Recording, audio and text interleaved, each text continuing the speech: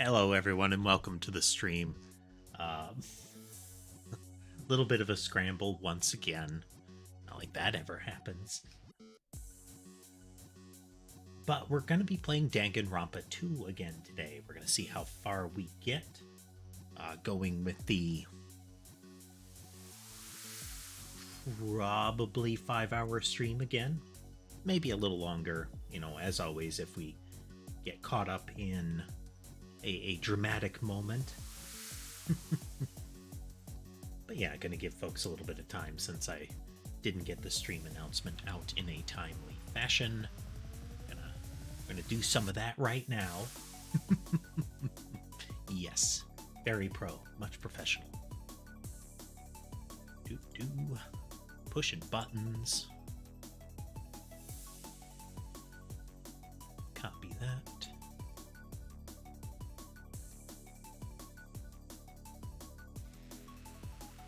Here, there.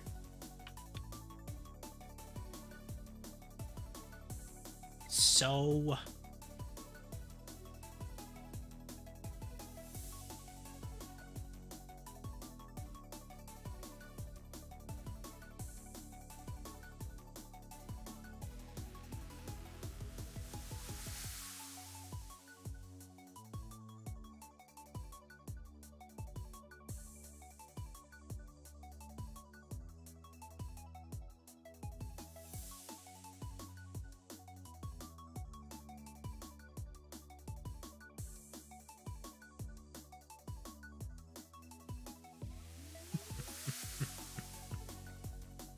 oh dear. Trying to remember, I think we had our first punishment / execution last time. It was Taro, who was breaded and fried. Good times, good times. Hey there, Levi.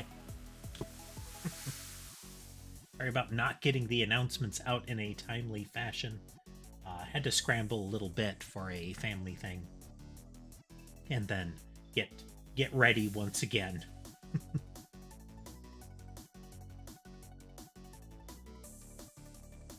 But how are you doing? How are you doing?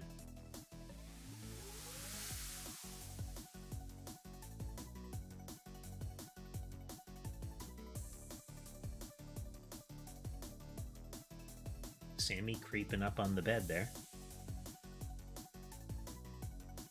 She is so cautious. It's her young barn cat behavior still visible,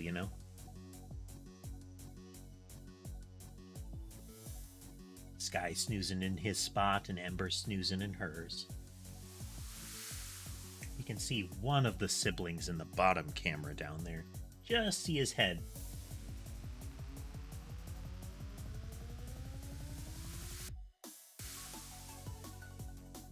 A 2-day meeting. Ugh. Is it like split up, or are they actually gonna go like, past the normal office hours time into the next day? I would like to think that wouldn't happen, but I've been involved in ridiculously long meetings before, so.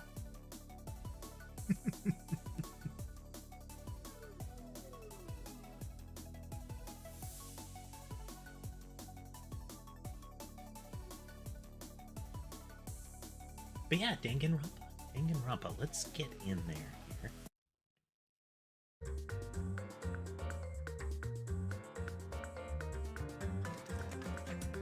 here.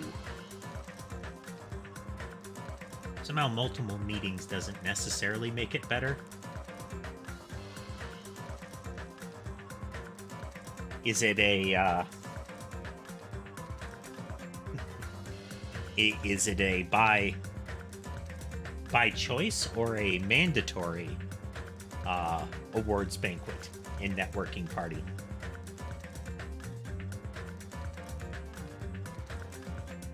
I always assume the worst on that kind of thing, Like, oh, we're gonna have a socializing party, get to know everybody. I don't want to go to that. You have to go to that. Oh.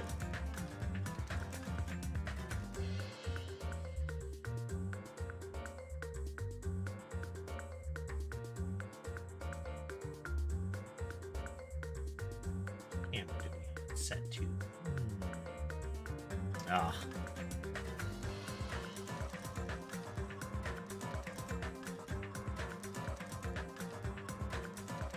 I recall one that was one of those outdoor festivities, primarily for families, during which I was living alone, so there wasn't really a lot for me to do during that, and I definitely didn't sign up for any of the tug of wars or anything like that. I'm a frail individual. But it was mandatory for management, including like team leaders and what have you. So I had to be there.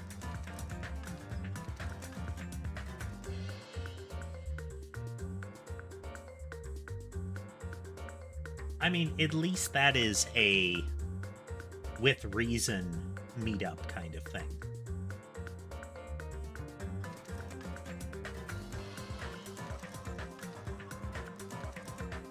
It's always good when it makes when there seems to be an actual thing that you're doing.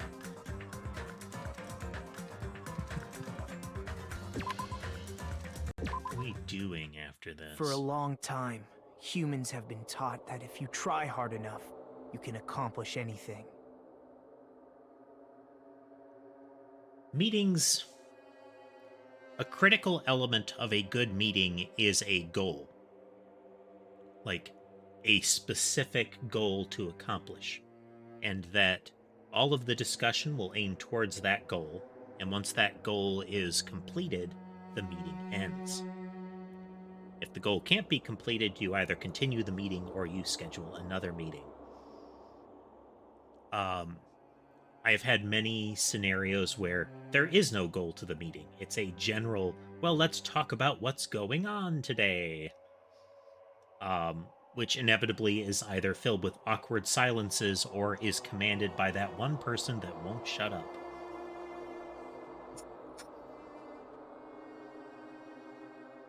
Even if we weren't told this directly, you'd know it just by looking at the world around us.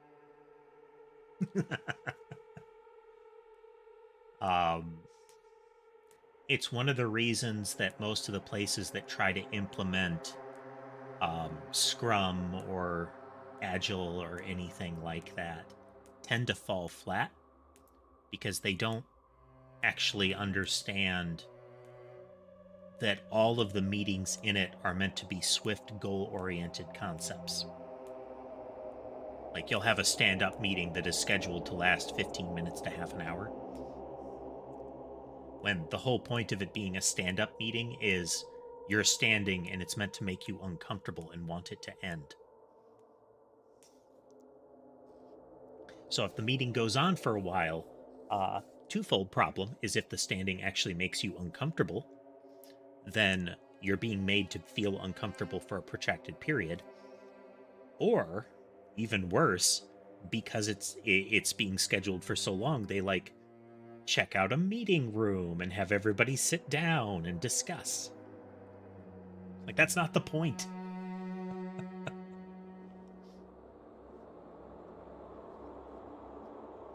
It's right up there with the assigning task points kind of thing. Is the letter of the law in Agile is that the points should not equate to anything. The problem being that the points equate to something. No matter what, they will equate to something. They will eventually equate to something. Because you need a way to compare the estimation that multiple people make in case the original estimators no longer remember why they made that estimation. So they come down to some unit of time, and it can't be a unit of time that is too small, and it can't be imposed by management. And those end up often being the case. It's, you'll get X points per day. Well, can we actually accomplish something in 1 point? Can we accomplish multiple things in 1 point? If If it's a no and or a yes, first question, second question, then you messed up. You did it wrong. And then there are all the little gimmicks that the I want to say promotional speakers, the ones that get out there and evangelize a topic and get everybody on board with it. Um, they try to sell you on things like, oh, we're gonna have poker cards and we're gonna have little post-it notes and we're gonna have all these other little gimmicks that don't mean anything if you don't have the fundamentals.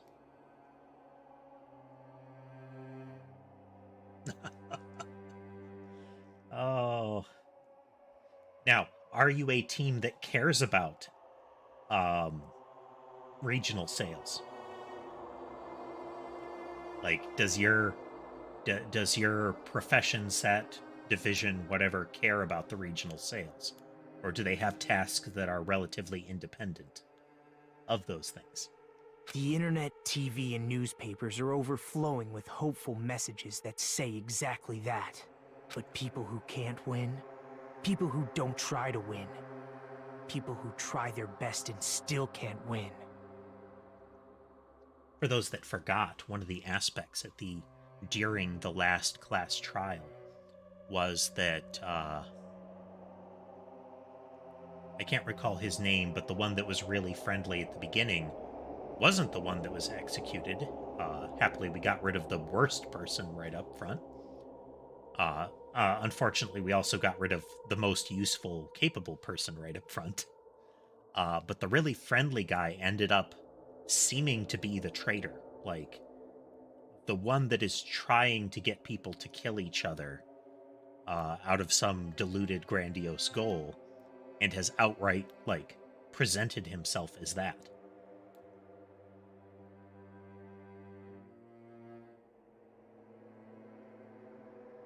Okay, well, at least there's a connection to what you're doing. But it's one of those things where it would still be dependent on who gets pulled into it.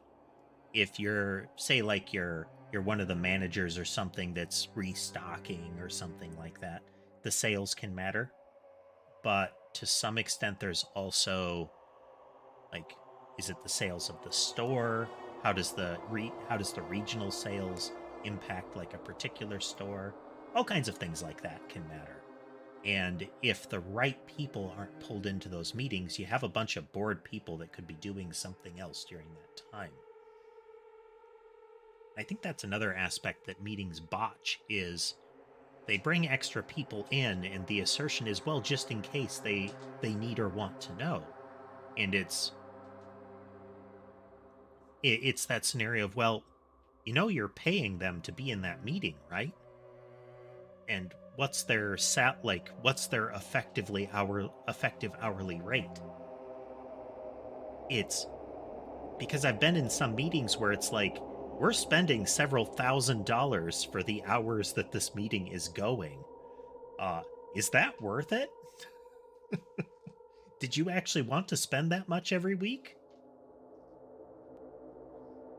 Maybe we can cull it down to only the minimum number of people necessary, and then they can tell the other people if they're interested. But I'd see things like the entire company is pulled into a meeting on a periodic basis, and that's, you're still paying the whole company during that. And some of these things that you're trotting out are only relevant to one division of the company. Why would you do that? They are all worthless trash. There are two This is kinds the of dude, people in this Nagito. world. Those who are born with worth, and everybody else.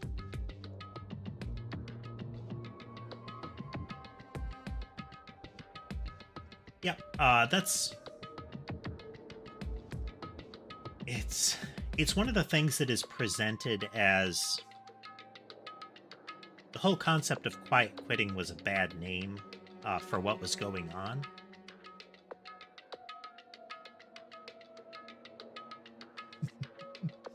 Uh, for exactly the kind of reason that you're talking about is, if my job is to do X and you're going to evaluate me based on X, then I should be doing X. If what you're doing interferes with X, then why should I do it? Because you're paying me for X. And, like, you might fire me if I don't do X well. So, are you doing something that helps me with X? Are you asking me to do Y? Because if not, great. But if you are asking me to do those different things, why aren't you paying me for that? Like, in my contract, why aren't you paying me for that?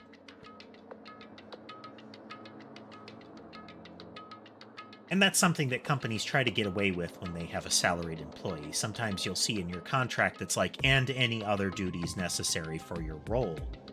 And that's BS, because that usually is a carte blanche to give you whatever requirements they want. No matter how hard a lowly human tries, they will never be the same as someone who was born worthy. I wonder if I wait long enough, is he going to, like, wrap around the screen, or is he just going to vanish during his narration? No, he stopped. Essentially, his sprite was sliding left during this, and he would only, like, do the mouth movements when a new line of text came up, which I controlled. They say that effort breeds success, but that's a complete lie. The world is not that accommodating. Exactly, Levi.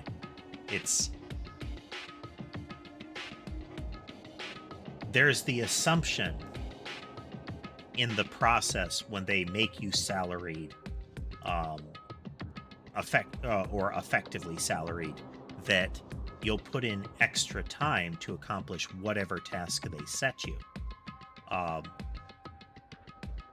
Which is why I'm actually really pleased that we're seeing people entering the workforce that look at those kind of requirements and say, no, I don't want to work here because of that. Or they encounter that and they quit and move right to another job that doesn't have that requirement. Because maybe that happening will light a fire under them and have them realize, hey, we can't expect people to work, 50 or 60 hours when it was presented as a 9 to 5.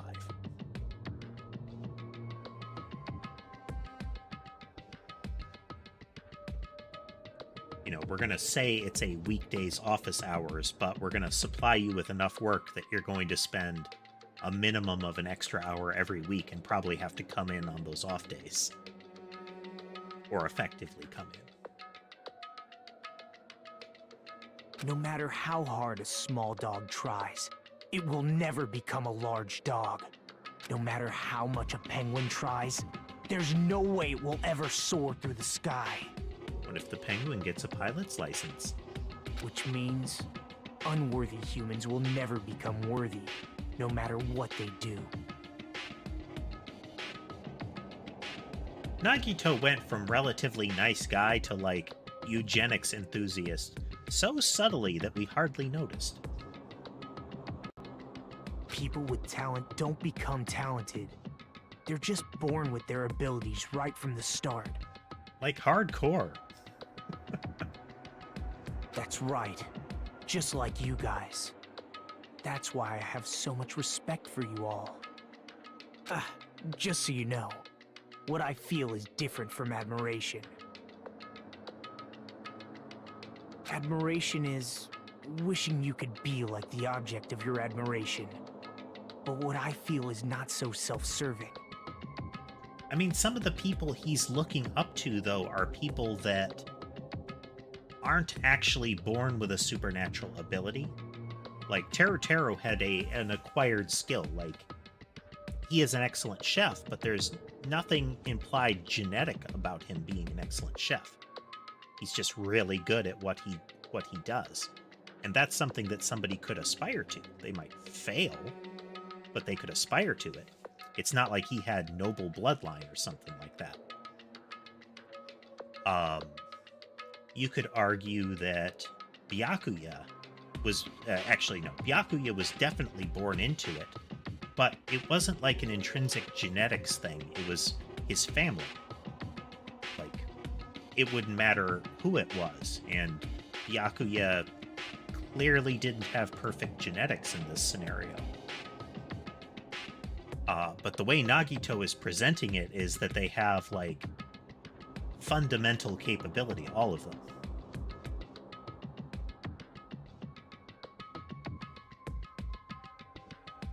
It is possible, Levi, but that doesn't preclude the possibility that a person could overcome that with hard work, or that an individual that was born with the capability is bad at acquiring the skills that would actually make them excellent, you know? You could have a perfect sense, like if you wanted to be an artist, you would be great at it, but maybe you don't want to, or you don't have the motivation. There's so many different factors that could play into it, that presenting it as like your inborn capabilities are the beginning and end is not good. It's sort of the way that people lift up like dog and cat breeds as some fundamental thing of their natures, when there are more exceptions to the rule than anything else. Like, I have met and people have met lots of friendly Siamese cats, though the breed is known for being very hostile.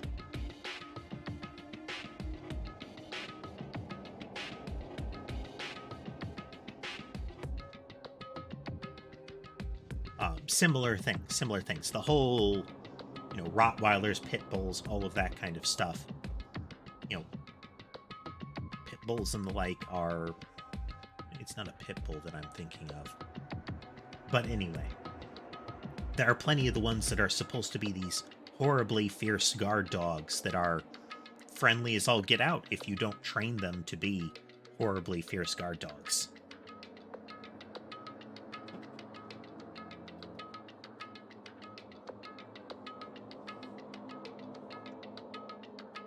How should I put it? What I feel is more pure. More like a selfless love that wants nothing in return.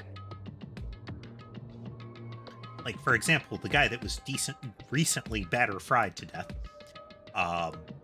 would he have become the ultimate chef if he had not been born into what appears to be a very stressed, very, like, frantic family, noodle shop? Would he have ever done that?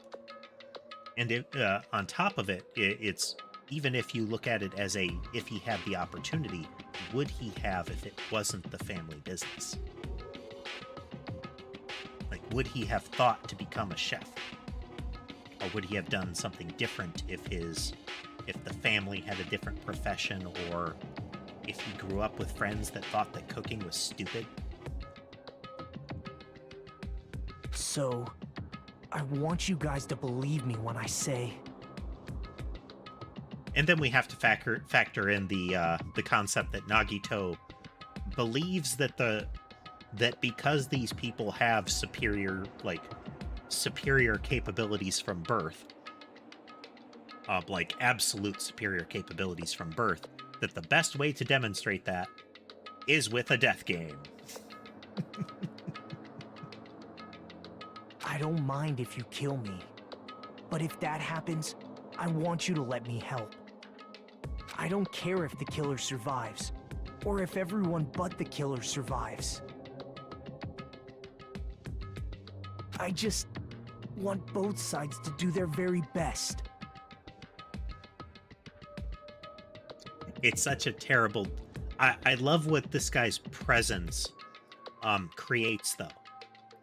It's a terrible dilemma, is to get rid of him, one of the class has to sacrifice themselves. They either have to assume that they're going to win, and thus that they're sacrificing everyone else, or that they will fail, or allow themselves to fail, and thus they're sacrificing just themselves. And he is open about it, that he will help people be a killer himself. But it's just this, it's an excellent traitor scenario, is the very powerful open traitor. Like, if you get rid of me, it furthers my goal and means I'm going to take somebody with me. If you don't get rid of me, I'm going to actively help people that are against you. Hey there, MB. Welcome. We are just getting started. I've been talking with Levi a bit about wildly unrelated topics, mostly. I want to see with my own two eyes 50-50. the absolute hope that lies ahead. Yep, I'm really lucky. Someone as insignificant as me will be there when hope and despair collide and unleash their energy. So please, let me help you. If you're planning to kill me, I would be honored to help you carry out your plan. I want you to use me as a stepping stone so everyone can shine. I want you to kill me in a way that befits... I've run into that kind of scenario as well, NB. It hasn't been a... There are definitely several instances in the past where my streams have had to end earlier than normal, so that I don't pass out on stream.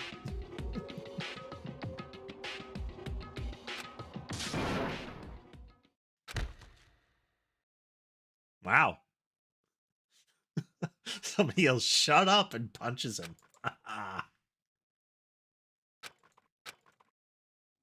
Are they actually going to incapacitate him, though? Exactly, Levi. And exactly, Envy.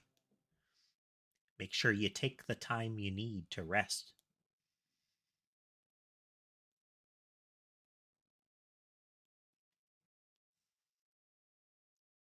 Byakuya and Teru Teru died just last night. An ordeal like that doesn't change the fact that I still get hungry. I learned this firsthand as I headed towards the hotel restaurant with dreary, sullen steps.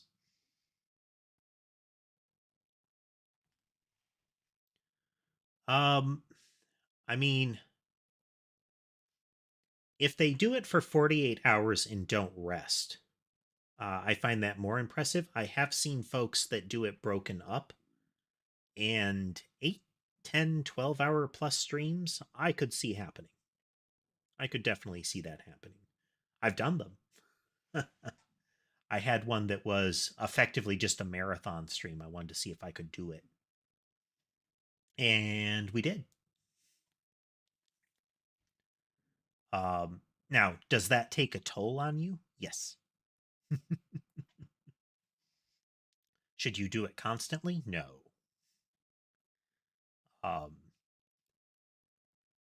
The amount of caffeine or stimulants that you need after a while is going to get dangerous on its own, let alone that it will start to erode your brain to not sleep. And technically, given long enough, it actually kills you. But that's well beyond the 48-hour mark.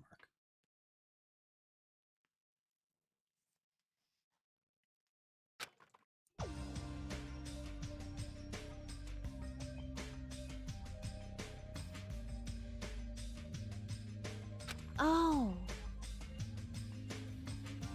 Hajime, you're already here. Good morning. Yo, everybody is very shaken. Perhaps one day I will actually hit the 4,000 hours a year that would let me apply to be a YouTube partner. And then I'll do a subathon. And I used to be a Twitch affiliate, but I wanted to be able to hit every platform I want to at once if I want to. You know, like if I had enough people on TikTok or something like that, that I would be able to set up a stream for it.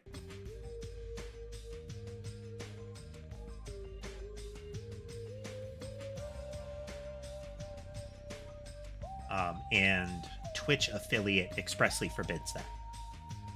It's you can stream on them separately, but if you're streaming on Twitch, or you do any of those things on Twitch, you have to wait a full 24 hours before that same content could show up anywhere else. So it completely prevents simulstream.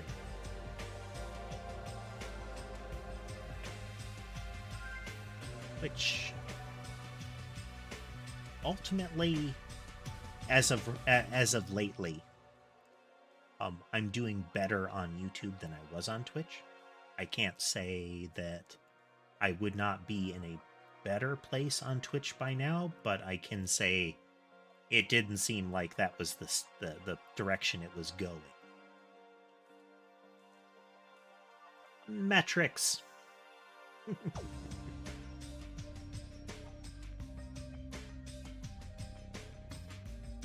I am pleased with the video editing skills that I am building up, crude as they are.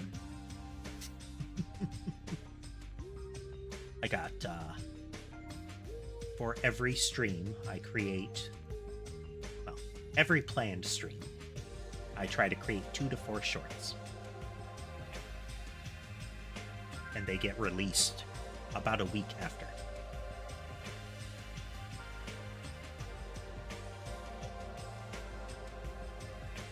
You have to be a partner to get memberships and super chats through YouTube.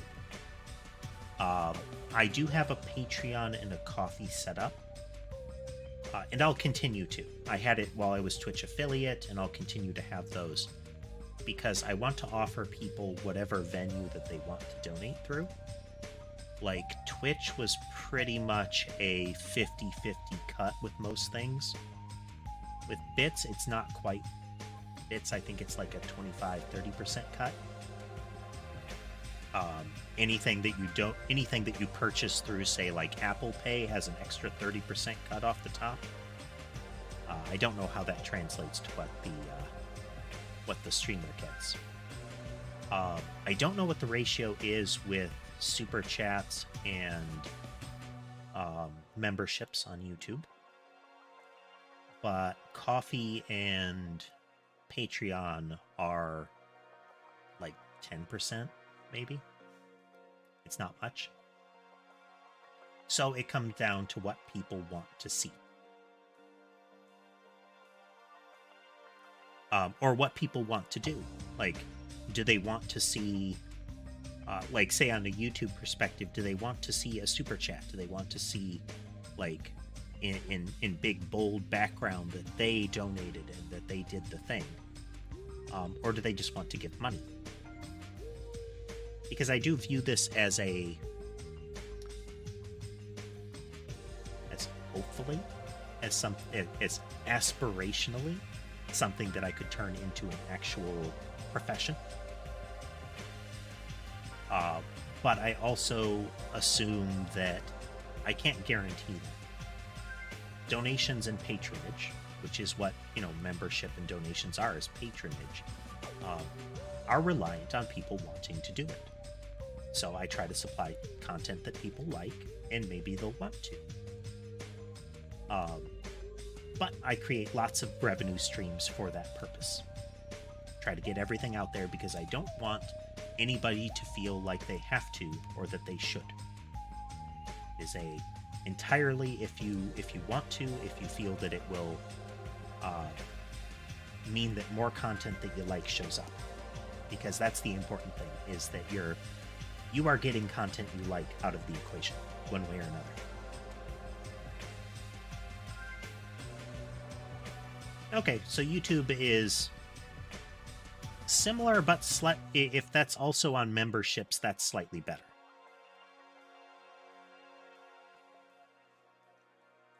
I think. Still have the affiliate agreement printed out somewhere.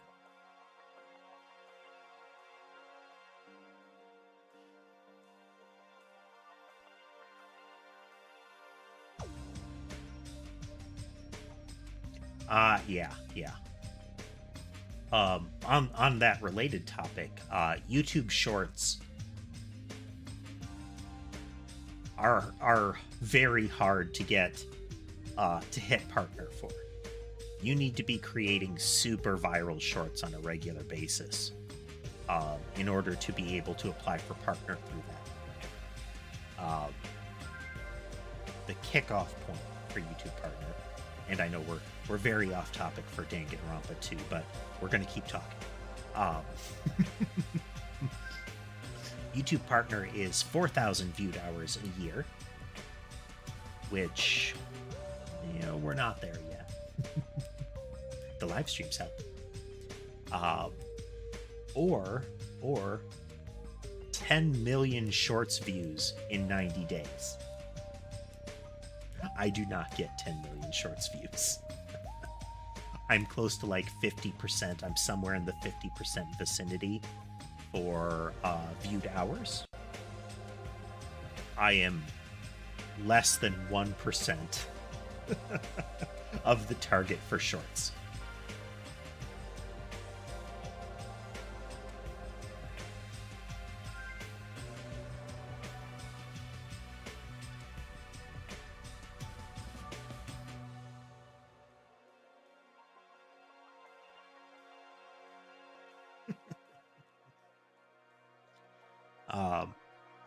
But yeah, I appreciate the sentiment. But again, it comes down to making sure that it's something that you want to do and that it is, let's say, safe for you to do. Like, I absolutely wouldn't want somebody like forgoing meals to donate to a streamer. But yeah.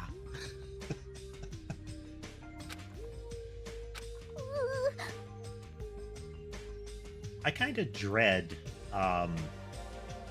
every time Mikan's on camera. Not that she's a bad character, she's kind of amusing. It's that sweet, super shy kind of character. It's that every time she comes onto camera, there's a risk of another ridiculous fan service like pratfall.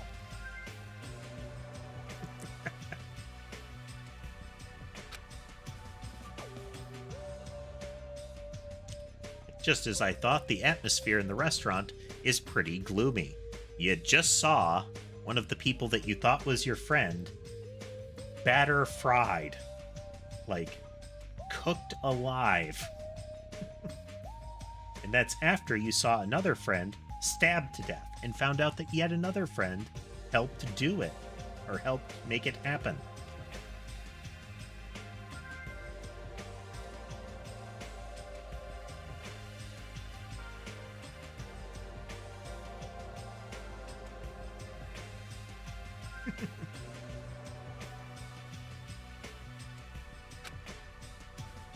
I'm interested to see how Chiaki's character unfolds, because her behavior during the first trial, the investigation period, was not what I expected. She is remarkably capable when it comes down to it. You would expect, I can't remember, journalist girl or photographer girl in Peko Peko would be the two that I would have assumed outside of Byakuya. Byakuya almost immediately showed himself to be the most capable individual during investigations and the like. But I would have expected those other two to be the stereotypes that would lead to competence. The gamer girl was not the one that I would have leapt to as like having immediate good insight. Now, Peko, we don't have necessarily the best, haven't had the best opportunity to see her performance in this, because initially she was an accused and she was stuck in the bathroom for a lot of it.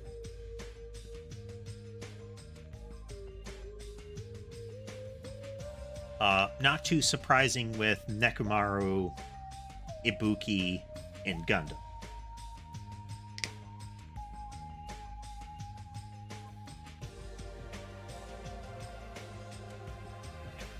Mary Sue is a very tricky thing.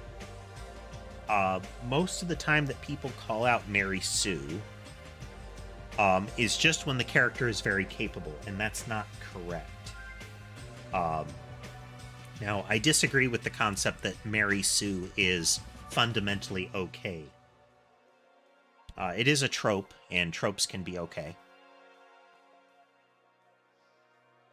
But the problem with a Mary Sue is when they distort reality, is how I would say it.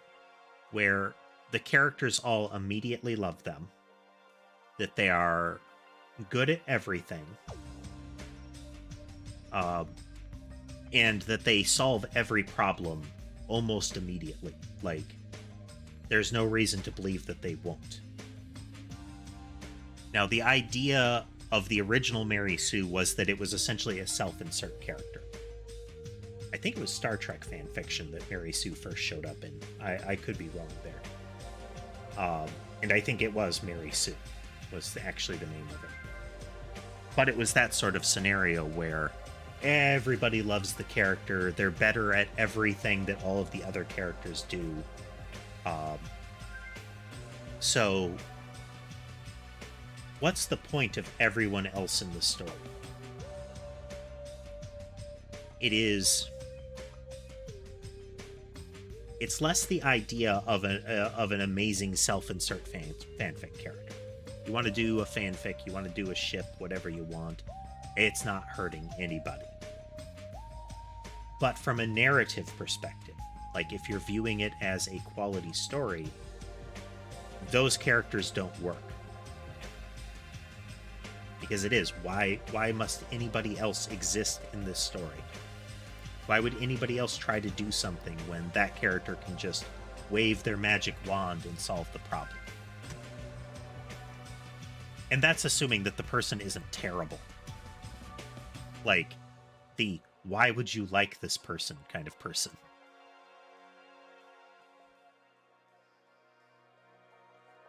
Yeah, I think that sort of Mary Sue, like that concept of Mary Sue is wrong or is not good narratively. But just a character that is very clearly like a self-insert character is not bad. Like the avatar of somebody on the writing team, as long as they aren't gifted with capabilities and affection from others that don't seem justified, then it's okay. Like, who cares? Like, if all the other characters would be like, oh man, we should ask Chiaki. Chiaki is great and will be able to solve this problem for us. And she does, immediately upon request, because Chiaki is amazing. That would be bad. Because why would anybody else do anything then? You essentially have a god with you.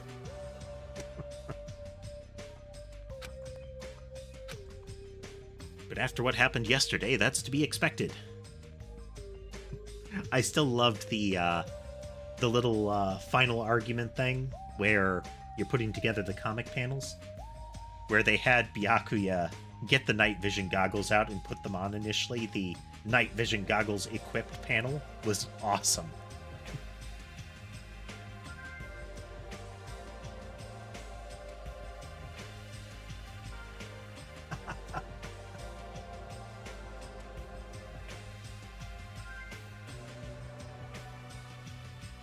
Byakuya, who appointed himself our leader, was killed, and the person who killed him was our friend. And that friend was also killed right in front of us. I have to assume that Monokuma replaced the lava with boiling oil, because at the distance that he was from the lava, when that scene was shown right there, he wouldn't have been screaming. He would have already been burned to a crisp.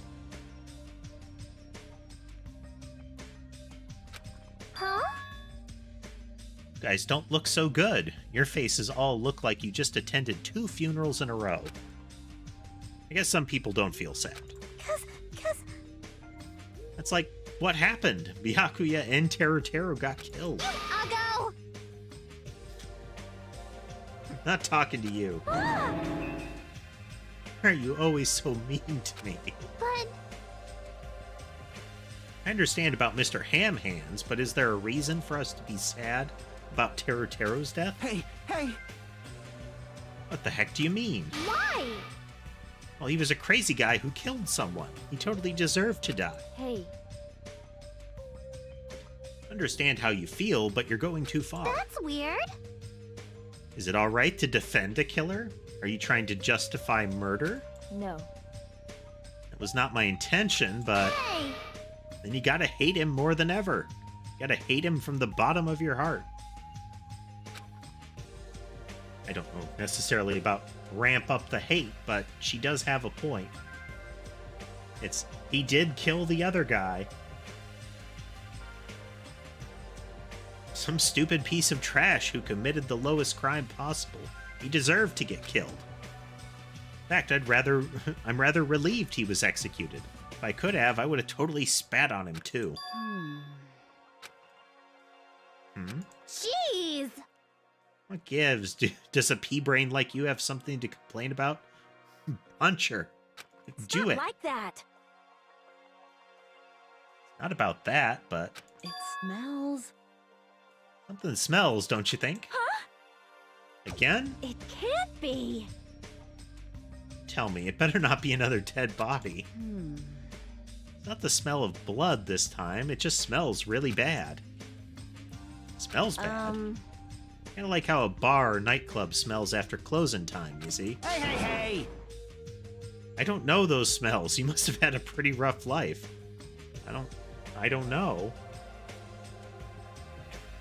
She's not describing a rough life scenario. Now that you mention it. Now that you mention it, I do smell something. It's like a sewer or rotting garbage. I got it! I know what it is. Nekumaru's breath probably stinks. He got me there. Didn't say anything remotely funny just now. It's not Nekumaro. The smell is coming from you, Hyoko. Huh? Whoa! It's true. Hyoko, you reek. What did you do to me? Rotten smell stings my eyes as if a demonic eclipse is about to commence.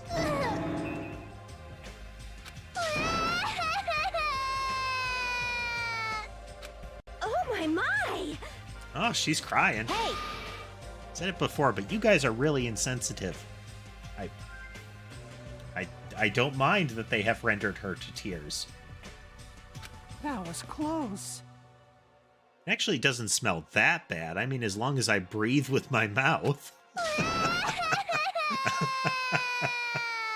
Like, Are you even taking baths? No.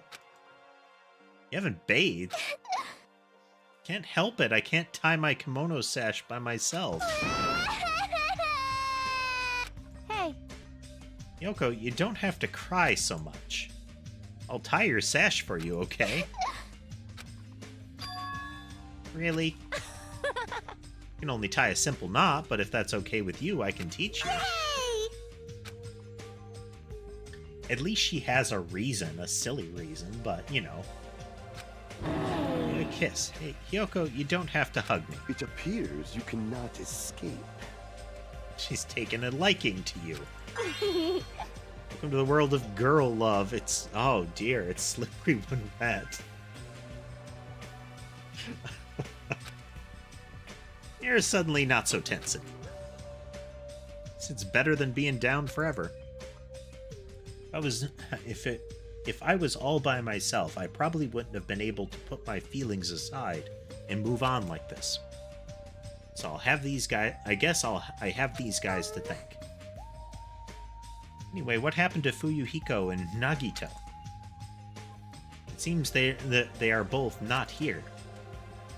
Now that you mention it, you're right. I saw Fuyuhiko earlier near the hotel. I invited him to breakfast, but he declined. Well, that's just Fuyuhiko being Fuyuhiko. But Huh? cares about Nagito. He is cursed, a child who summons misfortune, so to speak. Just notice, let's see. Hope Island fish and chips is at least $10. Looks like $10.30. Burgers. That can't be more than $8.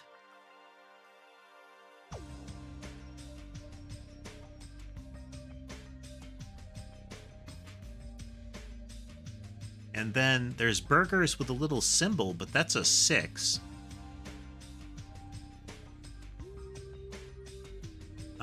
Let's see here. I can't read the third thing. I think it starts with a J. Apparently happy hour starts at 5. Just letting you know, I don't know anything. I have no idea! Without hesitation, I don't know anything about Nagito at all. That's right. He's right, forget him. Let's just forget about that creep. Huh? They're obviously acting suspicious, aren't they? Of course not. I'm not suspicious. Impossible! That's right, I too am not suspicious. What's the matter? Did someone get kidnapped or something? Came just at the right time. At the right time? No, it's nothing. I don't really get it, but you must have yearned for me. Your outlook on life has changed due to my cuteness, so your body can't stand to live without me, huh? I can't help myself, you know. My body reacts to Monokuma on its own. No. Something like that? Stupid. Cares about that? Just hurry up and tell us why you're here. Actually... To be honest, I'm searching too. My valued servant has disappeared. Servant? What the hell? You know, my mono beasts. One of them just disappeared. But, wow. You'd think it'd be hard to hide something that's, like, building-sized. One of the mono beasts disappeared. Maybe I cut back on the cost of their food too much? Perhaps they're boycotting me? Let me tell you this. But that guy is the weakest of the League of Four. How shameful for a mono beast to lose to a mere human. That's what you want to say, right? Nature, the collective... Though this will is of merely the world. prelude, the climax will occur soon after. Burn in the fires of pandemonium! Now then, let me hear you scream. I shall make such sweet music for you. Yeah. Hey Gundam, you should stop playing with that stuffed animal. My entire existence. So, her phrase implies that Gundam had a hold of Monokuma during that.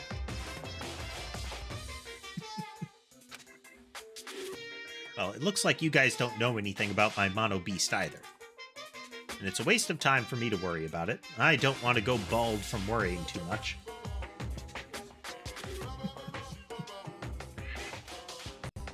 I like a character that can go off on an overdramatic tangent.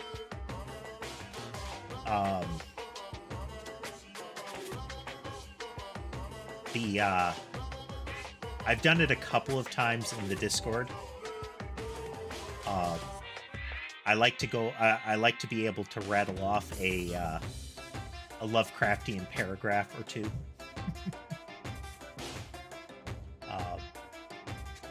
With a couple of friends, and very briefly I tried live streaming it. But in Final Fantasy XIV, there's a character, Urianger, who speaks really over dramatically and formally.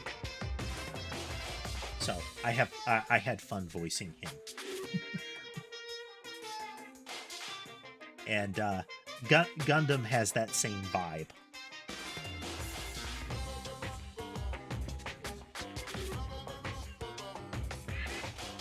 Okay.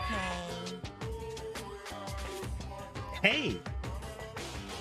A wise catbot once said, "Our eyes are on the front so we can keep moving forward." Topical, stream-related. Clearly this game was made for me. In the past, looking to the future.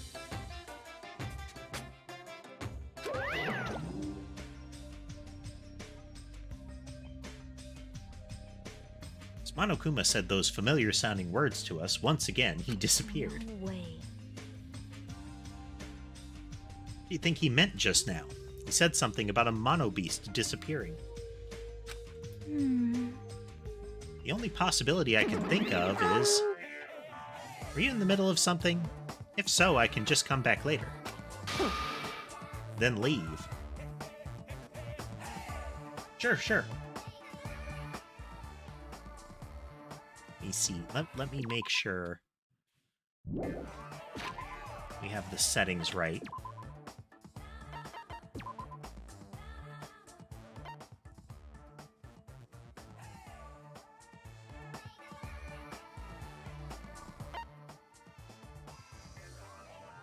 Hey there, Misa.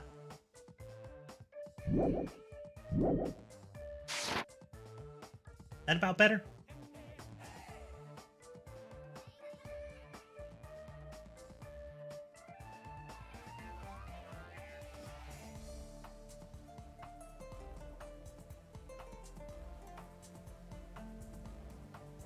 We're doing pretty good today here, Misa.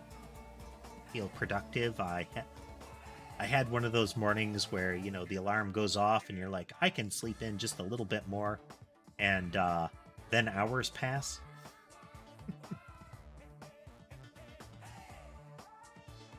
But still managed to get all of my morning work out of the way and was mostly in time to stream. It was down to the wire. Yeah. At least ask me to leave kindly. Hey. Before you leave, I want to ask you something. Did you have anything to do with the disappearing Mono Beast?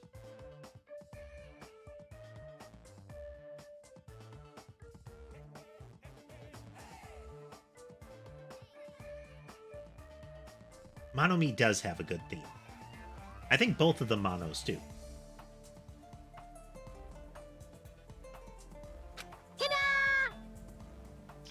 Ah, yes, that's right. I'm the one who defeated that Mono Beast. You did? You serious? Feeding a monster like that? How did someone like you pull that off? I'll talk about that in more detail in a different mode. There is a like Magical Girl Mono Me mode when you're loading into your save game. One of the options is a different mode that sounds like it relates to that. Anyway, I've released the bridge gate for you all. Hey. The gate is open, that means we can go to the new island across the bridge, right?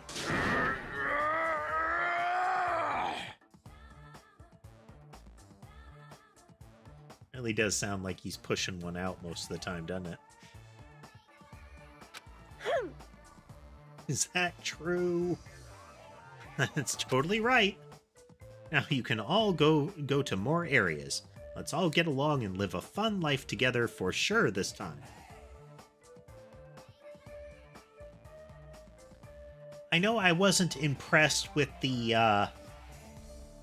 other little mini game in Danganronpa 1. It was really just a time management kind of game. Maybe we'll see what this one is like too. Love. Living together on this island isn't what's important. We need to find a way to escape. Jeez. Of course, escaping from this island is our main goal. Huh? Why, you? Nobody wants to live in a swashbuckling Hollywood-type action film.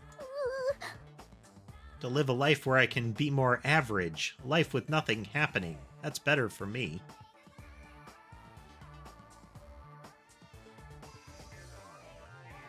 All right.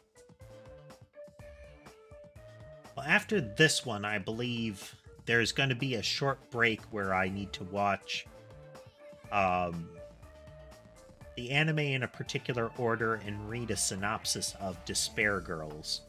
I don't know if we're going to play Despair Girls on stream. There are a lot of red flags in what I've been reading about it, as far as the game on stream.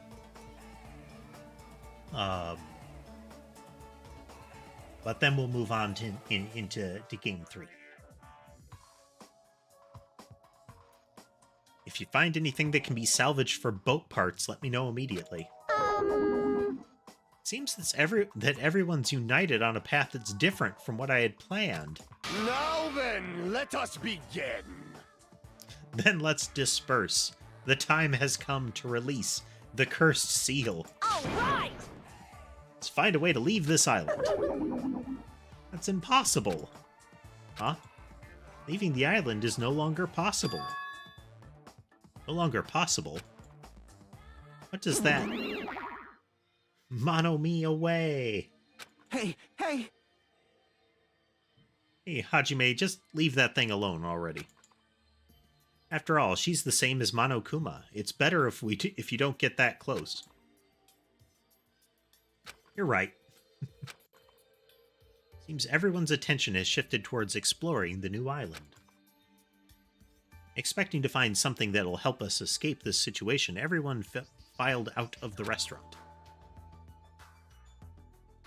Alright, let's check the Tamagotchi here.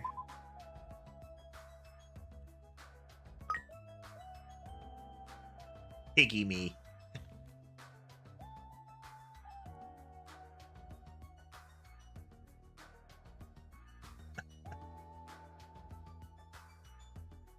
The fact that it rolls to move.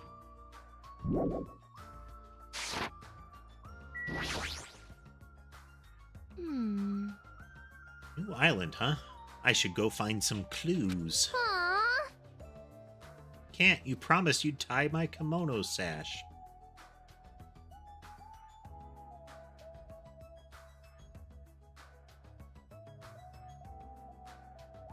I mean, it's worth a look.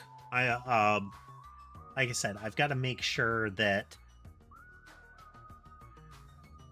it's something I can definitely stream. Hey.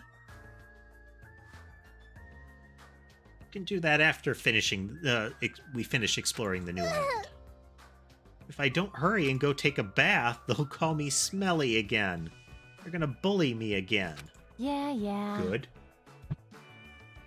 And let's take a light shower first. Yay! I'm gonna wash each other. Huh? Wash each other? Hey. I don't think it's a good idea for me to go in too. Now, we're both girls. There's no need to be shy. But... Let's go! Yuko pulls Mihiro's hand, smiling like a child before a school trip, and headed towards the cottages. Wash each other? I see. Washing each other, huh?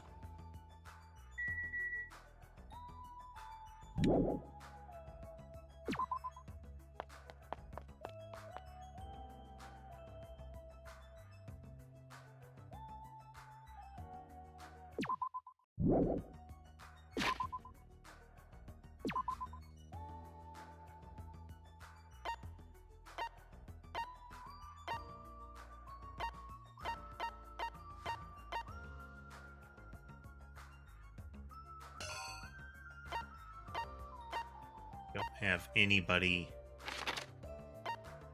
hiding around here.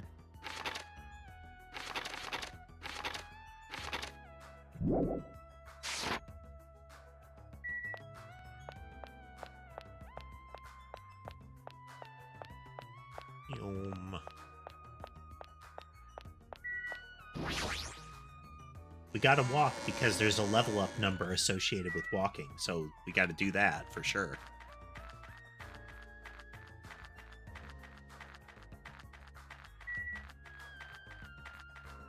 It would be kind of hilarious if that did nothing. Like, nothing at all.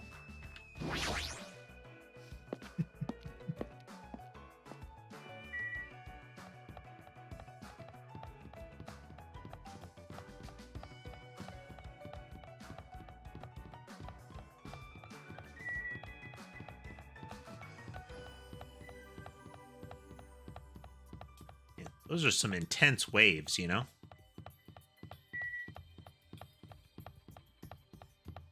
Clearly, I've chosen the wrong direction to run.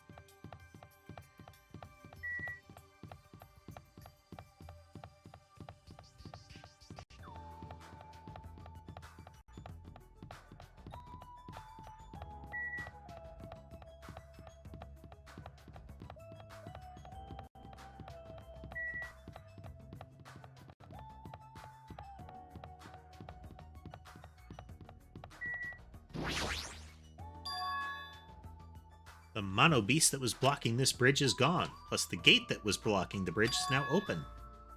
Guess Mono Me was right. What lies beyond this bridge? Guess I should find out. So this is the new island. The ambiance seems different compared to the first island with the hotel. Now is not the time for me to make carefree observations.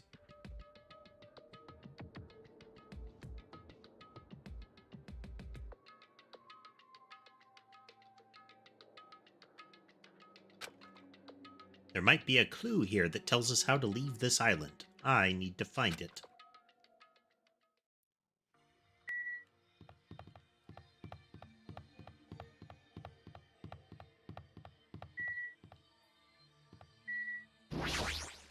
It's nearly showtime! You're too late. The seal has already been broken. Is he talking about the bridge? Whatever, it's not like I really care.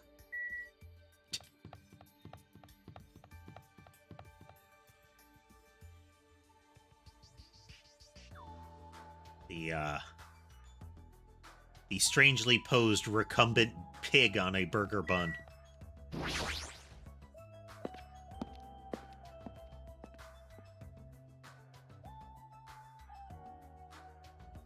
Okay, yeah. The pig on the burger bun is making bedroom eyes. I'm not sure how to feel about that. The board says diner. So maybe I should try going inside.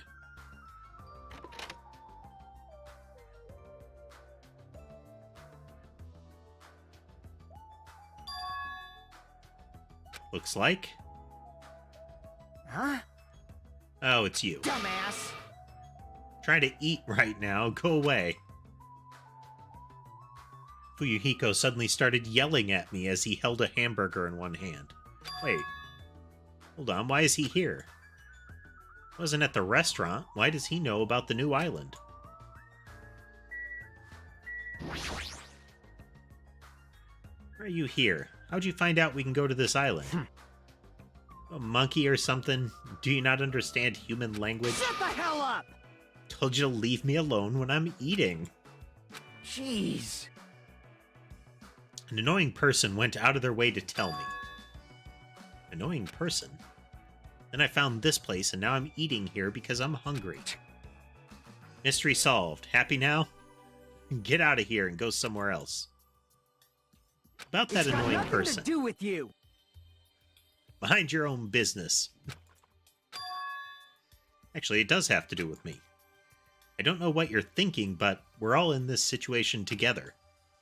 You're not the only one stuck on this island. We all have to work together. You should know that by now, too, so... Why are you avoiding us? Not avoiding you. Just decided not to rely on anyone. Append Baka. Not to rely on anyone. That includes the Huzuryu clan. I can still survive without relying on them. Huh? Hey, are you Don't actually... misunderstand. Get it twisted, I'm Yakuza by blood. It's not like I don't want to head the family business someday. I just want to prove I've earned it. Prove I can tough it on my own without relying on my clan. Plus, even if I fail, the clan will still be around. My little sister would be happy to lead it. You have a little sister. Shut the hell up! Shut up. Why'd you let me bring that up anyway? You brought it up yourself. Anyway. I don't intend to spend any time with you guys. Nothing good can come of it.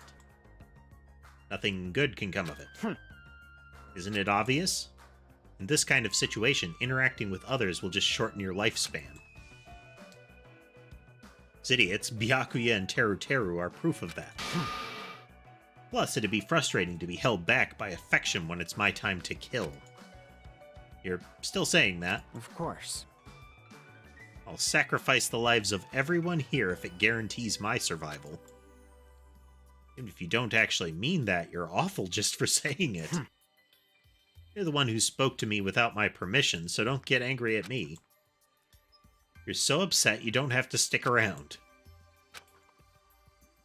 The hell, it was stupid of me to talk to a guy like him. Ping.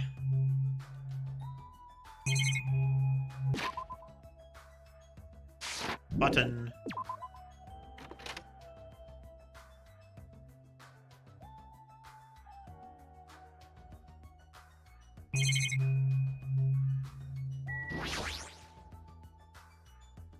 Diner's signboard is spinning.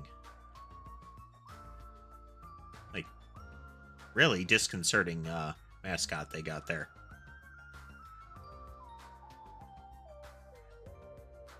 Pork burger.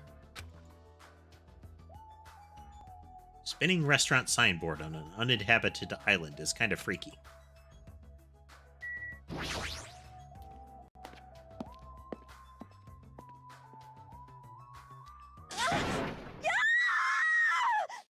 Scream. Scream, that voice just now. Wasn't that Ibuki?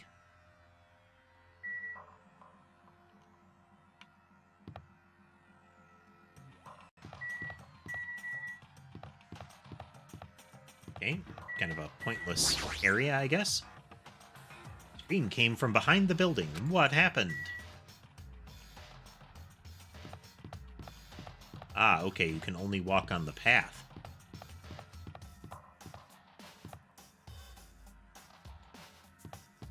Priorities.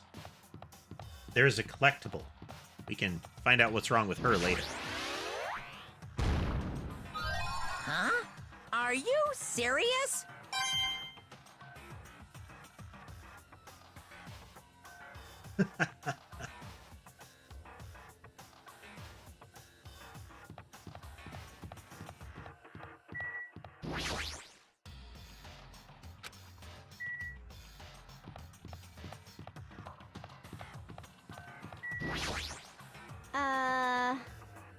Oh no, oh no, no, no.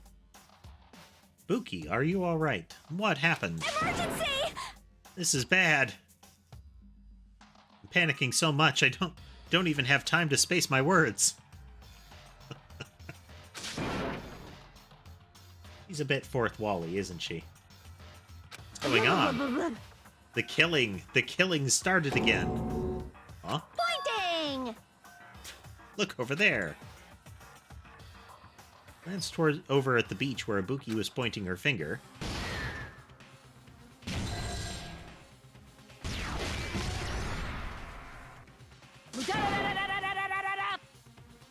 Your speed is adequate, but it's still not enough. Each blow you land is too soft. The heck is this? You're not using your muscles properly. Your athletic body is going to waste. Shut up! All I gotta do is win. What was that? You're gonna win? Against me? That's quite absurd! Ah! In addition to the lightning, if you look at the point of impact, there's like a shockwave ripple on her stomach. Huh? Enough? Have you learned your lesson? We're done for! He's done it! Nekomaru Nidai's ultimate move, Super Body Blow. That's instant death. If she's lucky, she'll live another 5 minutes. At best. Sheesh. Connie, at your current power level, you cannot even defeat a mere team manager. What are you saying? Why are you two fighting? Huh? This isn't a fight. It's a one-sided beatdown. That's even worse. The rules for the school trip clearly state excessive violence is prohibited. Training! That's pretty much exactly true. It says excessive violence, which implies that there is non-excessive violence that is perfectly fine. And then we just have to look at what Monokuma considers a punishment. and we get a better scale for what Monokuma might call excessive violence.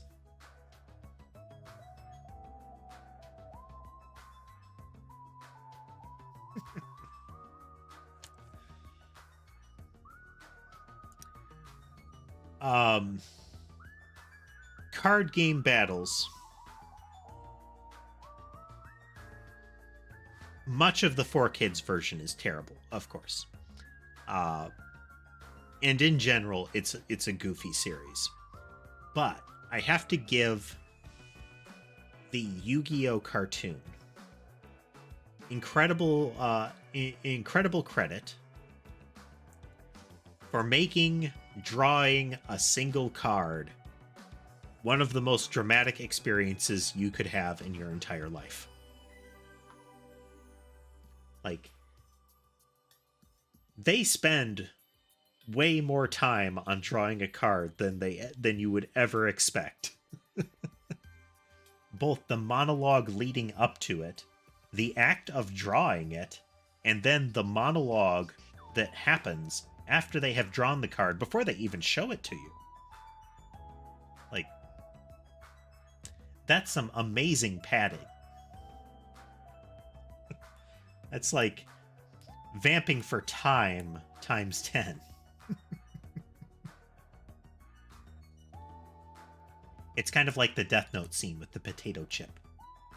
You guys familiar with that?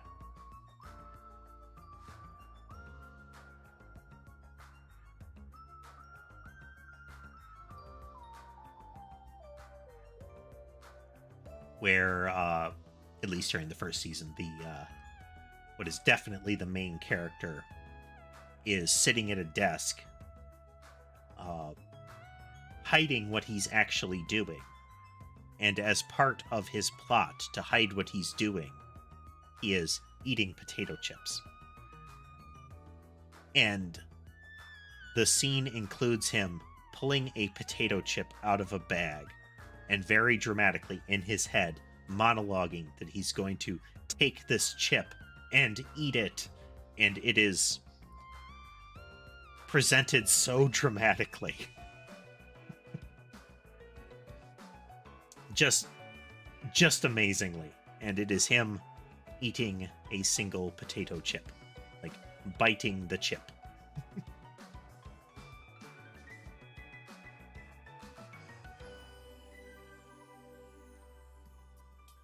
Violence. This is not a real fight. We're training. It's completely different. We give it a different name. But it looked like a real fight. Huh? I'm just a team manager. There's no way I'd be able to fight for real. Training! We both agreed to this training session. It's not violating any rules at all.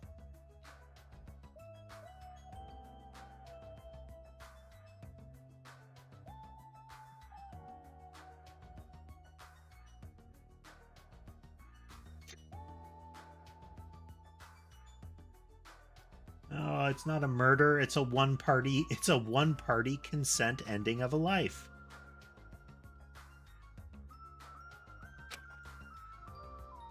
Even so, why the sudden interest in training? If I gotta admit it. What the? Oh, she's wrecked. She's alive. Fool! She's not a weakling who'd get killed by a weak blow like that. He looked pretty strong, so I couldn't help but get excited.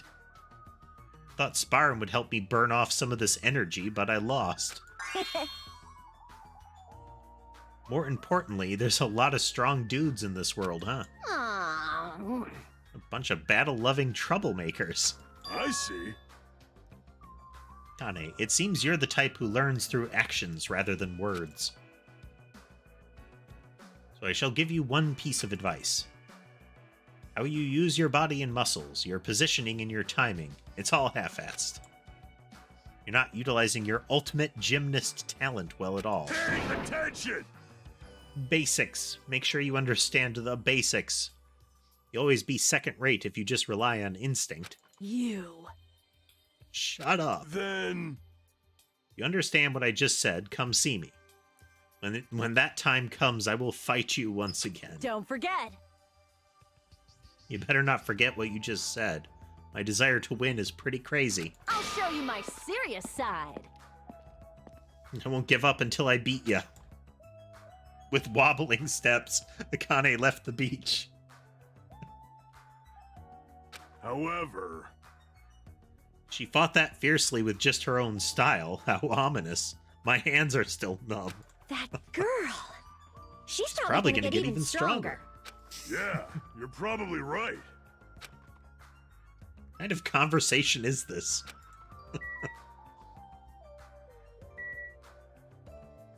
Again, he stepped out of a different manga than they came from, and they have briefly joined him in his world.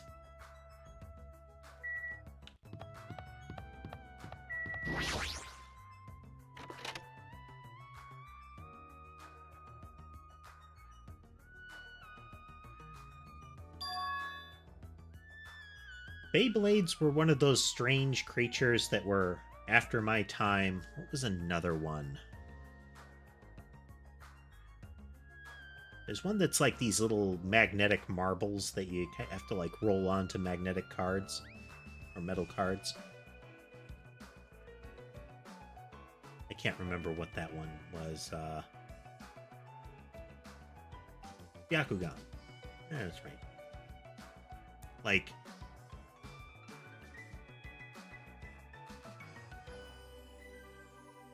yeah.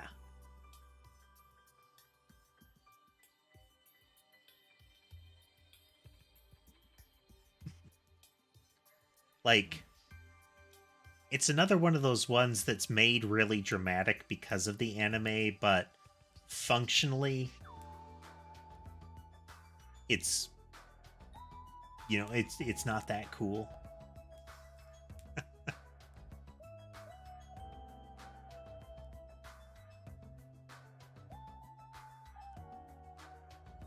But this was a beach house. Since it's near the edge of the beach, it looks pretty luxurious. I guess it's a celebrity-style beach house.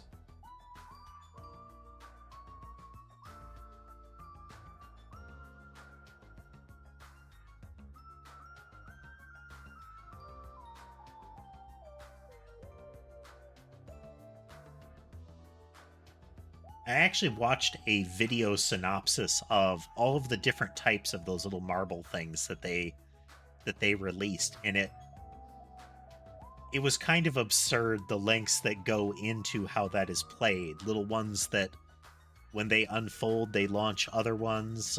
Things that are meant to, like, jump when they deploy. Like, you have to appreciate the concept.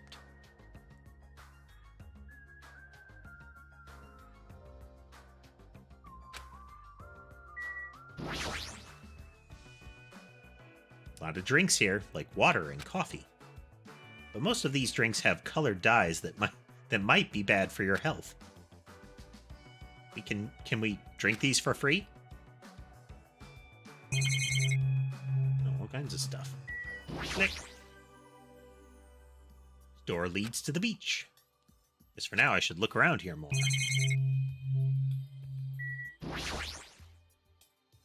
It's a trash can. I don't have anything I need to throw away.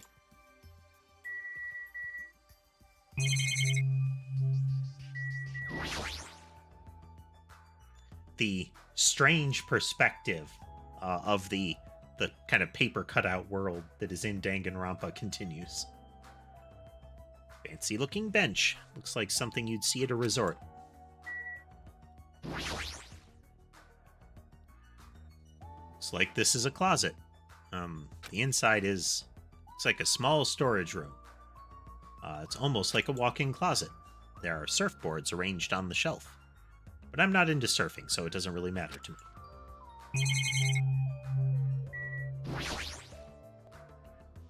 Door leads to the road by the tunnel. So for now, I'll look around more. This is the shower room. There's a notice on the door. Judging from the illustration, it looks like it's being repaired, or under construction. Something like that. Let's see.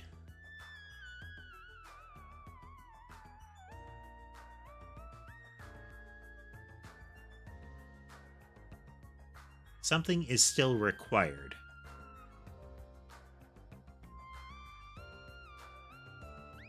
This is the question, casemate. We are post first murder. We are almost immediately post first murder. Well, first trial for first murder. So we probably got a little bit until somebody dies.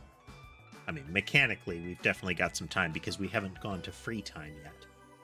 And free time generally precedes the murder pretty closely.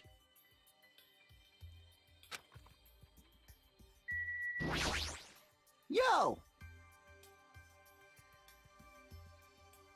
I know I've said it several times, but I continue to be confounded by the pink symbol on his jumpsuit.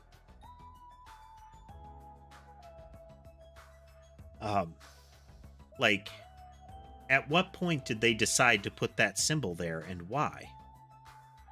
Because it wasn't during the drawing of the character. Because it doesn't conform to the shape of the jumpsuit. It would have to be, like, if it's supposed to exist spatially how it does, it's a semi-transparent pink shape that is, like, pinned to that upper wrinkle on the jumpsuit near the collar.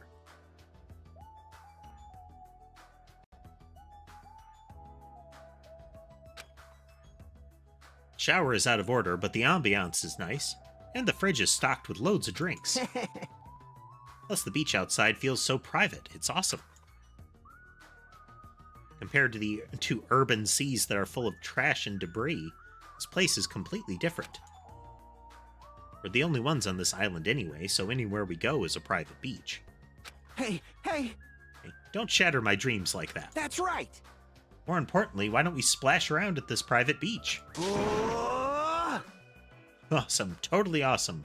Splashing around at such a gorgeous beach is really the best. He's his usual happy-go-lucky self. Well, I guess that's good. One of his good qualities. Miss Sonia!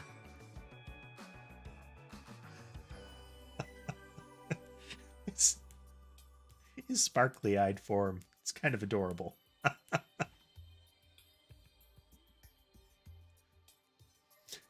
Now, sadly, it seems to be his drooly form, but, I wonder if Miss Sonia would come too. I want to see Miss Sonia in a bikini. You can't! Whoa! It's here. Hey! Why not? Are you trying to interfere with my love affair with Miss I Sonia? won't forgive you! Changing in the beach house is prohibited. It would be bad if shameful peeking occurred. Ah, so you mean changing here isn't allowed, not going to the beach itself. Huh? Then I'll just have to come here after changing. I'm never gonna give her up. You might let her down, though. Got it? Anyway, breaking the rules is not allowed. Also, playing is fine, but please focus on your studies, too. You guys? Where's the rule breaker?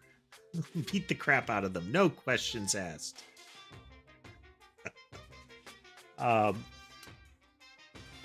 Beat is usually not the verb that you would associate when somebody shows up with a light machine gun and extra belts of ammo. It's not a beating scenario. It's a leveling this house scenario. Yeah! He's here. What are you holding? A machine gun, obviously. Rule breakers will be shot to death. That's just common sense.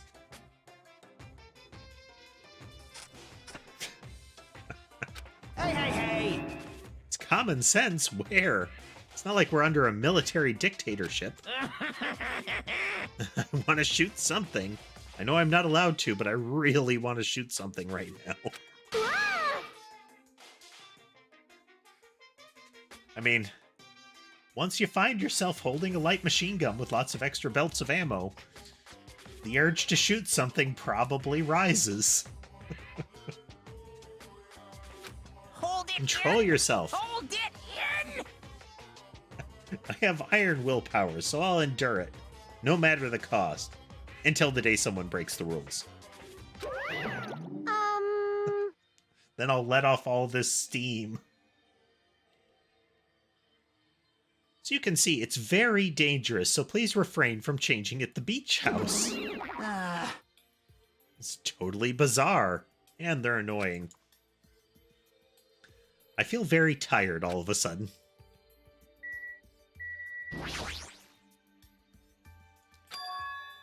Leads to the road by the tunnel, which reminds me. When we mentioned Nagito at the restaurant, Kazuichi looked pretty unsettled about something. Guess I should ask him about that. Quick. Reminds me, I had something to ask you. Huh? What? Well, it's about Nagito. Whoa! Yeah. I haven't seen that guy all day. Do you know where he is? Well... I don't know. Seriously, don't ask me. Who cares about him? We need to search this island first and foremost. There might be a way to escape. How annoying! So let's just end all annoying talk right here. That's it. All done. He ended the conversation very forcibly. Just as I thought, he's definitely hiding something.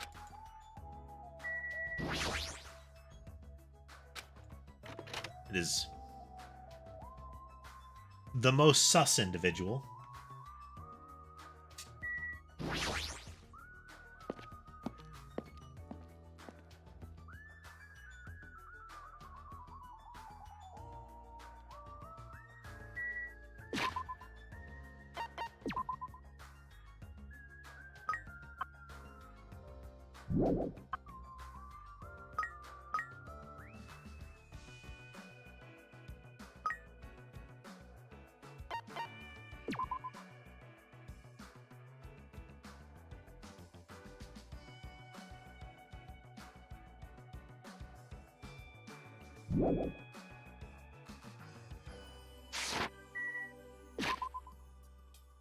I don't know where that's going, but...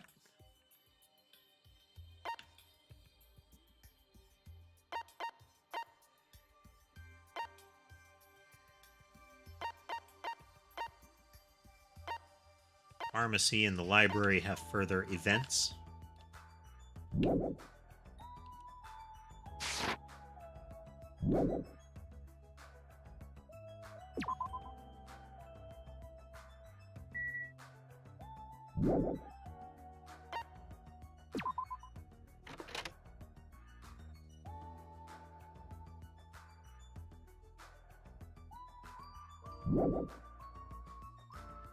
Wrong button.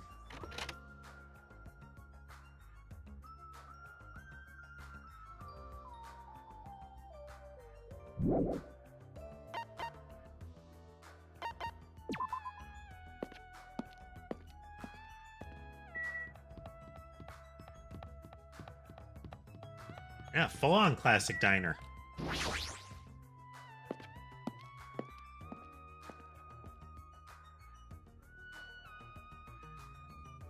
And then a very futuristic-looking pharmacy.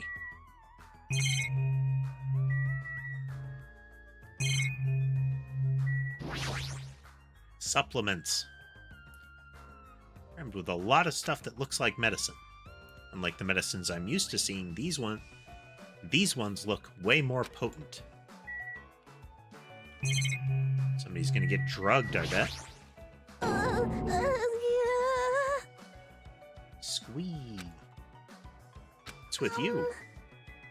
I got so excited I started shouting.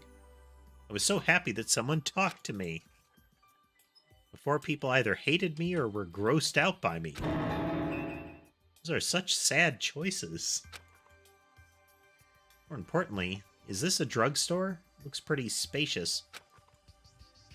Looks like no one's here either. Well, All these medical supplies, I'm pretty sure we can handle most illnesses or injuries. If you don't feel well, let me know. I'll give you lots of shots. Lots and lots of shots. She jumped right to injections. Sounds pretty dangerous. When it comes to shots, I should definitely decline.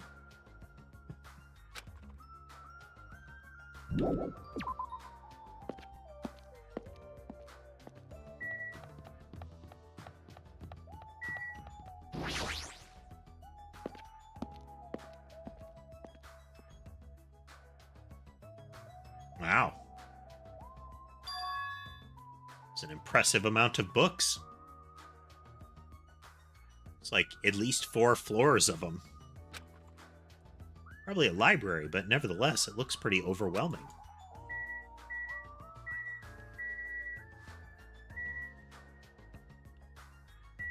Oh, these are Monomi statues that have been smashed on the floor and replaced with Monokuma statues. Bronze statue of Usami, before she got redesigned. It's like it broke when it got dropped, getting treated like a nuisance even as a statue. It's pretty sad. Yeah, 4 floors.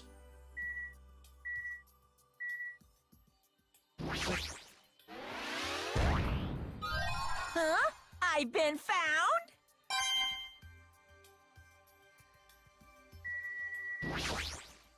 I see. This is a huge library, but there's no other human beings to be found here at all. Just as I thought, it might be safe to assume that this island is also uninhabited. Surprise! A little surprised. I never expected to find such a splendid facility. It rivals even my homeland's National Library. Isn't it strange? I mean, does a resort really need a library like this? I am concerned. It is very true, and just as expected, nobody is here either. You're right. Oh. Press. Oh.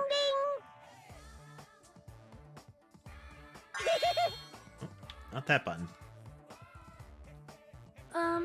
I see. It's clear from your face I'm a nuisance. Since I was more energetic than usual, I feel even emptier now.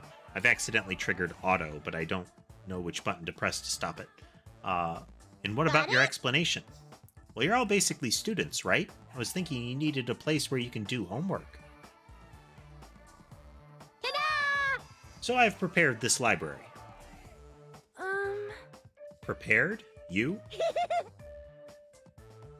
Everyone can get along and study together. It's a student's duty to study. Don't act like a teacher. Hey! I am a teacher. You're even more confusing than Monokuma. There we go. There we go. Spacebar. So what's your real identity? What's your purpose? That's... Real identity? Now that's silly. Goodbye. Running away as soon as things get inconvenient. That's even more suspicious.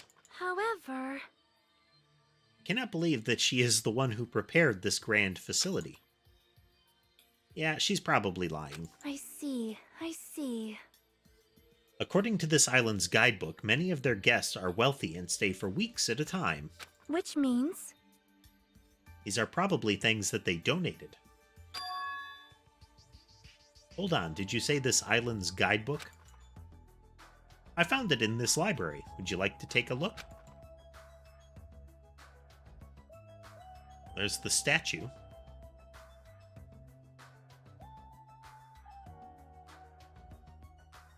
What language is this? I have no clue.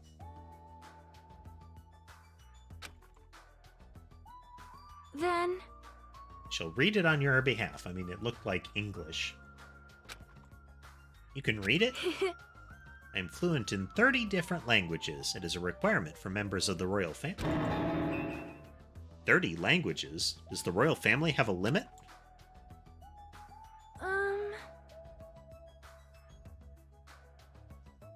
I mean, I get that he wouldn't be necessarily fluent, but by high school, if he's a Japanese student, he would be exposed to English.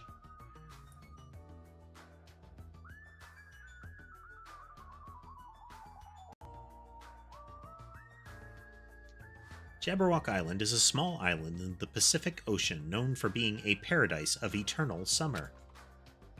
That's what it says. This is exactly what Byakuya told us before.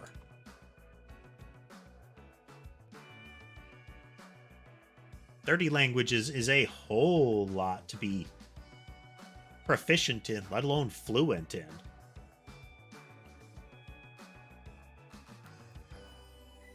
I mean, maybe she's counting dialects, you know?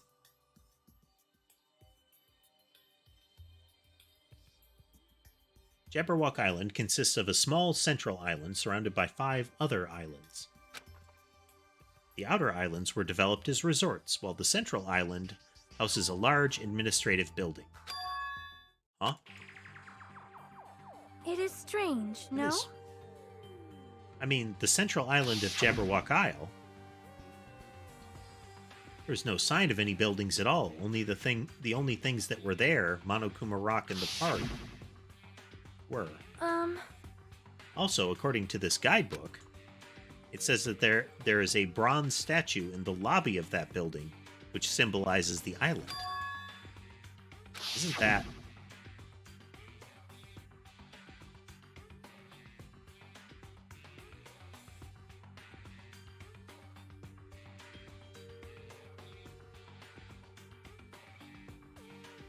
That is true. I don't know when the seemingly mandatory English language education shows up, curriculum-wise.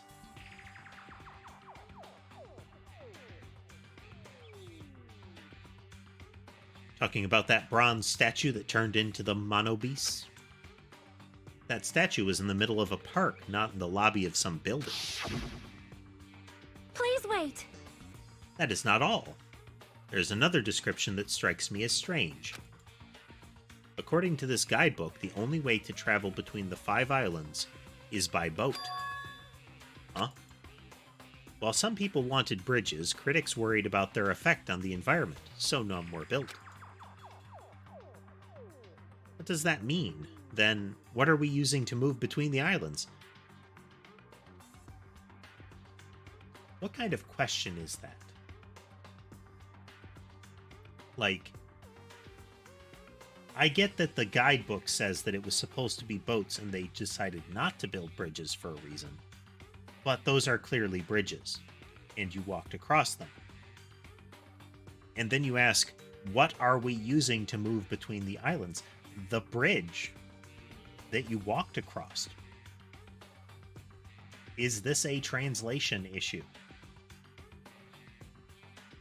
You know, was he actually asking, then why are there bridges here now? Because that would be a rational question.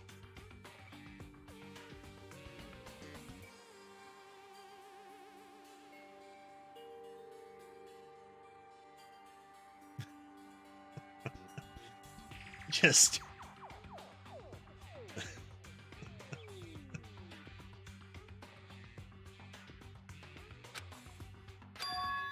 There's a possibility that this place is an artificial island, like Palm Jumeirah.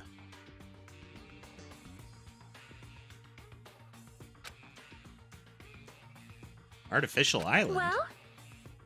It's a huge artificial island and tourist site located in the Persian Gulf. Similarly, this island might be an artificial island designed to look like Jabberwock Island. It cannot be. That especially might be why we're the only ones on this island. Just kidding. Well, something like that would be impossible anyway. No island of this size could be completely artificial. This guidebook must be old too. It contradicts everything about the island's current situation. Well done. My, you're very intuitive to assume this is an artificial island. Now you're here? Hey! However, those guys are the only ones who could do something on such a massive scale. Those guys? The hint is, you know, the enormous organization you guys were talking about before. It's true that those guys totally deserve to be called a horrible group of people. What are you talking about? Ooh. That was a slip of the tongue. I should excuse myself before it leaks onto the internet.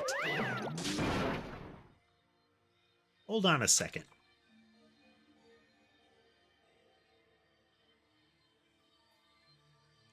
But before my voice could reach him, Monokuma disappeared as usual. It cannot be. How's your day going, casemate? Could it be this island is completely artificial? There's no way that is true. I mean, if you can do an island, if you can create an artificial island, you could create multiple. And then if you can create multiple, you could chain them together. If you can chain them together, you can effectively make a gigantic one. So it's less of an impossible and more of an impractical. Like, think of the monies. Guidebook, it's probably just old. You are right. That's right. That's obviously what it is. He's just saying strange things to confuse us. No way I'll fall for that.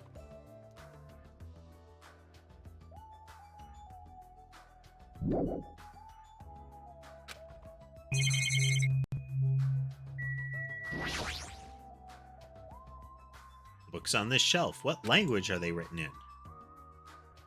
If I don't know that, I don't even feel like forcing myself to read them.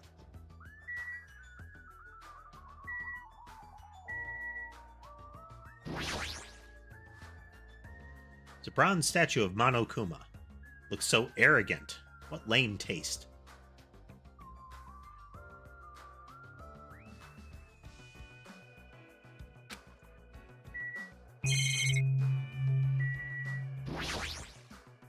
We were talking about silly aspects of some work culture earlier, Casemate, and that's another one of those ones where you have a lot of businesses, and I don't know how practical it is with where you work, but a lot of them going back to the, well, we have to have everybody in the office again. And it's, okay, so... And they're complaining that, you know, people don't want to because of like commutes and whatnot. Well, they should just get, you know, they should just realize that's how it's going to be. And it's why? Because for quite a while, people realized that, hey, if I'm doing task X and you're paying me industry rate, why should I commute like, you know, half an hour into work every day? Doesn't impede my productivity. It doesn't change what I have to do each day. So what good is it to me to be in the office? And what do you gain from it? If what you gain from it is the ability to have meetings with me that impede or do not improve my core task, then why are we doing that?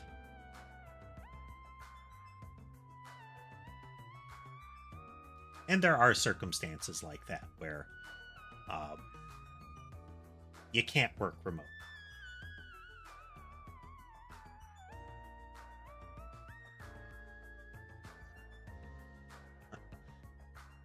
That's true, NB.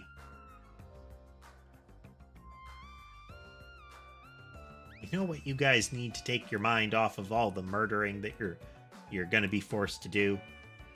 Homework. That's the solution to this problem. We're just gonna have you guys put your nose in books. And all that concern about the killing will go away. Language are these books written in? French? Italian? I don't know. I see. Such an interesting description. What are you reading? Are those political books or maybe some kind of philosophy?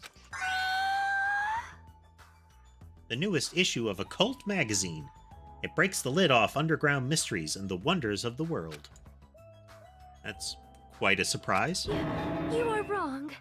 It's not like I read it often, I'm just reading it because it has a special article about serial killers. It's not a good excuse at all. However... It seems this writer has very good taste. In serial killers? Is this like one of those listicle style articles where it's like the top 10 hottest serial killers?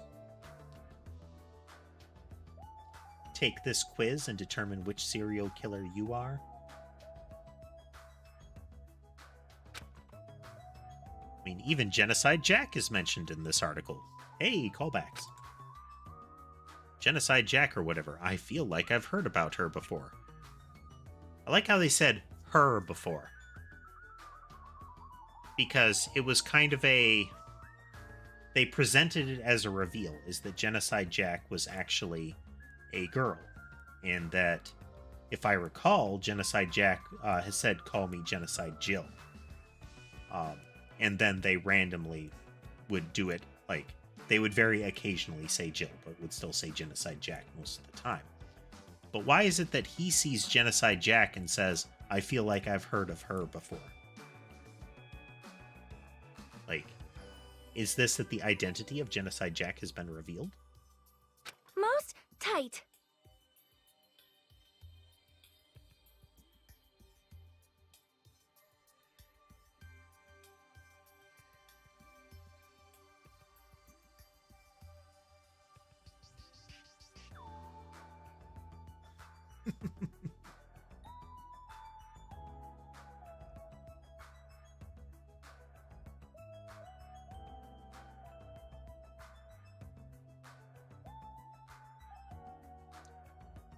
Wasn't there a whole South Park episode that was kind of a riff on that, Casemate? The informative murder porn episode? Where all of the adults in South Park had become hooked on true crime dramas. And it resulted in a lot of phrases like, it's not like I want to kill your mom. It'd just be totally impractical. I mean, I'd have to hide the body, and I'd have to find some opportunity to do it, and then I'd have to deal with a way to make sure that the police dogs couldn't locate it. It just doesn't make sense.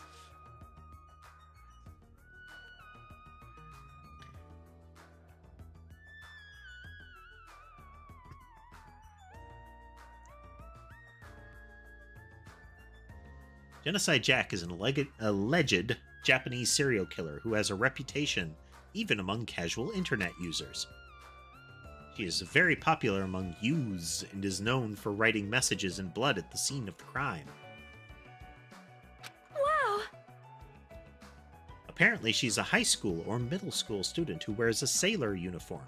Be careful, Hajime. You know how many high school and middle school girls wear sailor uniforms these days? See? This one is a particular favorite of mine. Sparkling justice is a regular subject of these kinds of exclusive articles.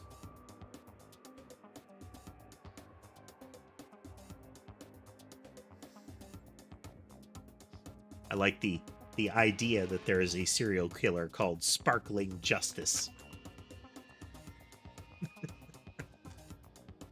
I shall explain it to you just in case.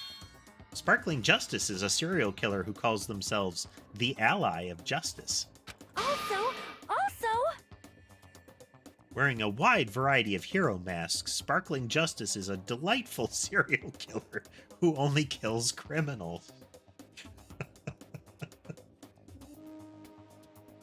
Oh, did you see the police report? Another victim of Sparkling Justice. How delightful! Tell me more. Let us discuss it over tea. Sonia, calm down. amazing! Thanks to the masks Sparkling Justice wears, nobody knows their real age or gender. After all, it's essential that serial killers be mysterious. What an expert, yes.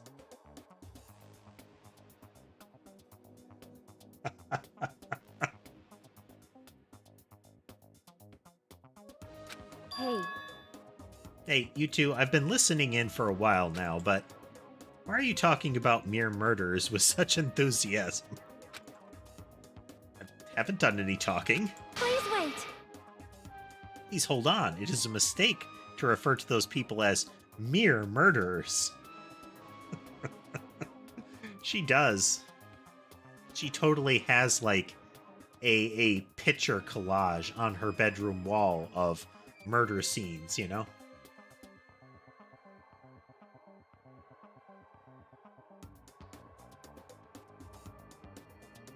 She did a public records request after a case was closed, so she has a full, like a blown up poster of a murder scene on her ceiling. See? Coming in contact with a value system that differs from your own is a very important matter. I get the feeling that Sonya's gonna kill someone. Either that or they're just setting it up as giving her her character making it plausible that she might.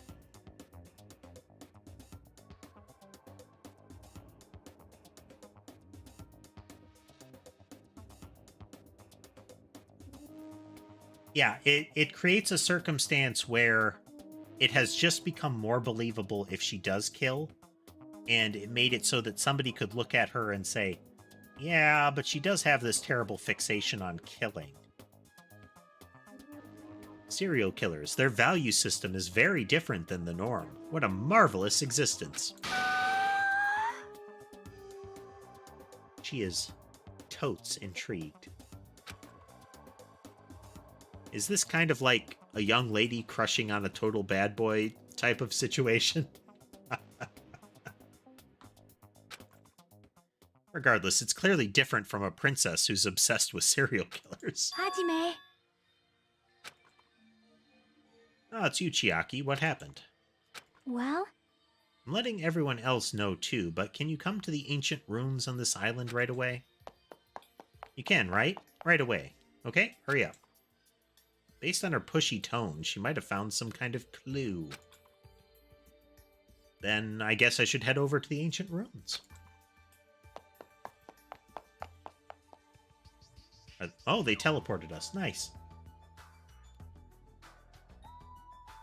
Oh? Oh ho. Based on that vault door in the front, is this the overgrown remnants of Hope's Peak? Like the Hope's Peak that exists after Danganronpa 1?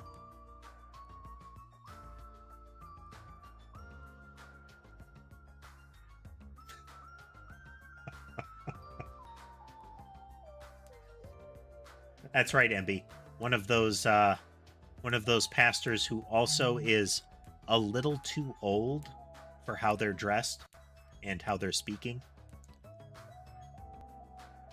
The kind of guy where the phrase would be, well, I am also hip and fly, and you can trust me to talk about your issues, dog. As if he's got like a little card of words that he's supposed to use.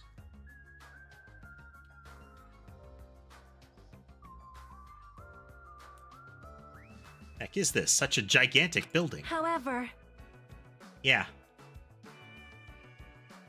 Yeah. That front gate, and they mentioned at the end of it that there were security turrets on the front that mowed down some of the people that tried to stage a rescue. They're going to find some evidence that this was Hope's Peak, or looks a lot like it.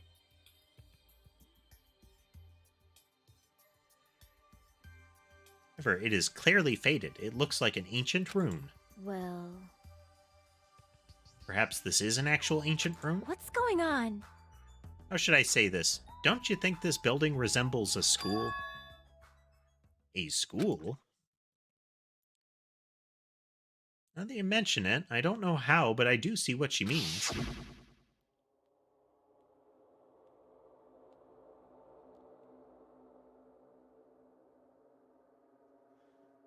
I do find it interesting that the Hope's Peak logo has Monokuma's eye on it. You have the black-white patterning, and then you have the little swoosh across it that is Monokuma's, like, evil side eye. There might be a resemblance to Hope's Peak Academy. Well, there are a lot of similar-looking buildings. It's just a coincidence that this ruins look similar.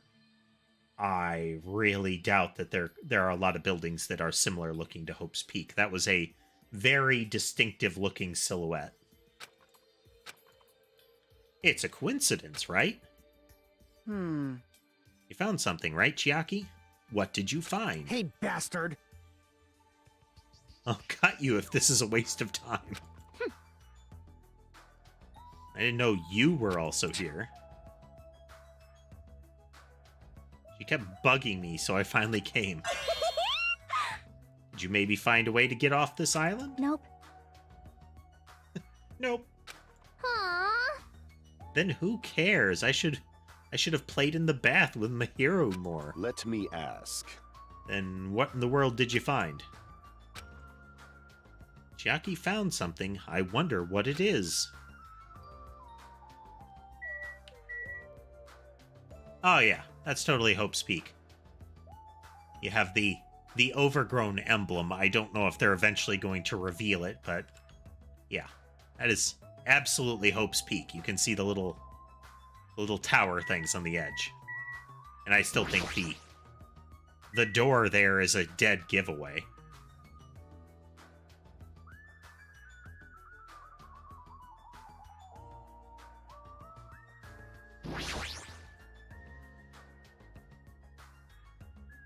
Okay, real quick break, folks, and I'll be right back.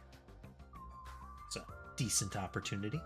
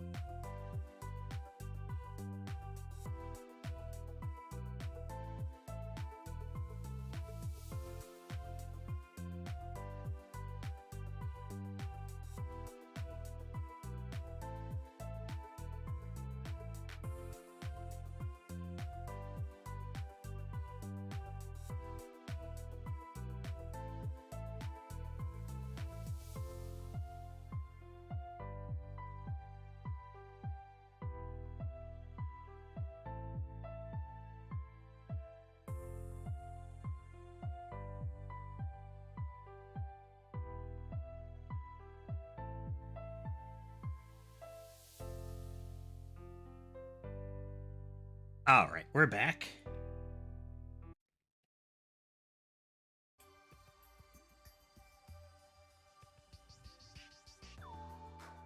Scanning.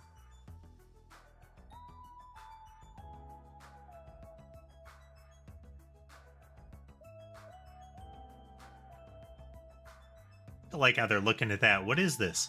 Ancient runes? And it's like, I'm sorry. Best guess. Like, absolutely best guess.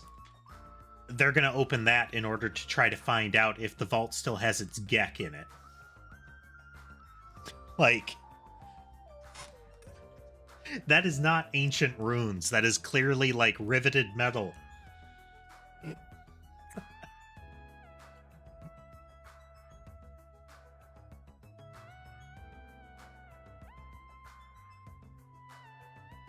Beverage.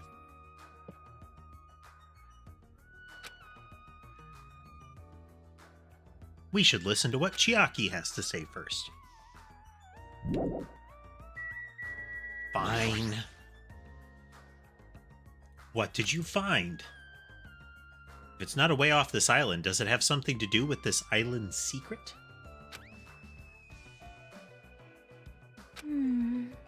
About that, I don't know. What do you mean you don't know? It's like it doesn't belong with a building like this. I keep thinking about it, and it feels unnatural. Do you mean the giant mechanical, like, vault door with the minigun? It's like a comic book originally about a baseball becoming a side-scrolling action game. That's a comic book originally about baseball becoming a side-scrolling action game. They say that like that'd be so weird, or it feels unnatural, and that's what happened to pretty much every movie tie-in that happened at the early, like, in the most generous sense, from the 16-bit era and before, like, in the most generous sense. That little hoodie she's got is cool. The little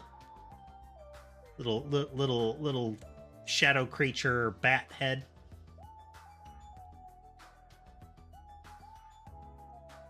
Yeah, we got a close up of Sky there. He's giving me the lowered cat brow evil eye right now.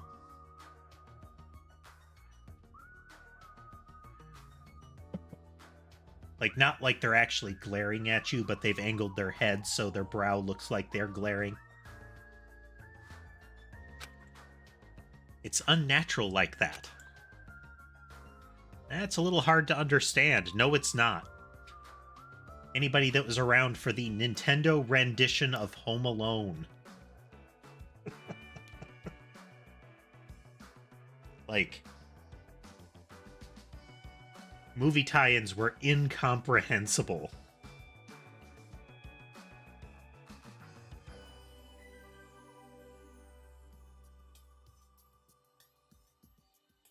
See?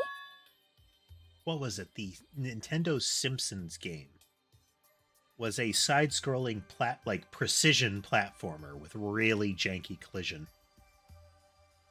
That was a collectathon that included various scenarios, including an actual alien invasion. Just out of nowhere BS in that. Even going back further, the most infamous of them, the one that's blamed for the original, like, 70s to 80s video game crash, E.T. the Extraterrestrial game. Like, that one is iconic of what were you thinking designing this? It's not that it's like that kind of game design makes sense. It's more the terribleness of it is not nonsensical or wrong. It's more nonsensical or wrong to assume that they would do better than that.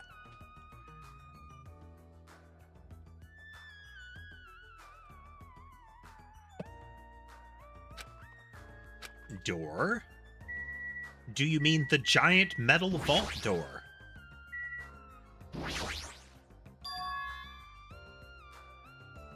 It's hard to make out from all the dust, despite it being very clear. Is this the door you mean? That's right. It looks like that's the door to the rune. Hey, So what's wrong with this door? Oh, not only were their memories altered, they were lobotomized.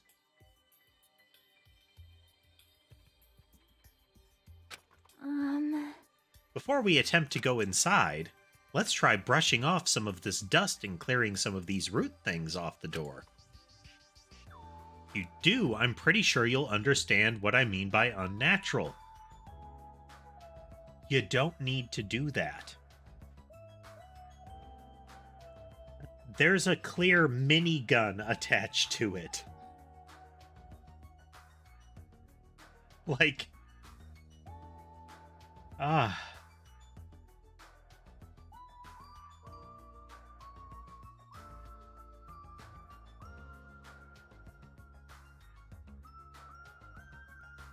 Yeah, I'm not sure where Soul Silver would have fallen in timeline.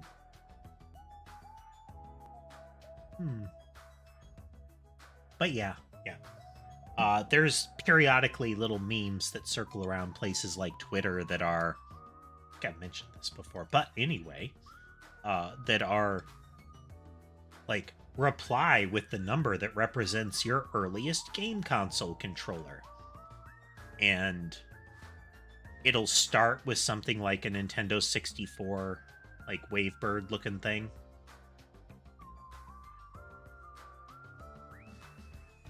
And I'll feel terribly old and resent them for it.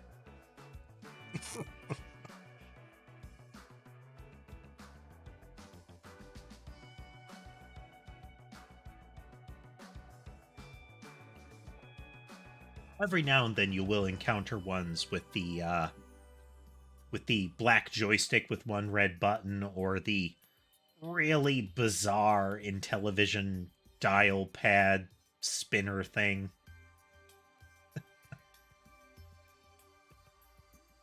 For now. I don't really understand, but I guess we should try what she says. You're right.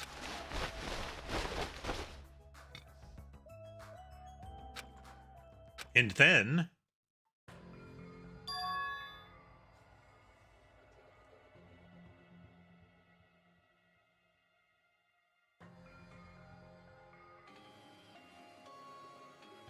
V-Smile, huh?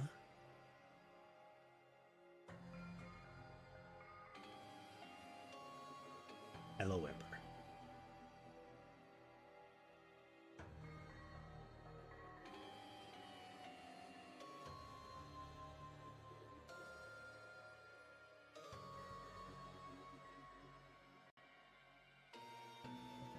Ah, okay.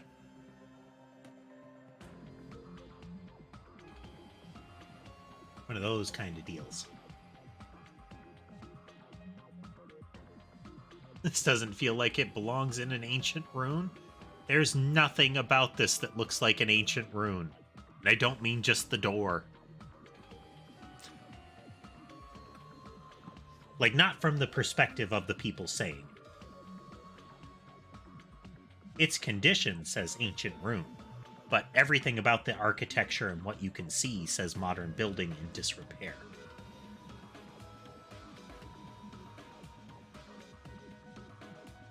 But upon approaching it and seeing the door even covered in dirt and tree roots, the shape of it and the apparent materials used in it, like even dirty, were 100% modern looking, just covered in dirt. what's going on?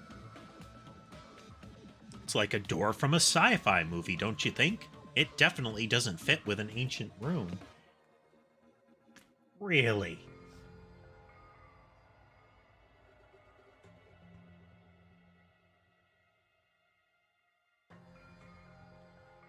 It's less like a 2000s Atari and more of a...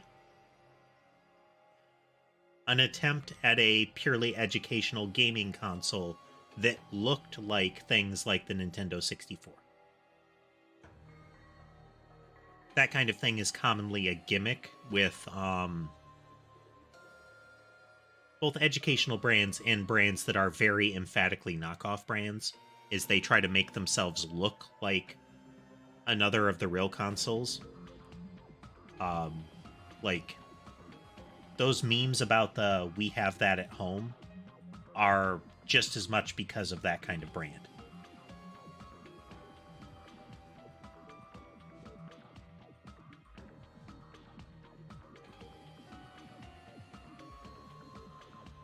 You know, Sorny magnet box, Hindindu.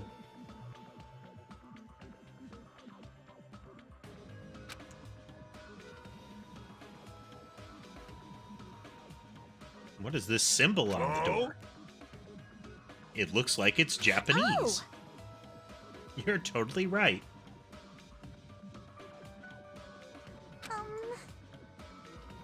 Sorry if it's just my misunderstanding. To me, it looks like it says Mirai, or future.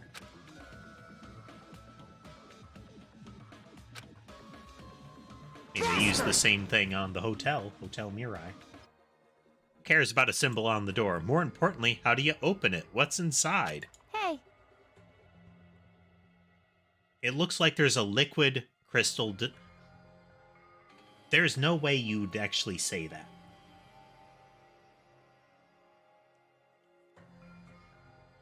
I don't recall a time period where LCDs were a thing and you didn't say LCD.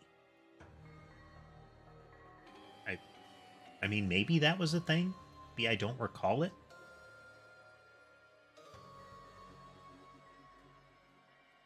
But it's the equivalent. I don't even know what the acronym is for, but DVD. They were always DVD.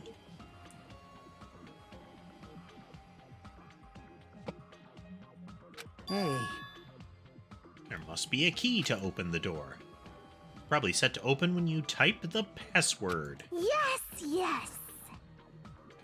Acting all high and mighty, so what's next? It's obviously impossible to put in the password without any hints. You saying a normal person can't open it, but a Yakuza can? That's hilarious. Shut up!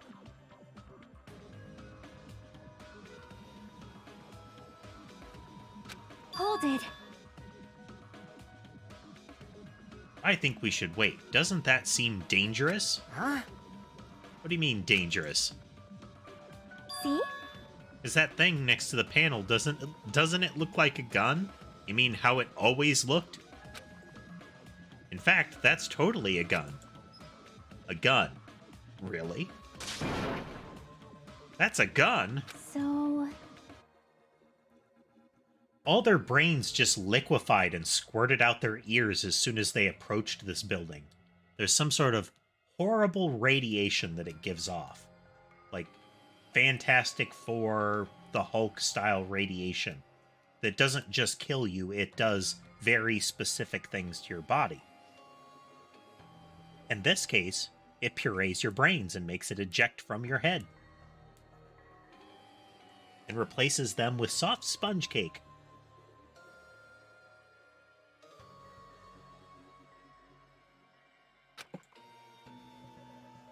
Possible you might get shot if you mess up the password. This is speculation. Like, this is valid speculation. The gun is pointed near where the tablet is. It might be dangerous to mess with the tablet. That's reasonable speculation. This is an ancient ruins from a distance was reasonable speculation.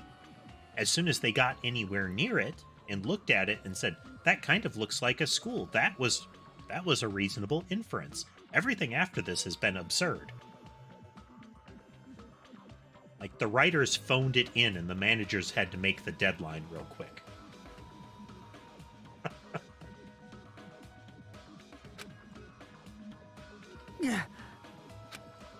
It can't be helped. Looks like it's better not that I don't mess with it for now.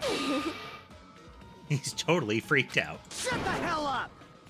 You do it then. Still, a building that looks like an... that looks like an ancient rune, with a door that looks like it's from a sci-fi film. It's definitely unnatural. This is probably an important place.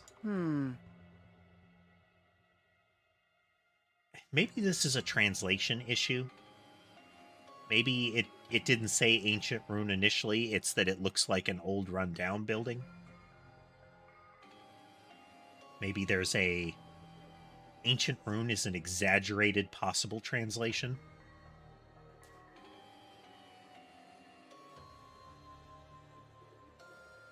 Because I really hope there is, because this is... Like, this is comically absurd, but at the same time kind of frustratingly absurd.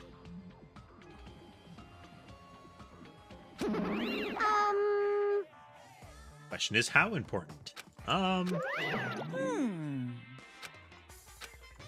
Silence. You're both quiet. I'll pick you up! You guys know about this building too, right? Just be honest with us. I'm sorry. No, I have no idea at all. I don't know either. For now, everyone should focus on gathering the hope fragments. I won't be fooled. No way you guys don't know. Just show up. You just show up and tell some lousy lies. You guys are probably the ones who covered that door with dust, right?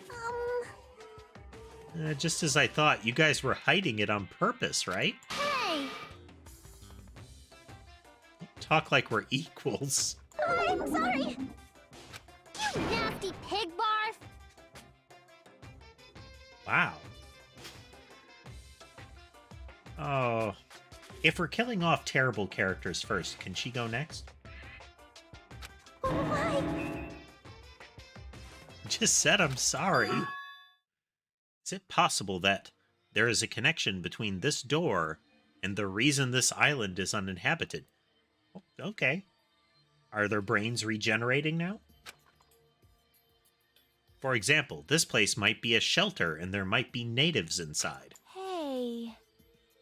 Something's happening that would make them hide in a shelter. If so, we're all screwed. You're getting all riled up! Several possibilities cross my mind. Now, I wonder in that same regard, could the events of Danganronpa 1 be happening simultaneously?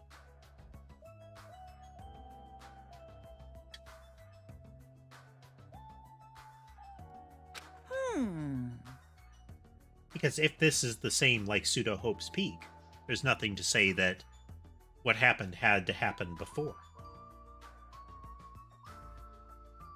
But it looks like there's no way to confirm it yet. That door is really sturdy. But not in a material sense, more essential than that. Huh? What are you saying? Hey, For instance, even though Monomi and I can come and go as we please, we can't enter what's beyond that door. You can't go inside too? Does that mean you're the same as me and... Punch! Hey! Keep your tongue in your mouth!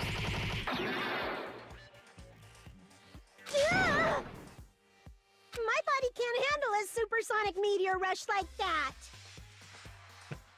I like how all of the things have increasingly special attack names. Well now.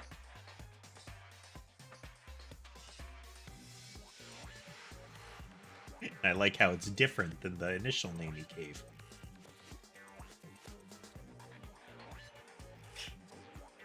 Or at least that she gave. Like they're making up the names on the fly. Now that I've shut up my sister with a fantastic Pegasus meteor fist. This is the mystery of Jabberwock Island. A mystery that even Monomi and I can't solve. That's why I have high expectations for you guys. One day you'll be able to solve that mystery.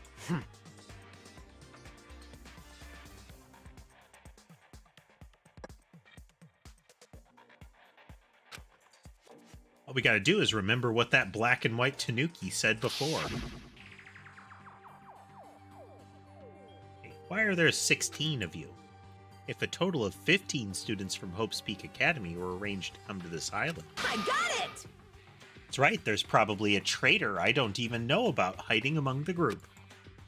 Just kidding. I know. There's a traitor amongst us. That's what that ugly Tanuki said before. On that topic, that's another fun thing is Nagito might not be the traitor. He might just be, you know, insane. Fine, fine. Calling me ugly and a Tanuki. Those kind of silly names don't depress me in the slightest. Hello!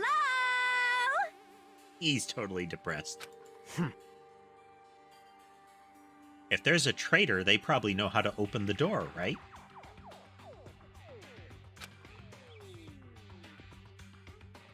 And there's probably boats or a way to contact the outside world beyond that door. Or maybe whoever's controlling Monokuma and Monomi is hiding there. But... Do you really think there's a traitor among us? No shit. Of course there is. Hurry up and confess. That's... There isn't. There's no traitor anywhere. Hey, bastard! Monokuma, what about you? You're the one who mentioned it. You fiend. What's so funny? Hey, hey! Just, have you guys heard of an organization called World Ender? World Ender? I'm the one asking you a question. Don't just change the subject. Come on! I understand why you'd want to just ignore it. World Ender is such an embarrassing name. So embarrassing that only middle school students, no wait, elementary school students would come up with it. Yeah! But the name is unavoidable because that organization actually exists. So what? So what is this organization? It's literally what it says. I don't believe it! Those guys ended the world. Well.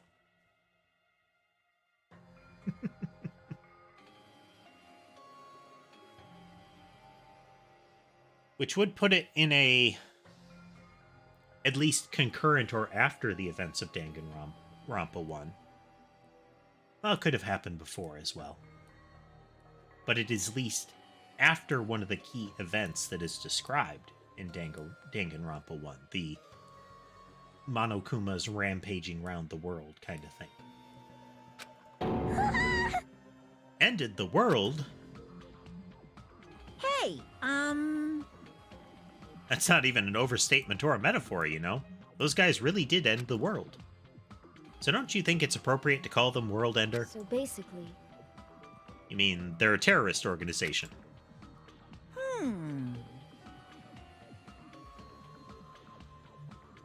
Terrorist, huh? That might be accurate. But only losers are terrorists. If they manage to win, they become heroes. That's kind of apt.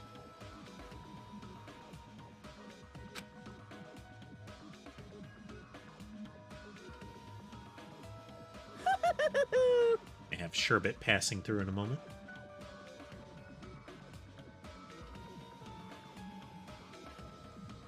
See, Sky is already snuggled up with Ember and he's feeling put out.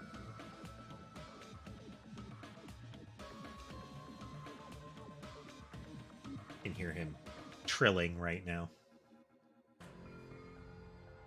In that sense, they're more like heroes. They're the heroes who ended the world. What's going on? So what? Don't say anything. So what? Don't say anything that doesn't make sense.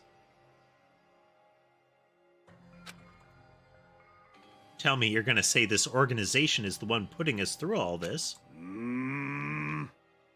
World Ender, are you saying that you and Monomi are also members of that organization? who knows?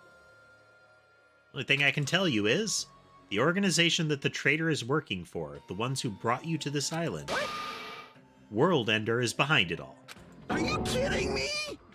Why are we being targeted by a horrifying organization like that? Don't panic. It's just another made-up story to trick us, like when he said we lost our school memories. I can't suspend my disbelief for something as ridiculous as World Ender. There's no way that organization, or the traitor, exists. Stay back. Monokuma, I shall listen to you spout nonsense all you want, while I puff cigar smoke at your lifeless body. Is that a reference? That's... Was kind enough to keep you guys informed. Are you calling me a liar? What the heck? If you keep acting like that, I'll do this and that to your various body parts. Silence! Anyway, I'm telling the truth. The World Ender Organization is the final boss of this island. Plus, one of their members is hiding among you guys. That's why you guys gotta find that traitor and kill them dead. Hey! You better stop. I'm gonna punish you! Shut up, Monomi. Big brother defying trash like you needs to be punished. No!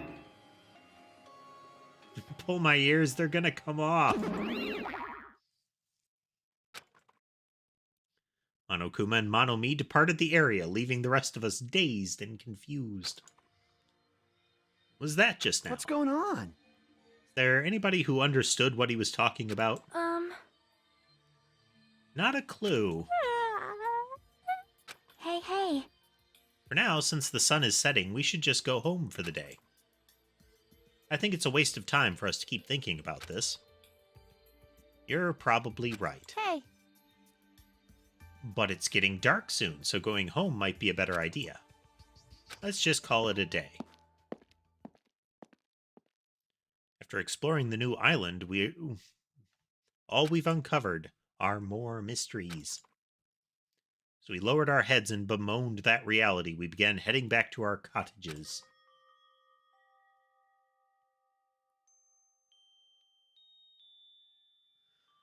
I have to presume there are 5 Monokumas in each region. There could be 6, but I think the 6th step is devoted to the little screen. There are 5 definitely open steps. And then there look like there are 5 slots on each step. Well, hello, Sherbet. Hello.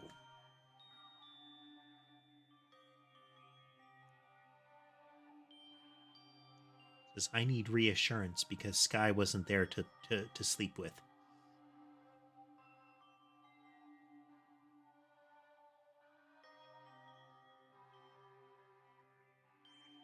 Gonna reach behind my head with both arms and give him maximum pets.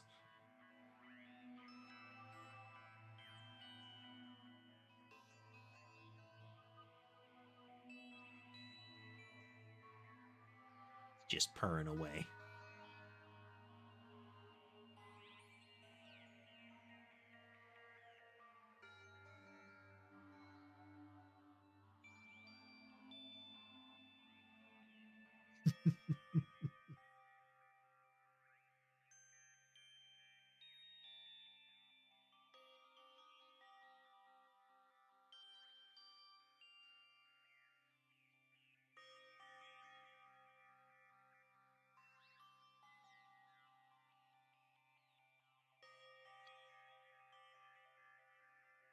There you go.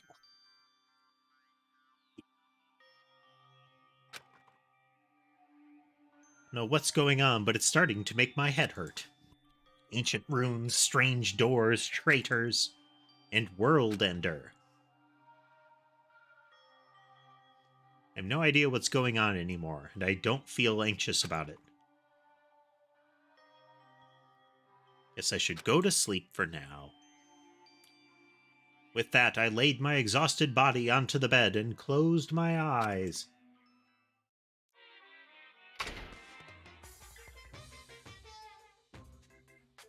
I don't Little like audience this. of Monokumas. My least favorite food is definitely crab. Also don't like shrimp, apples, tomatoes, and seasoned trout eggs. I don't like red foods at all. Red foods are red because they have crab inside of them. Actually a conspiracy by the crab industry to try to make me overcome my disgust.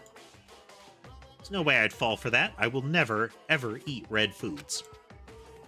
You see, our society is filled with various hidden conspiracies that are closer than you might think. Please look forward to the next Monokuma Theater!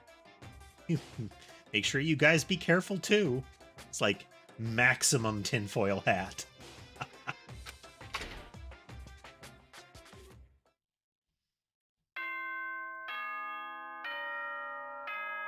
Ding dong, bing bong.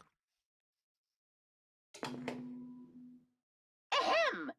Hope's Peak Academy School Trip Executive Committee has an announcement to make. Good morning, everyone! Looks like today is gonna be another perfect tropical day! Now then, let's show some enthusiasm and make sure to give it our all today! Morning already, huh? Feels like morning came so quickly, like the night got skipped or something. That explains why I feel so tired. But I'm hungry, so I should just go to the restaurant and eat something.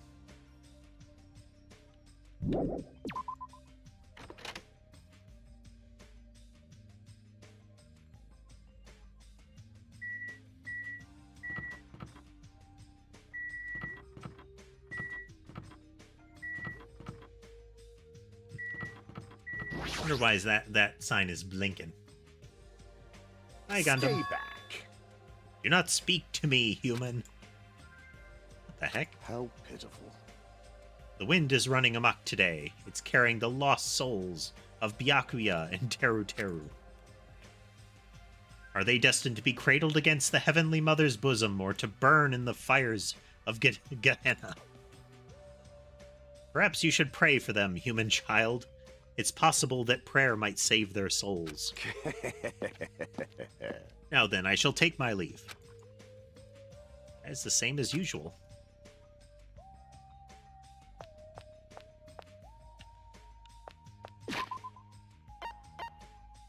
Check the Tamagotchi. Bribe it some more.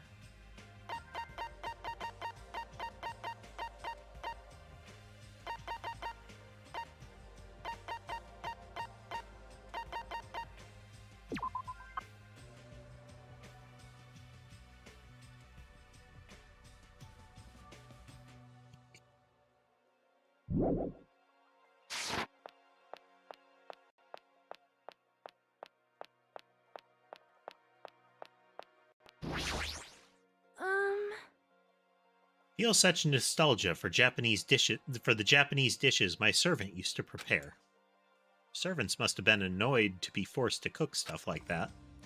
However, an army marches with its stomachs. That being said, let us have breakfast. Good nom nom nomming! The phrase that she decided to make a combination of good morning and nom nom nom. Meow! You know how many O's I used? Nose. Oh, there, your cool demeanor gives me the shivers. But you should talk about it more, you know? Shoot me with your word arrows. Thinking about Byakuya made me feel really sad, so I'm trying super hard to stay upbeat. About Byakuya? I see, I see. That's right, he may have had picky fingers, but he was really totally awesome. Sounds easy to keep a promise till the very end, but I think it's actually really, really hard. You're right, especially in this kind of situation.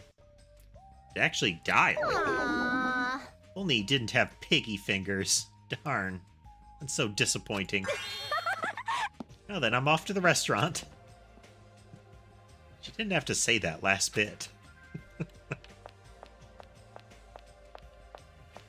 It is still pretty cool that they took one of the more annoying characters, like capable, mostly capable, one of the more capable characters in the first game, but also one of the more annoying ones as far as his behavior, and took that and spun it into a character that had a lot of the same personality traits, but used them to great effect.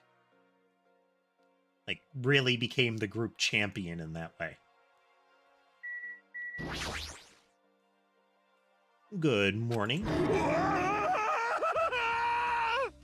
Scream. What is it, Hajime? Do you need to talk to me about something? What's wrong? What are you so surprised about? Did they, like, beat up Nagito and tie him up in a closet or something? No need to worry. I'll head to the restaurant first. Is it my imagination, or does he seem weirder than usual? I mean, he's definitely off his game. He hasn't talked about pooping once. Hey there, Lore. Welcome. Haven't seen you in a bit.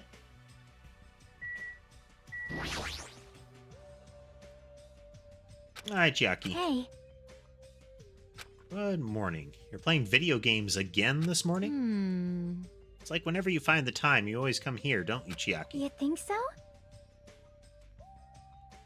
Busy, busy. Is it a good type of busy? Hey, I know you like video games, but if you don't get out in the sun more, you'll get sick. come on! And you know, it's important to get to know the others better. Hey! Let's play games outside. I'll make sure... I'm sure they have stuff like jump rope and bamboo copter at the supermarket. Huh? Jump rope? Bamboo copter? Are those games too? I don't get it. Come on! You can play with us after breakfast. Good deeds should be done quickly, as they say. You saying I have to join you too? Jeez. What's with that tone? If you don't want to come, you don't have to. So bossy. Jump rope, bamboo copter. World is still overflowing with strange things. Yo! Good morning. Starving. Let's hurry up and get some food. Not that the restaurant has bad food, but compared to Tero's food, it's pretty so-so. His party dishes, they were seriously so good. It's like I could eat as much as I wanted. I wanted to keep eating that food. That's weird. I know. Grieving like this isn't like me. Probably acting strange because I'm hungry. All right! All I gotta do is eat. Eat my problems away.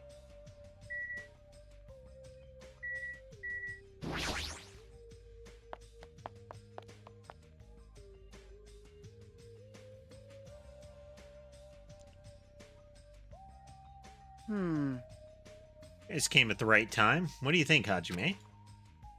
What do I think about what? Isn't it obvious? That stuff he said about a traitor and world ender. Asking if you know anything about it. After one night's sleep, there's no way I'd suddenly find out anything. What's going on? Well, that's obvious. The same goes for me, too. Honestly. I didn't get enough sleep last night because of that baffling nonsense. But... I wonder if it's really true that there's a traitor among us. No! No need to worry. You don't have to worry about that traitor at all. However, if by chance, a worst-case scenario... Impossible! Even in a worst-case scenario, you don't have to worry about the traitor. Yeah. They beat up Nagito, tied him up, and stuffed him in a closet. That's weird. What do you mean? You're being awfully certain about it. Behold! They did. Of course. In fact, that so-called traitor is tied up at the moment and can't move at all. It cannot be. Tied up, you say? Could you be referring to Nagito, whom we have not seen since yesterday? Who else could it be? Nagito's the traitor. What about the other part, where you said he was tied up and can't move? Oh, crap!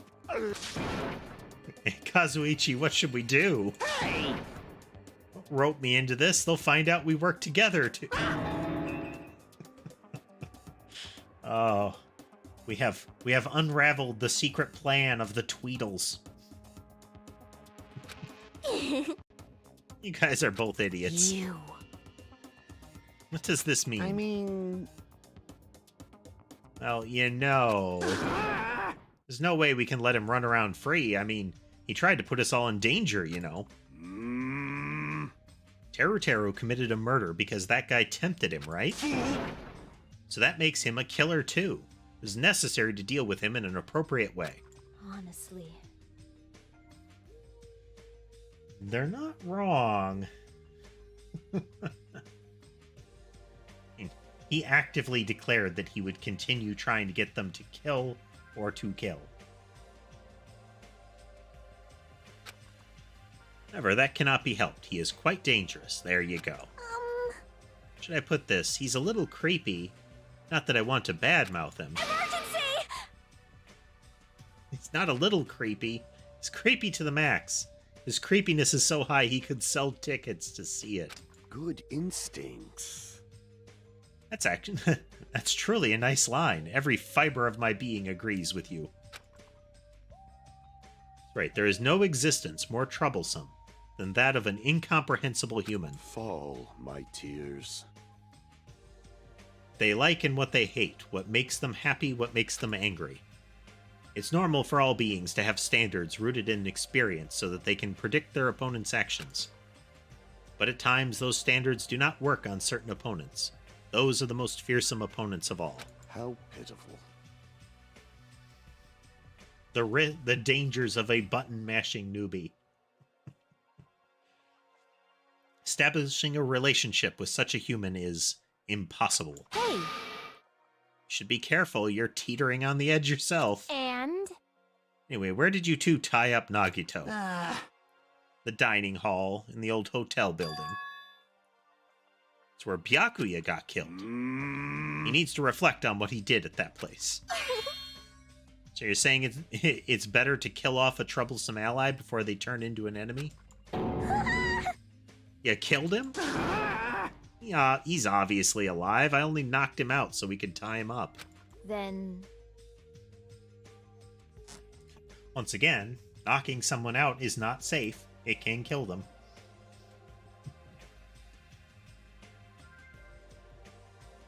Shall we do with Nagito at this point?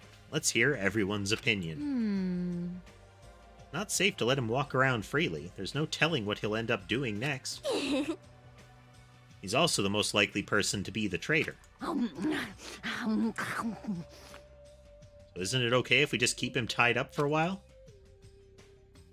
She's still eating a lot. I see.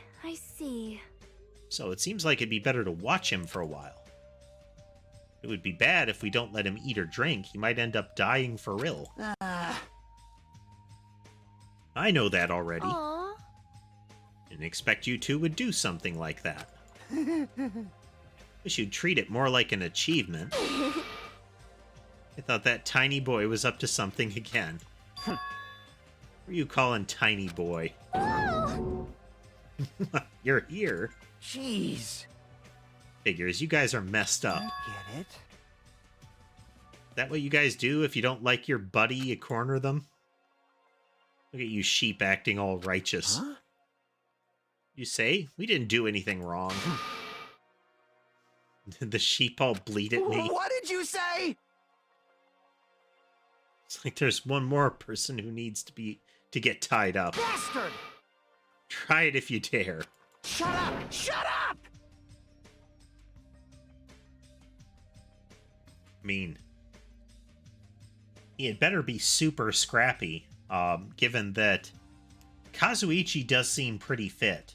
And, you know, Nekomaru has demonstrated that he is terrifying in a fight. I feel like they could probably overpower him and tie him up as well. But I'm not scared.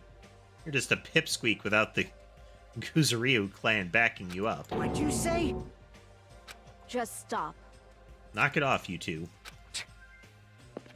I'll make sure you regret that later. Huh? He's just a whiny loser. Let's just stop this already. Aww. All this fighting, I can tell it's not going to be easy in the future. Wonder if we even have a future. Hey! Don't start mumbling like that. If you do, I'll get depressed too. I'm sorry! I didn't mean to. Top of this island's mysteries, now there's also Nagito and Fuyuhiko to deal with. Just one thing after another. I mean, so far Fuyuhiko is largely toothless. Not that he isn't capable of it, but that he doesn't actually seem to intend to. his outward behavior is really abrasive and tough guy. It doesn't, like I said, it doesn't mean that he's not capable. It just means he doesn't seem to want to follow through. Or that he doesn't seem to intend to yet.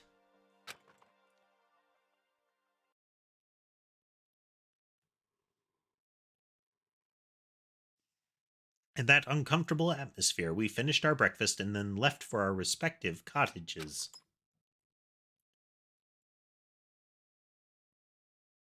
What should I do today? Okay, free time. Murder approaches. The question is there a fifth Monokuma? Because if so, I need to check around.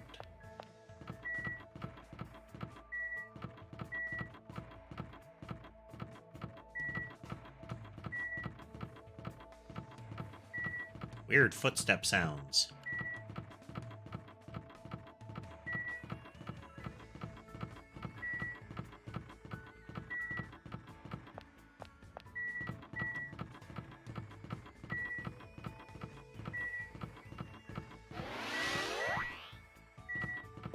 Before I forget, make sure the Tamagotchi doesn't, like, crap all over itself.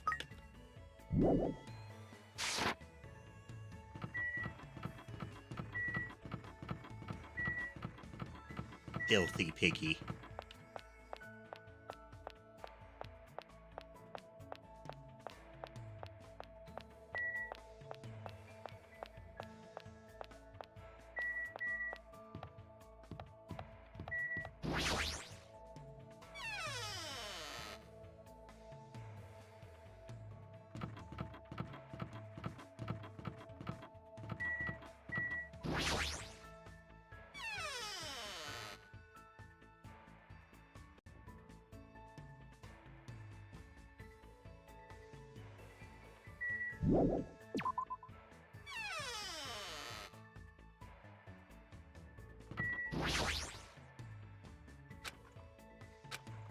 Really have to use the bathroom.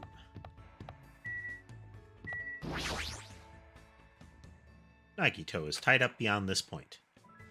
And I don't want to see him right now. I'm not mentally prepared for it.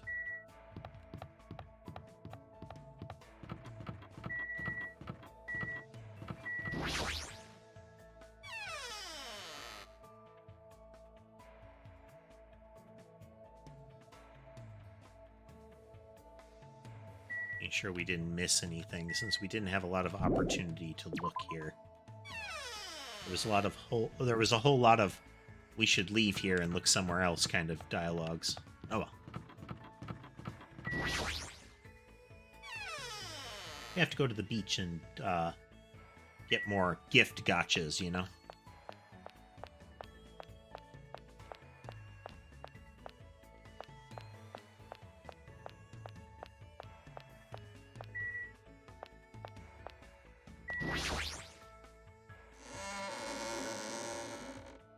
I don't think we ever saw something at the ranch.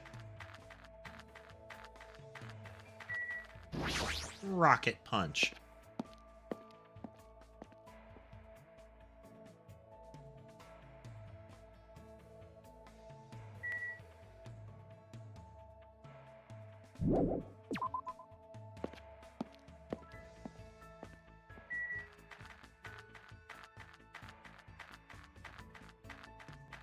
You know, we got a Monokuma at the airport.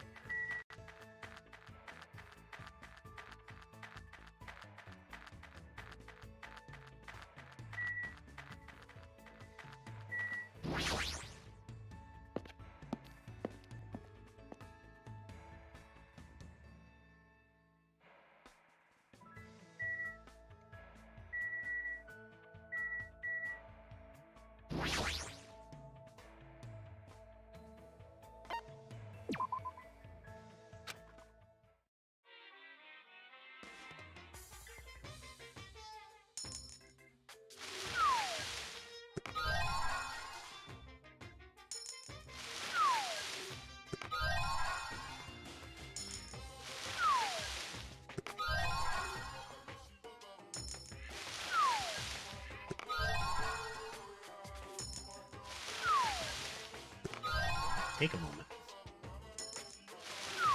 Pennsylvania Holy Water?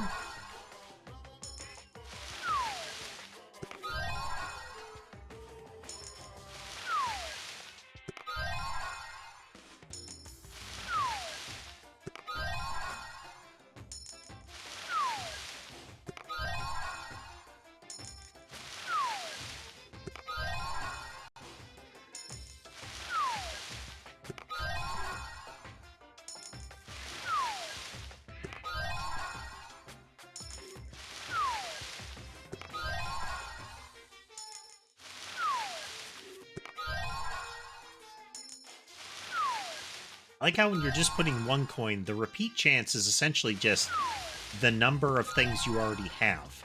The more things you already have, the more likely a duplicate is.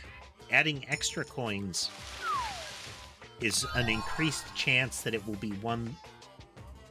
It pushes it towards a subset that is one you don't have. I wonder if mechanically what's actually happening is that the extra repeat rate is taking into account a chance to draw from a table of ones you don't have instead of the actual table. Like, there are two simultaneous sets. The entire set and the set that you don't have yet. As the set you don't have yet contracts in size, they can just adjust the repeat rate. And then the repeat rate can be adjusted by a secondary percent chance. That is, if you roll this one, pick from the other table instead. Does that make sense?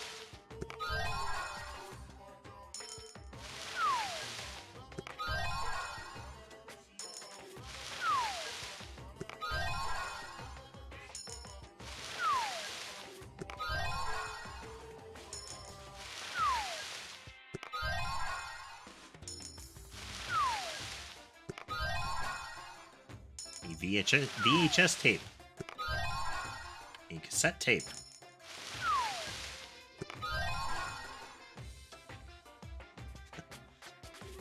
I was speculating on how this works in the background as far as that the repeat rate is just a percentage of the things you already have. So every time I get a new one, the repeat rate changes. The more I have, the more of a chance that I'm going to pick a duplicate. But if I increase the number of coins enough, the repeat rate goes down. So is it that every coin I add is... Like, one of the ways that you could do this is to have a... Re-explaining. To have a set that is the ones you don't have. That you've never had. And that set helps me determine what the repeat rate is. But then it also could be that as I add more coins, it is instead adding a percent chance to pick from the reduced set, instead of picking from the whole table. So the repeat rate going down is actually me adding a chance to pick one of the ones I don't have, instead of picking from the whole table.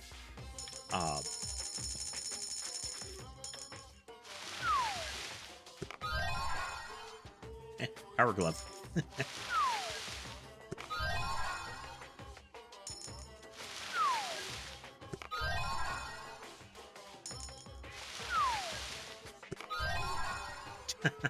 Falcor. A crowbar.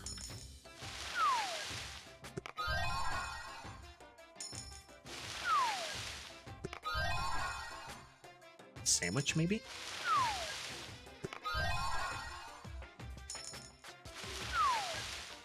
I mean, they're trapped on an island with uncertain resupply possibilities. Toilet paper could eventually become currency.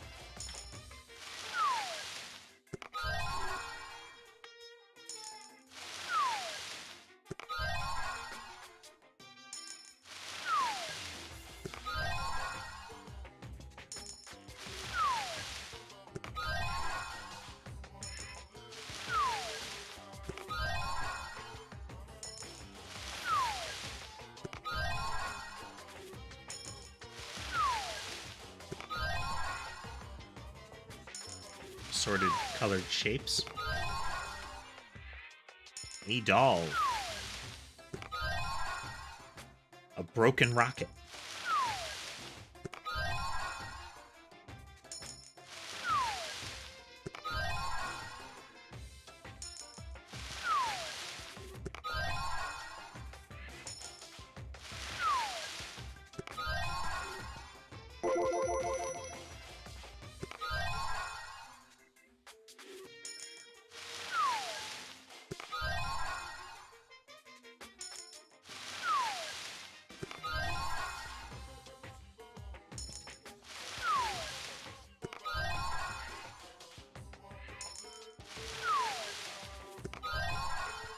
Ants.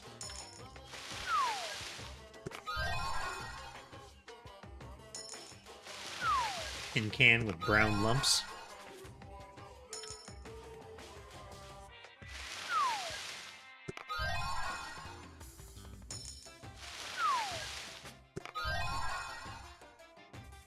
Gonna go until we hit 50% repeat rate.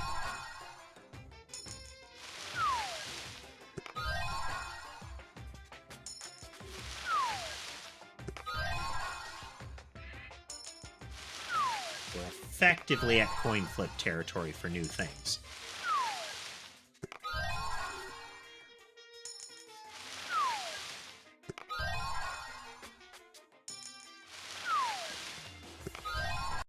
Shoes.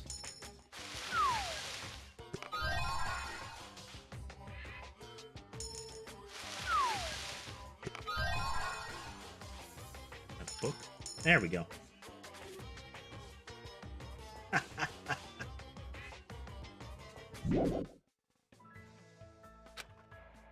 Okay.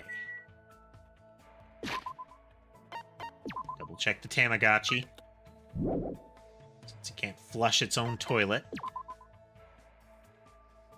Okay, we were interacting with Gundam, so let's do that again.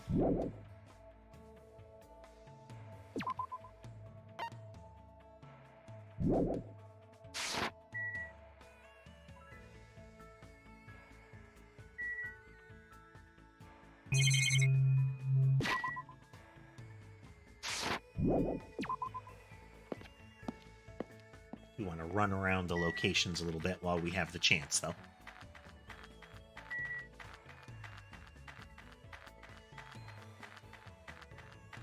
So I don't know if we found a Monokuma here yet.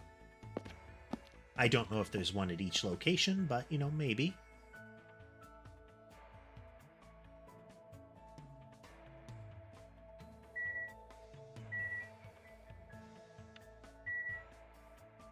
Ow. See one. Pressing the wrong button.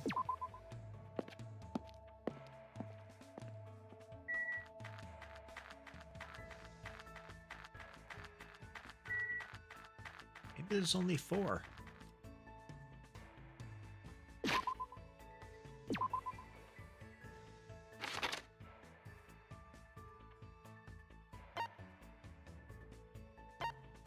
Beach house. It specifically calls out that the shower room and the closet are places.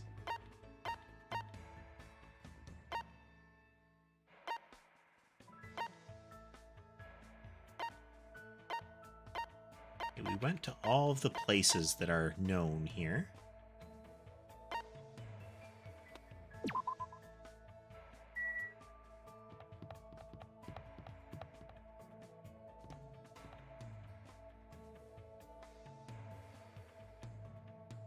Denise. Maybe Camp Koyu. Gentic, Camper, Koyu.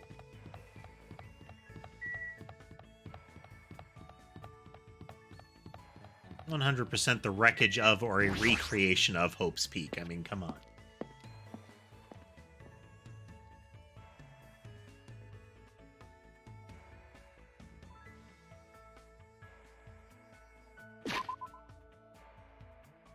We're just doing the Monokuma check first.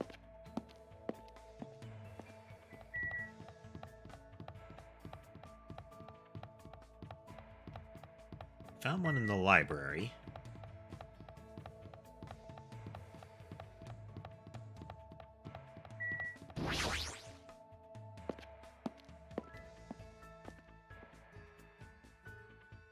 There's one. Right here. I knew you could do it.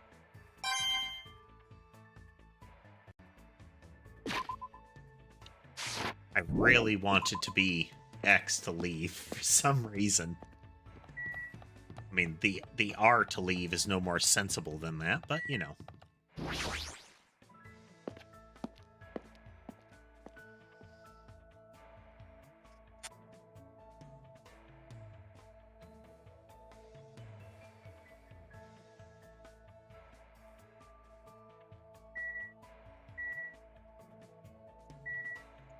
In the diner.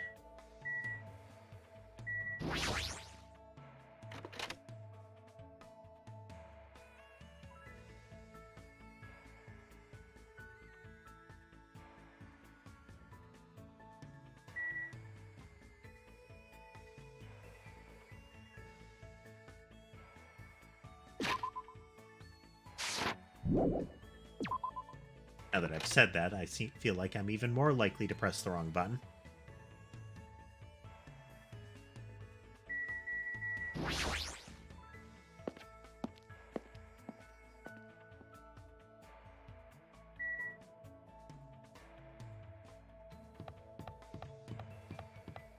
I already found one on the beach.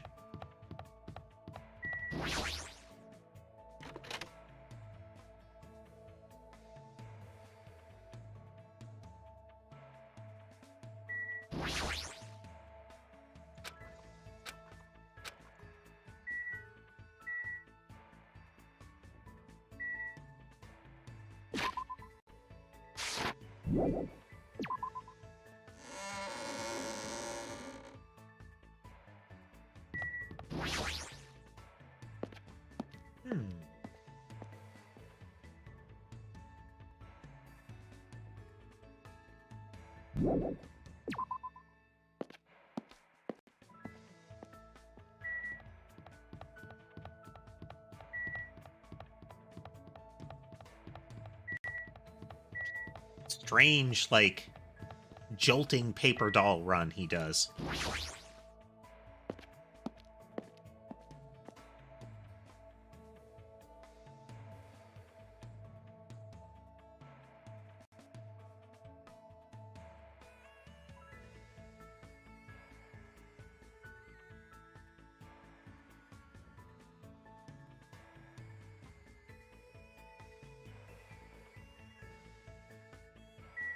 Simultaneously a good and bad spot for them to appear, since canonically they can't go into it, so you would expect that they can't appear on the structure like that.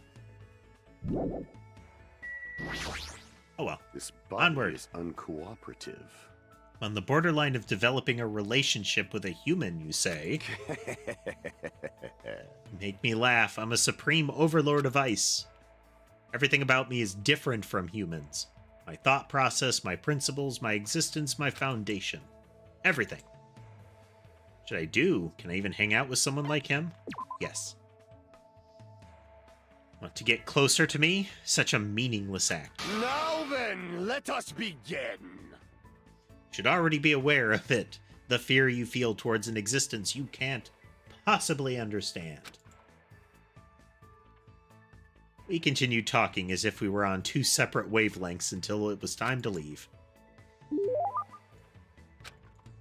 you like to give him a present? Yes.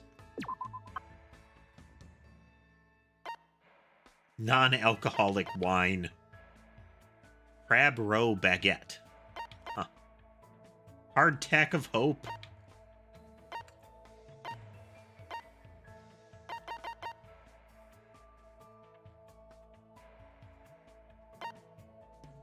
Alcor muffler. Ah.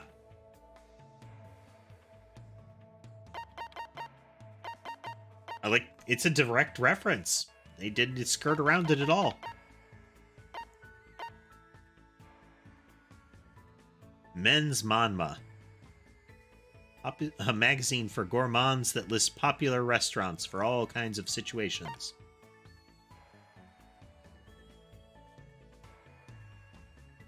Which documents the 708 Meridian Channel pressure points. Tips and Tips 2nd edition.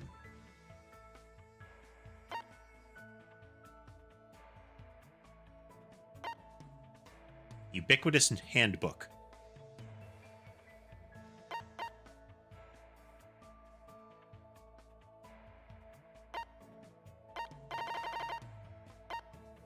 Hiss Note.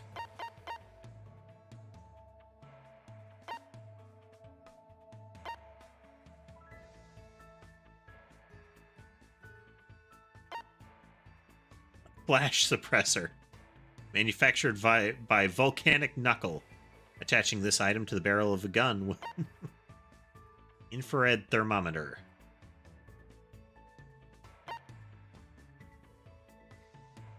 Razor Ramon HG. Makes foe by putting leftover rice in it. A small, degenerated reactor. Many-sided dice set. The Fun Plane. So, shape-wise, it's like a DS without the second screen. What would it be called? The Fun Plane.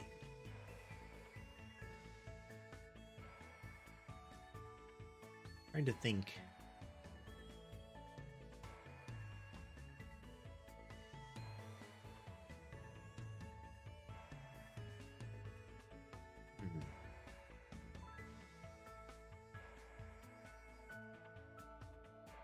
I mean, it could be a play on GameCube. You know, you could say, Fun Plane for thing, geometric thing, but don't know. The Power Gauntlet.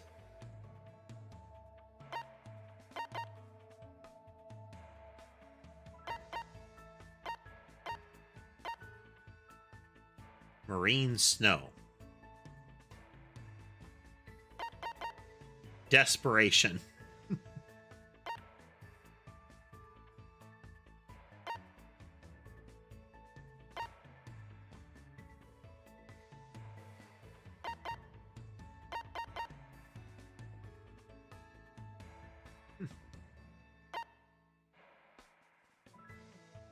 Weapon of mass destruction found at the bottom of the ocean.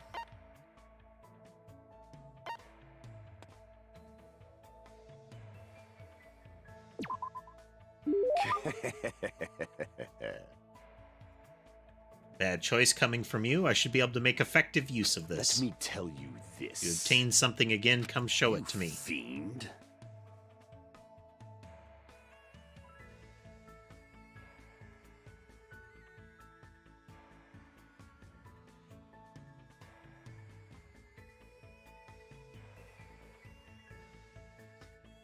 Yeah, I'm just trying to figure out what the play on words is with fun plane.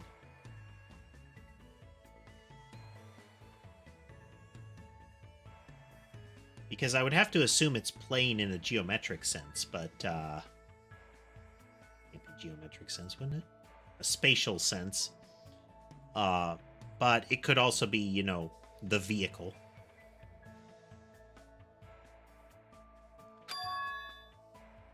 I know, I won't get close to you. This, too, must be the will of causality. Is that you finally noticed the blood that flows within me bears a fearsome curse. Of course it does. How pitiful. Since I was young, this body of mine was exposed to so many poisons that it became poisonous itself. If a mere human like you ever touched me, you will immediately decompose and wither away. Thus, I've been trying to make sure you don't get too close to me. Does that mean you've been thinking of me? Don't get ahead of yourself. Even if you're just a foolish human, I'm not so cruel as to yearn for a meaningless death. Can I assume that he's blushing? But he says his blood is poison. What would be the advantage of that? Silence. It's not an issue of gains and losses. I became like this because I had to. I have to be like this even if I don't want to be. I've been putting poison in my body ever since I was young. Somewhat plausible. Could it be your mom's an awful cook? You're getting ready to poison someone, or you enjoy poison. Mom's an awful cook. Is your mother's cooking bad? Yeah. It's only joking, but it sounds like that was exactly it. Impossible! Wouldn't understand how much pain I had to endure. That woman would cry if I didn't finish my plate. What choice did I have but to suffer in silence? Don't you feel better now that you've talked about it? I mean, you're actually a really kind guy. That was close. Anyway, now that you understand, you shouldn't come any closer to me. Know that if you ever touched me, it would mean death for you. That's really lonesome. Can I ask you something? You have the fortitude to ask me that. Didn't even say anything yet. When you were in grade school, did you ever hold hands with any of the other kids? It's obvious now, but at the time I was faking my condition. By moving next to the teacher who served me, I was able to avoid questions and survive without any problems. Did you ever have to do a folk dance? Impossible! You don't understand. That is a ceremony for summoning evil deities. Fortunately, the school nurse was in the same tribe as me, so I was able to leave without getting involved. I see. Might have been bad of me to point out something so unnecessary. I don't know what to say to him anymore. What kind of people are okay to get close to you? Anyone whose power matches my own, or... No, there's no way such a being exists. You should just forget about that. For your sake. Those words, Gundam walked away. He seemed very lonely. What was he gonna say? He just told me maybe I could have done something about it. And if I had, maybe he wouldn't have shouted nonsense at me.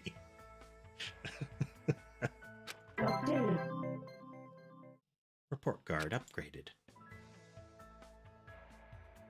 Seeing Gundam walk away, I returned to my room.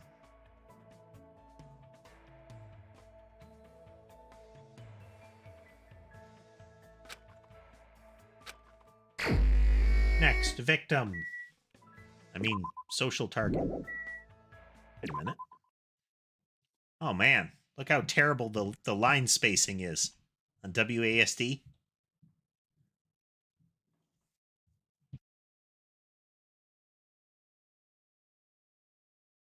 That A overlaps heavily. The only reason the W isn't having problems is because it's on the leftmost side. Gundam's event.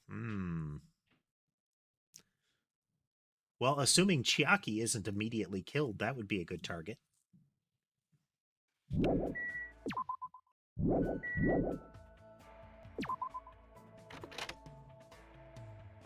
Check the Tamagotchi, save the game.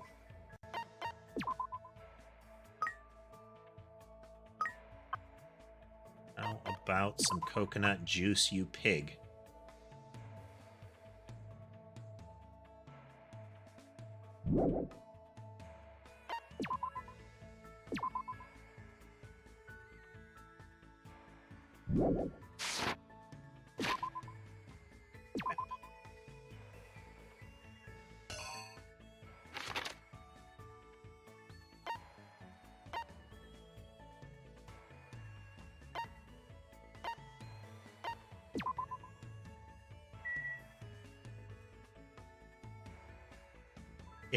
It doesn't help that the way it's set up, it's like it's wearing a fat suit and a pig nose.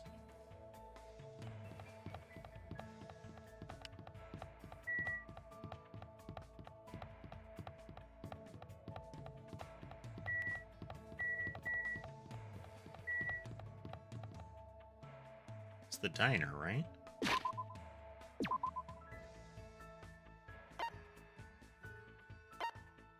Yeah, diner.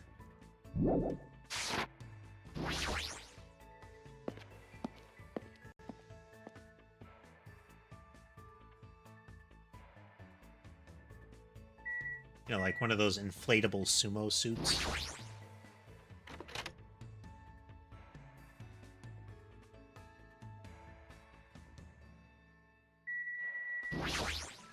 What? You're the pursuer he sent.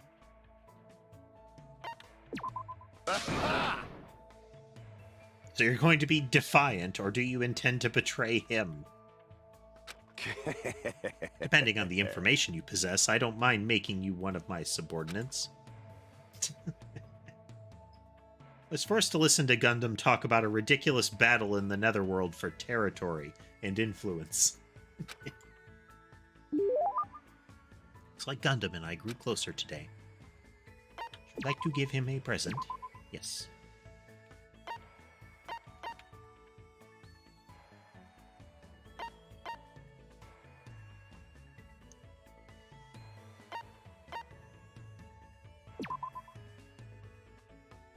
Unlocks Mono-Me mode, which is more fun than the actual game.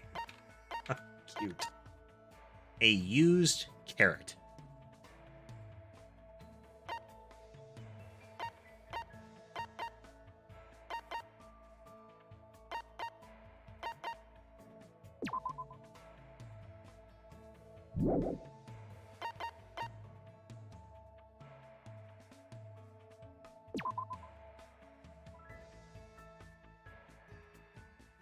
Ah, okay, this is definitely a reference to Hero. Previous owner used this item to predict the future. 30% of the time he was accurate 100% of the time. Let's try this. I renounce you! Let me tell no, he didn't like it. this.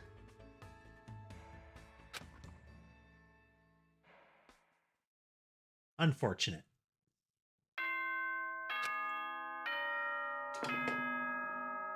Ahem!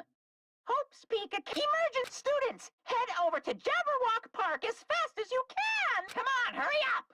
Whoever gets there first, I'll treat you to my special-made curry rice tomorrow night! Come on, hurry the F up!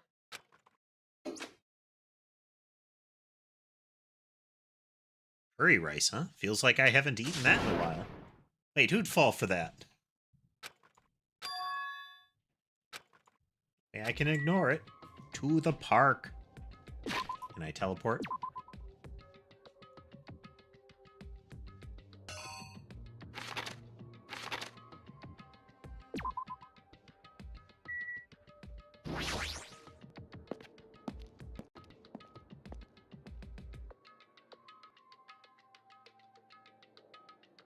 Yahoo!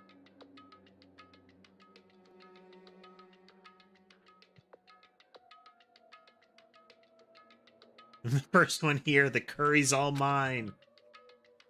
She totally took the bait. Hello? Wonder what kind of curry it is. You too. Hey, hey!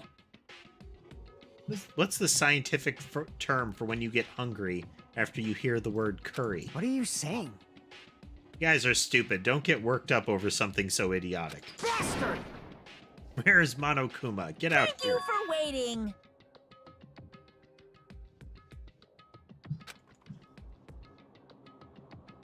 All right! I was the first here. That means I got dibs on the curry. What are you gonna do? No need to rush. No need to rush. I'll probably treat you to my special-made Monokuma curry tomorrow night. Properly. Monokuma curry. What?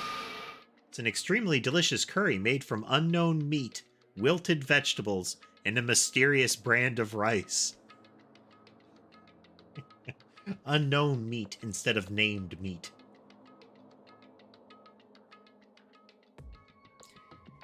You know, it's like when an ingredient list just says meat.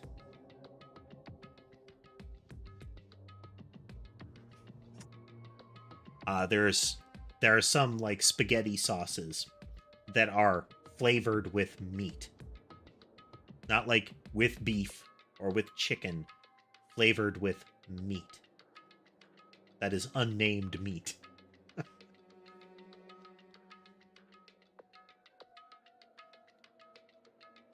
It's definitely meat, just don't ask questions. Hey. I can't imagine anything delicious based on those ingredients.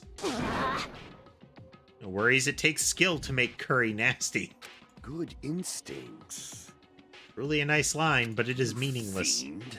Now, Monokuma, let us hear what your business is. You should know I, the Supreme Overlord, have very little time to spare, understand? Go by 4 dark devas of destruction! This is something foolish. Know that I will feed your remains to these beasts. What? You haven't noticed yet? Reason why I summoned you guys. If you look closely at this park, you should be able to notice.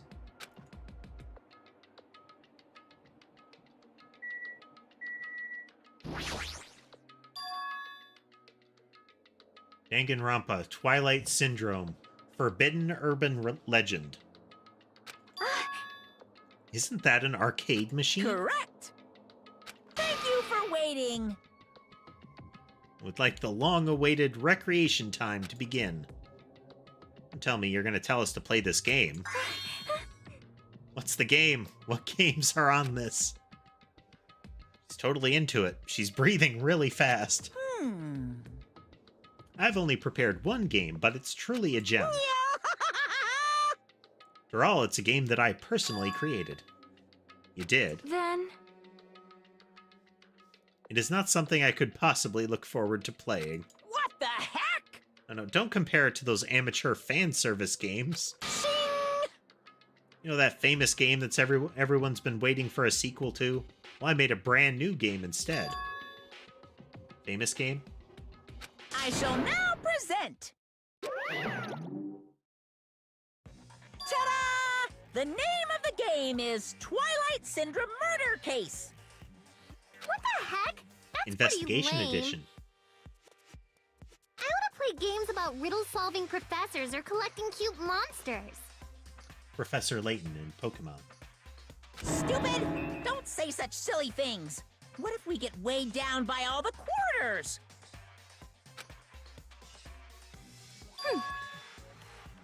Twilight Syndrome is an adventure game series. The first one was released in 1996. It's about a group of high school girls who go exploring in order to verify numerous urban legends. The player controls a character like a side-scroller. Meaningless. No interest in weak things like video games. And I don't even know what generation a game that old is. You... With your face, I find that hard to believe. boring. But adventure games are boring and tedious to play, right? This is kind of depressing. Don't diss adventure games. Besides, there's a lot of reasons to make one. No. You know, like budgetary reasons. I was a big fan of the series. I don't know why, but I feel like you've totally tainted it. What are you saying? Shouldn't you be tainting your face with tears of gratitude? Cast a spotlight on a neglected title.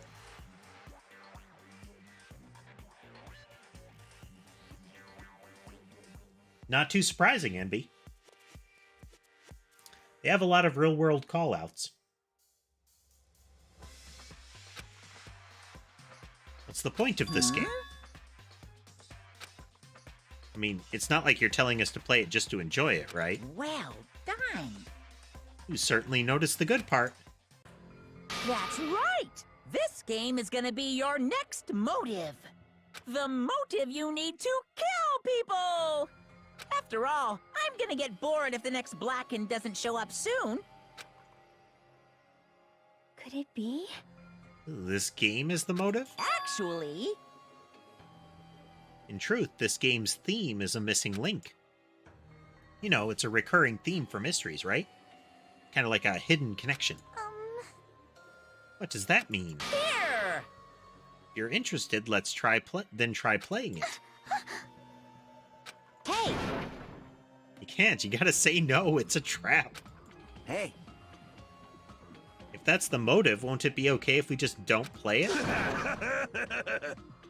That's absolutely right. You're quite the genius. What?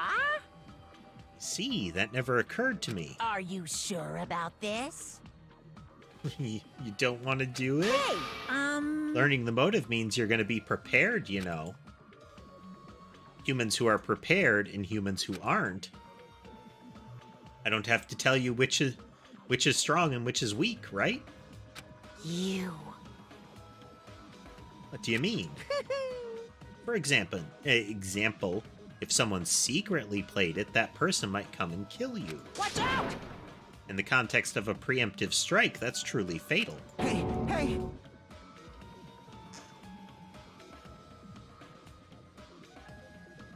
What do you mean?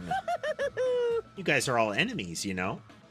Is it really all right for your enemy to have an advantage? If you're gonna just ignore it, then do whatever you like, even if you're fully aware of the situation.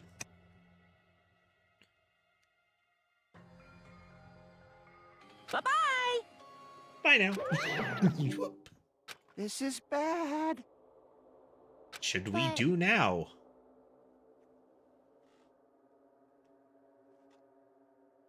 Even if you ask me, there's no way I'll know. Anyway. He really is. I feel like some of the setups are stronger in this one than in the prior one. Again, like, Nagito is a powerful aspect in this. One, he really is meant to be the obvious traitor, but he might not be. Two, his presence still being alive is substantial. It's not like Sakura, who, because of, like, misunderstanding, creates a dangerous circumstance. He's very overtly saying, I'm going to try to help you kill each other. And if you don't stop me, I'll try to kill one of you. If you don't, I'll try to kill one of you to keep it going. So the only way to stop him, the rational way to stop him is to do what they did, which was incapacitate him and keep him alive. But in a lot of these, it's, if he gets loose, or if you let him free, then he's a risk. If you kill him, you perpetuate the game. At least 2 people have to die if you're going to kill him. So his presence is very powerful, but in addition, he might not be the actual traitor. He's just acting as a very excellent cover for somebody who is actually the traitor.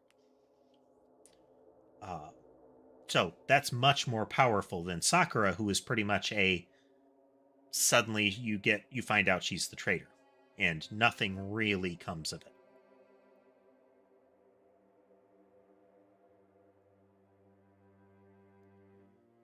The concept of the island is weirder so far. And we don't know what the clock is. If the clock is a time limit, then the whole premise is weaker. If it's not a time limit, then we're still in kind of the same circumstance. You are right. Might be better if we wait and see how this plays out. But Wouldn't it be bad if someone secretly played the game while we're waiting? Whoever gets the motive would become the hunter, and the rest of us would be the prey. That's a messed up way to think about it. What are you saying? But it's true.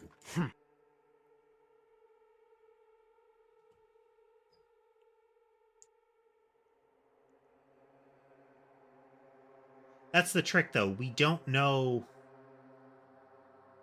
why Monokuma is having a death game yet. It's Monokuma pops out and asserts that there's going to be a death game, but we don't know what Monomi's motivation was, what Usami's motivation was, and we don't know what Monokuma's potential involvement in it is.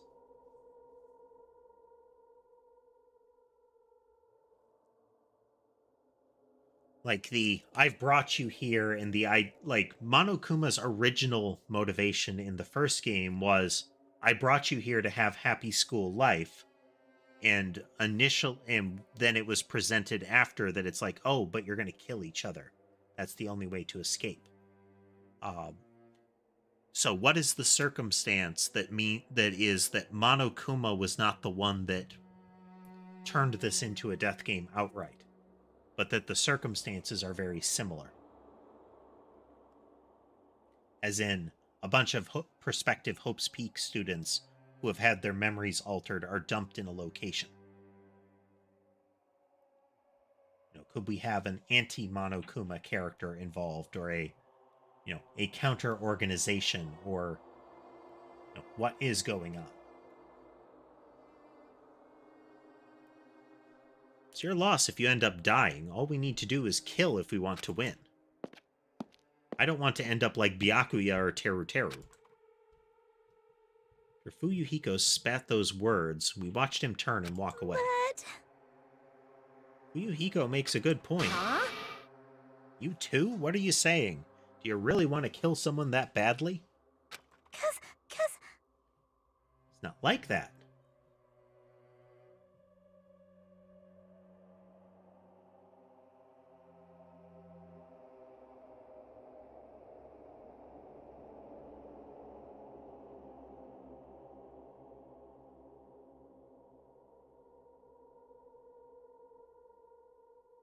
Yeah, but that's a post-fact motivation, MB. It's... Throughout Danganronpa 1, we aren't presented with it as despair for despair's sake. It is referenced.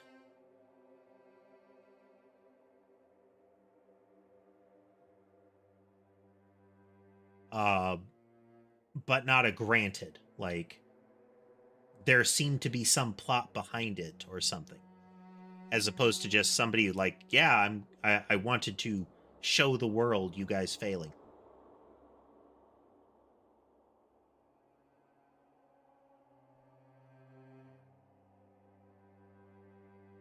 Yeah, I can see that, Casemate. The fact that it's not taking place in the school creates a less mysterious circumstance.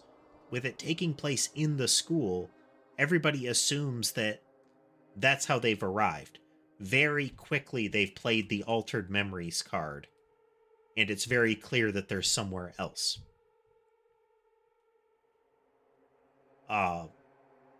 Which creates this sort of like, it's definitely following the last game kind of vibe. We've still got some of the mystery elements, but you don't have that aspect of what is actually going on in the present situation. They're trying to create that with like, hey, but the island description doesn't line up. So what? You've been transported to an island in very mysterious ways. The fact that the island doesn't line up with a travel guide is not shocking if you can effectively be delivered there by rocket-powered classroom.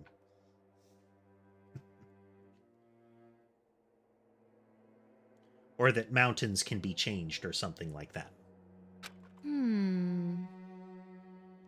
That might be true, but...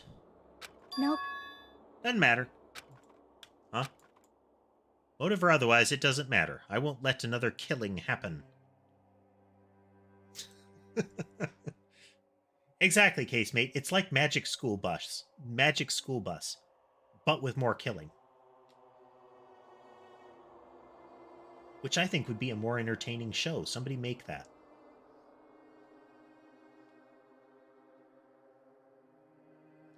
You know, you get sort of like a Magic School Bus meets Silent Hill. Some sort of trigger event, like the siren happens, like a really distorted school bell happens, and this really creepy bus pulls up. And, you know, everybody gets dragged inside and taken on some sort of horrible adventure. And then they're dropped back off as if nothing happened to deal with the traumas in their mind.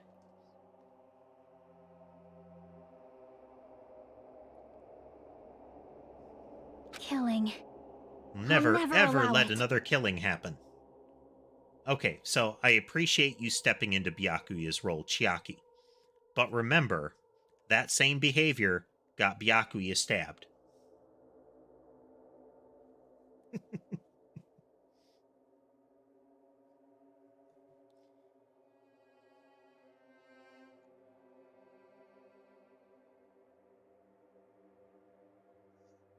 a whole a whole uh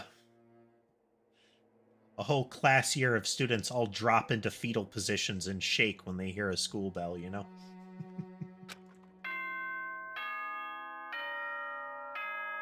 Oh wow, timing. Ahem!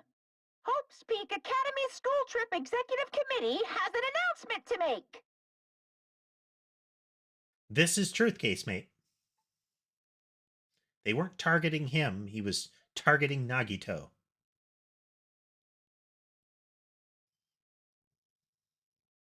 It is now 10 p.m. Please return to your rooms and relax. Now It's then, nighttime, go to speak bed. Huh? Already that time, huh? It's better if we just break for today.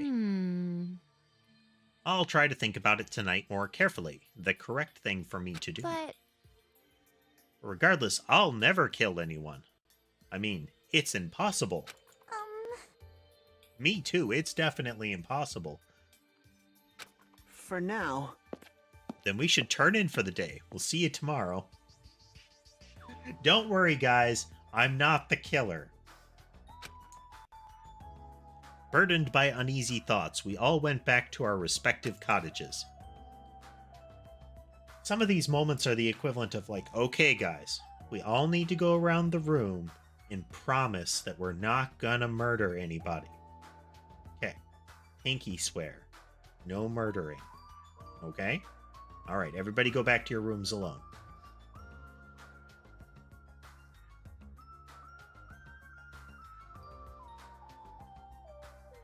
It's a brilliant plan. It's foolproof. No one would dare break a sacred pinky swear.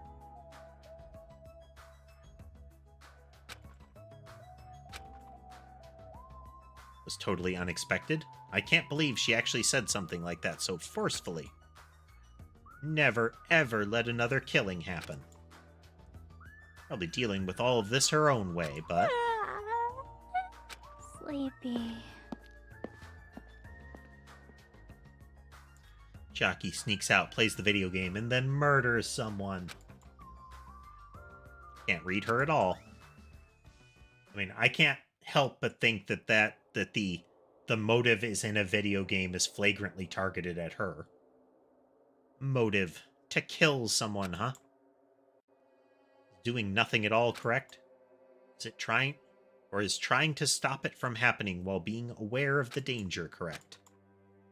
No way I'd understand something like that. In this messed up world, there's no way I can know what's right. They didn't change the fact that the main character has the most pretentious monologues before going to bed. You don't know how tough it can be to be successful. I'm so jealous of people who aren't successful and don't have anything. The biggest obstacle to challenging new things is definitely your past successes.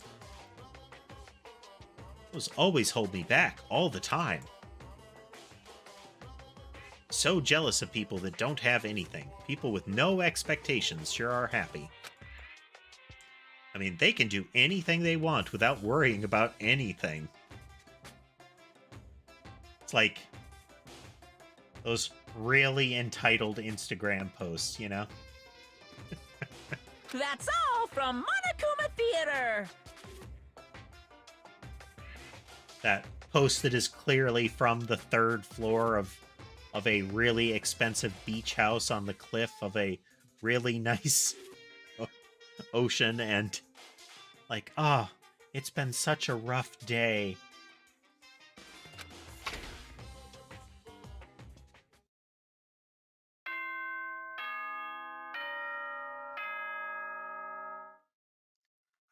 know, Casemate, so far I find the characters in this one having as strong, if not stronger, personalities than the first one.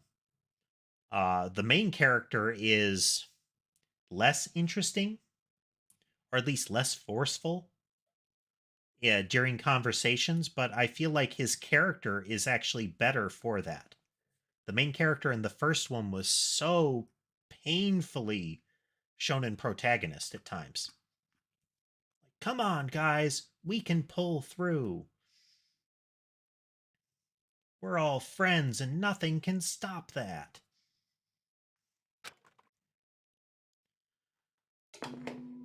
We had the angry biker guy whose primary personality was angry biker School Trip guy. Executive Committee has an announcement to make.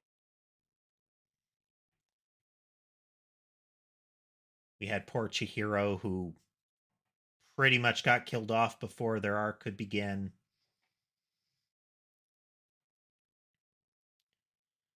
We had Hina, who has been effectively reincarnated as Akane, but with more anger issues. Nekumaro, I haven't seen something about him that's terribly interesting. Visually, he's a less interesting Sakura.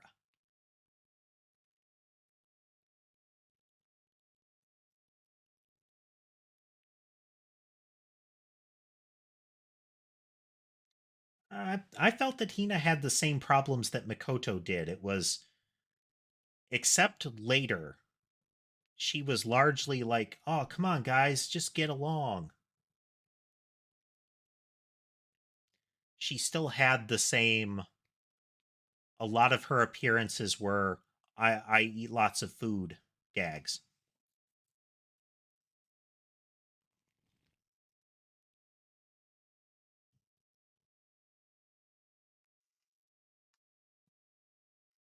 Let's see, Pecco, we haven't really gotten to see anything from.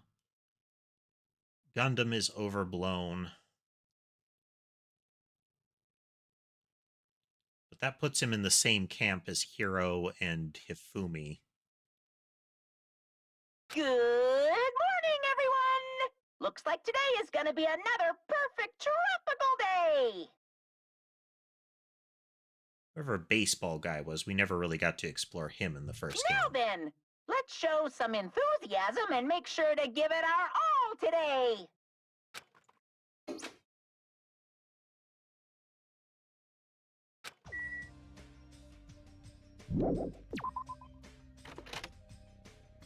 By habit, I left my cottage, and I just so happened to bump into a certain someone.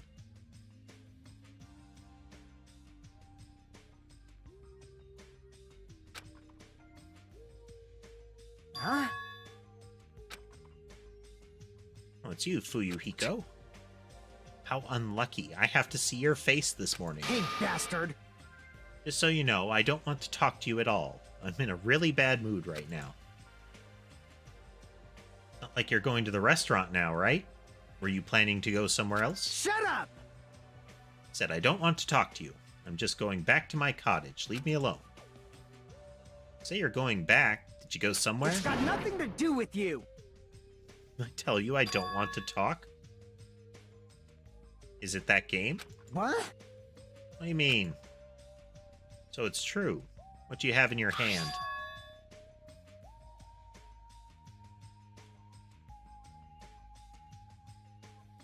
What do you have in your hand? Is it a manila envelope drawn in a completely different art style than your character art?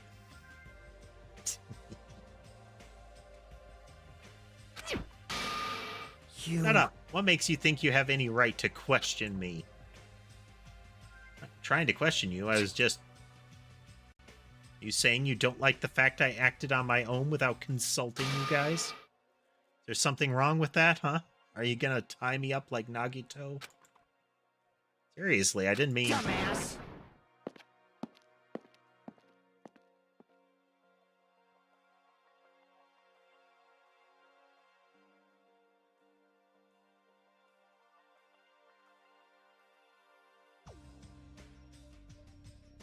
I will say Fuyuhiko is not fun. I mean, his primary personality trait is I'm very abrasive, not even in the I'm arrogant about it concept.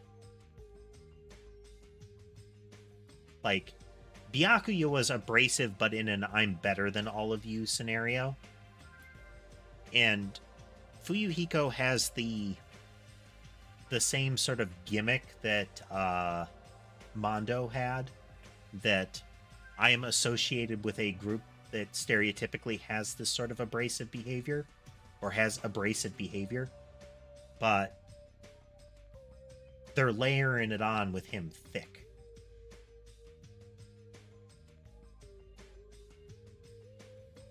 Who else?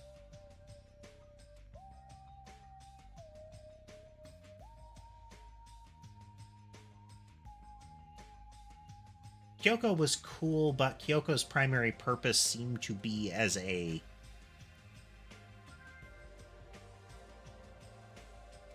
What would it be? She was kind of a Deus Ex Machina sometimes. And that she was off doing her own investigations and then would pop in and sort of like lead you along without telling you anything. Like, maybe you should check the other body. And she would say things like, well, I can't tell you because I need you to believe it. But she could just point to it and say, look there.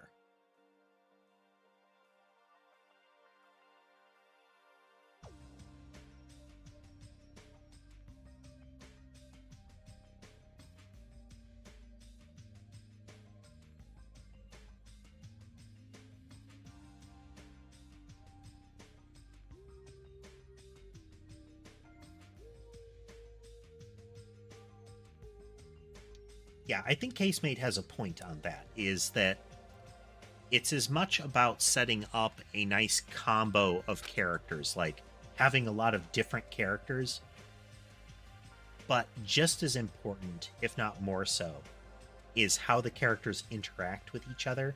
And I think that's part of the problem I have with Fuyuhiko, is not that it's unreasonable that you would have characters that would isolate and hide, but it's that removes that character from potential interactions and kind of interpersonal arcs. It's like Nagito's concept is cool, but the longer he spends tied up, the less useful he is for that interpersonal narration aspect, which is kind of a critical element. Yeah. Byakuya and Fuyuhiko had a good potential thing going because of how polar their interactions were.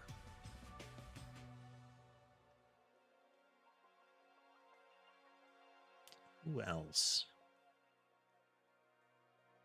I didn't mention Little Kimono Girl because she's kind of in the same school. We'll see how she develops.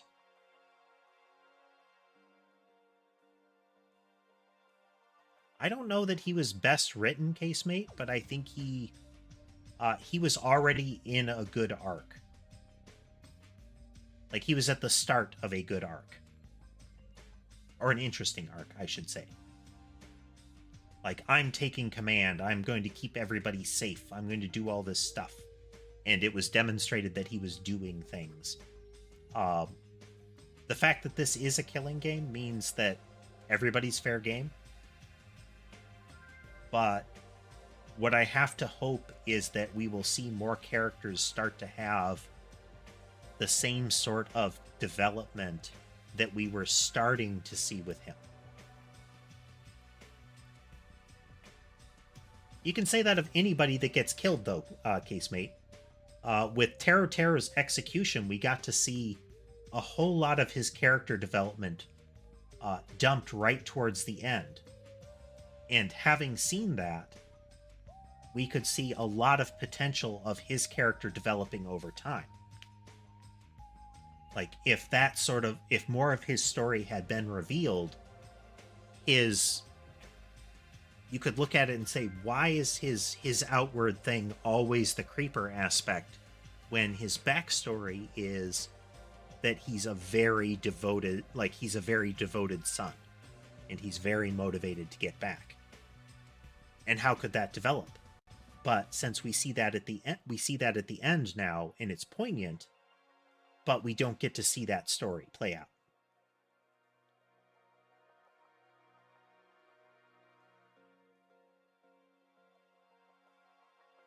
Oh, I disagree. Terra wasn't shown in Protag at all. Like I said, Mikoto is shown in Protag.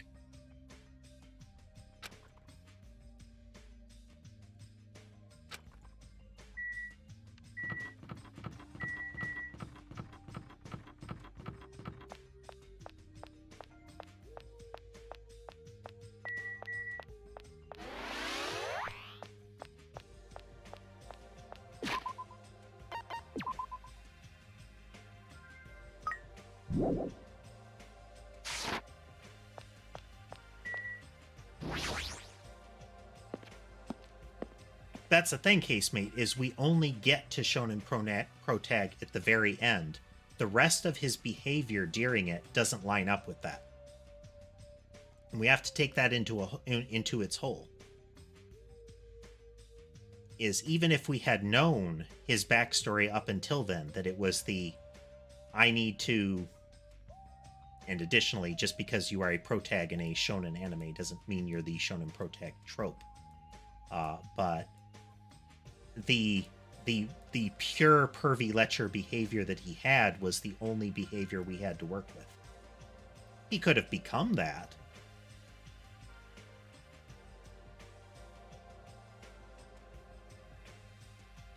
But he didn't have a lot of the... I'm at the forefront even if I'm not necessarily the overt leader kind of characters.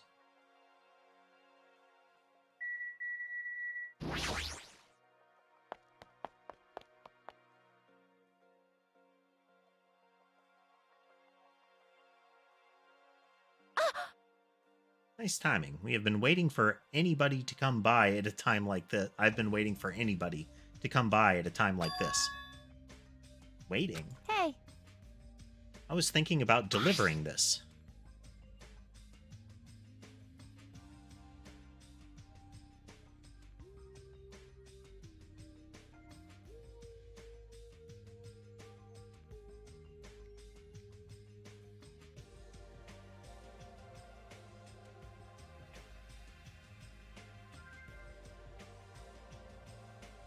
Yeah, I think that's another that is another strength of the first one's storytelling over it, is that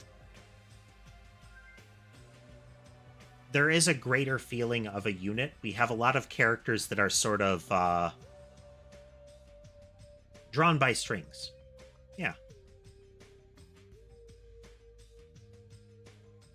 Like, Soda's an amusing character, but he's just sort of tagging along. Kind of put him into the territory of hero, but we'll have to see. We'll have to see if he carries forward. Hajime is currently and also.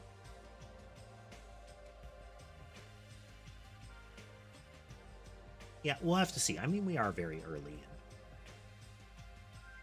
in. Is that for Nagito? I mean, if we just leave him all tied up, he's going to starve. Like, how long are they planning to continue this? Well, there's no way we can keep him tied up forever. I mean, yeah, you can. Aww. That's what I thought at first, but maybe it's better if he was tied up forever. What does that mean? I actually went to see Nagito earlier. I kindly brought him breakfast. And then listen to this. He seriously pisses me off. Do you understand? He says he doesn't like rice, so he wanted toast instead. Doesn't he understand the situation he's in right now? I mean, if he stays tied up, it would be nicer to give him toast, I guess, since he could at least more conveniently eat it.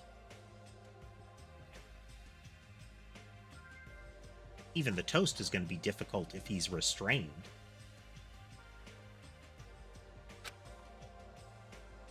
But rice... That's why you're running back and forth. That must be hard for you. You really think so? Hey! Then bring this to Nagito on my behalf. Huh? Jeez. I was forced to run back and forth too many times. I'm done being his maid. Not only that, I just remembered that I have a little business to take care of.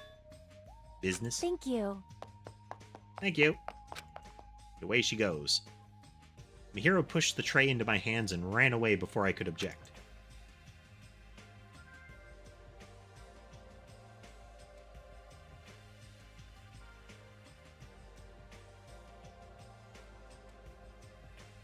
Pushing some buttons.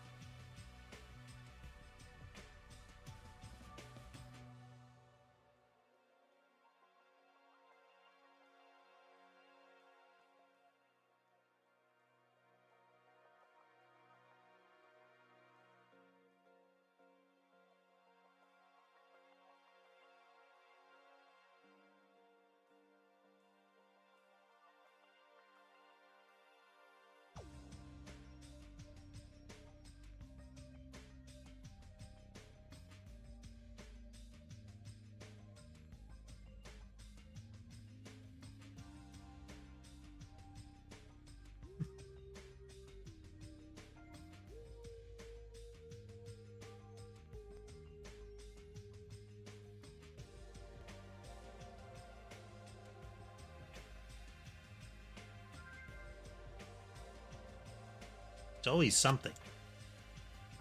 To recall, he's tied up in the old building where the murder took place, right? You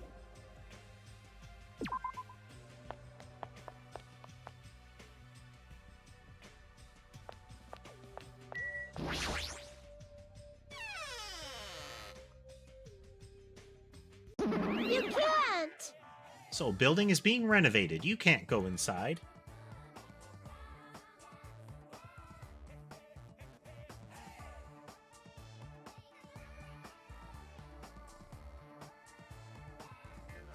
Yep, yep.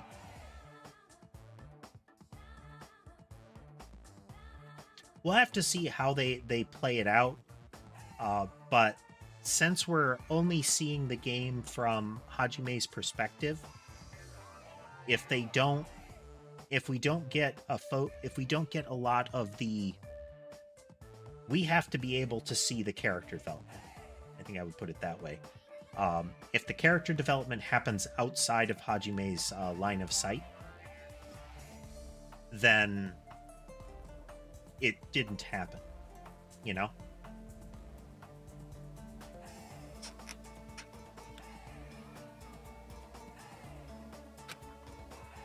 If I'm not allowed inside, why is Nagito inside? Right. It's part of the reason that I'm not a fan of post-event flashback character development. Where it's things are happening. We're seeing characters' behaviors, and their behaviors don't make sense with what has been going on. And later they give us a flashback that is like, oh, this is why that person was behaving this way all along, but we don't find out about it canonically. Like, the player knows about it now, but everybody else is acting as if that character's behavior isn't really weird. So, we, the viewer, have it justified to us, but the people don't.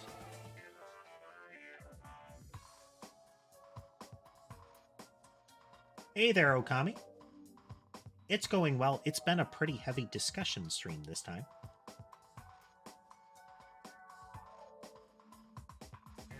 No worries. The devil's advocate vibe can help push a conversation along.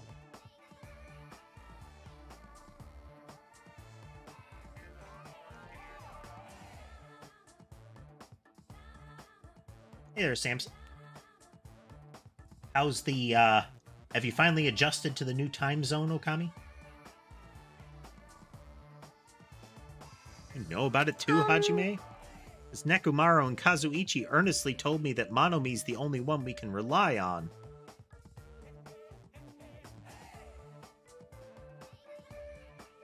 We've been speculating on which is the stronger cast at this point. Whether it's, whether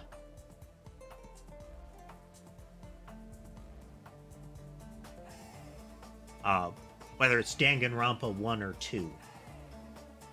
And, like, the different circumstances and how we're liking the different cast.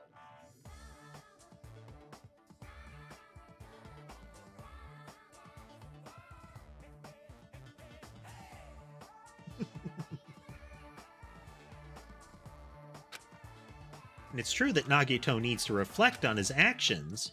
I came here to deliver food to Nagito. It counts as murder if he ends up starving to death, right? Starve? It's okay to go inside then? Ta-da! Make sure you tell him to chew thoroughly before he swallows.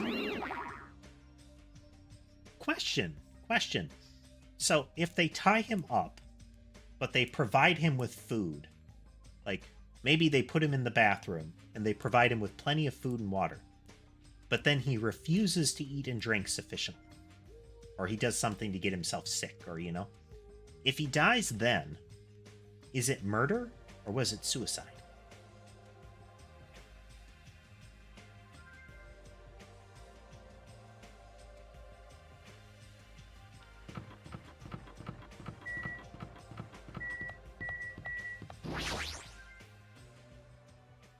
And get toes tied up at the back.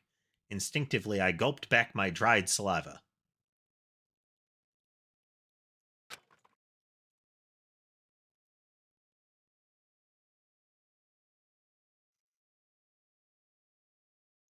I think one of the things we came to was that we're not yet seeing as much of the people interacting with each other, like the friendships forming, that kind of thing, as we saw in the first one. Like, you know, the classic Hina and Sakura hanging out together, that kind of stuff. We're seeing a lot of individuals and them acting as we expected before. The first, I think, interaction is Akane and Nekomaru, but I kind of feel like that's as much a callback to Hina and Sakura as anything else. Like, right now, it's Akane saw someone strong and challenged them to a fight. So that's not really a relationship yet. It's kind of a trope just yet.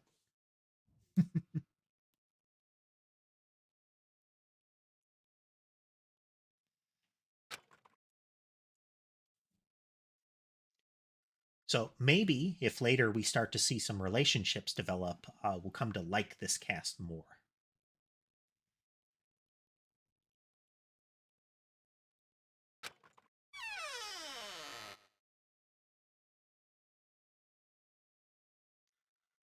As I quietly peeked through the door, I saw him on the other side. He was waiting for me with a big smile on his face. Hajime? Okay, yes. Bringing him rice was a dick move. If you're not gonna spoon feed him that rice, why'd you bring him rice? Was he just supposed to, like, roll over and plunge his face into the bowl? At least with the toast, he could kind of pull it into his mouth. But she also brought him the little pull open, like, butter and jam tubs. How is he supposed to use those?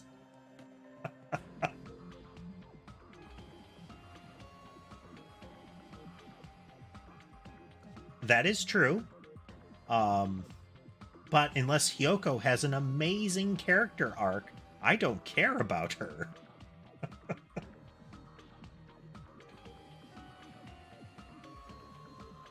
That's what I mean, Casemate. The toast makes sense.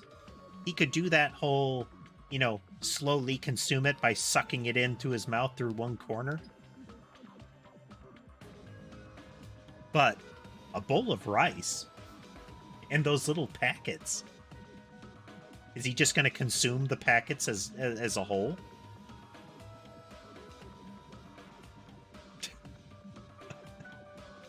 They've just short of hogtied him.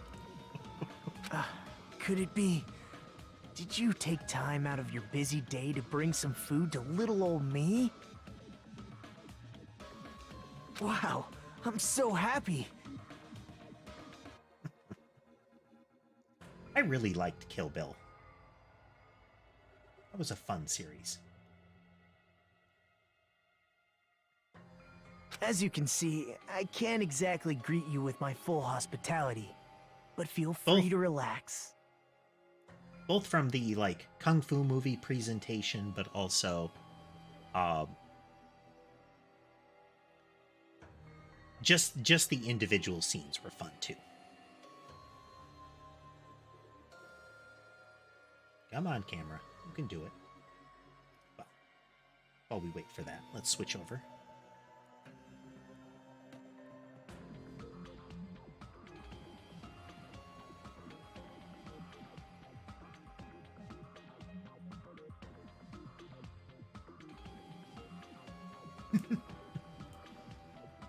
I definitely wasn't expecting them to actually do something to contain the problem.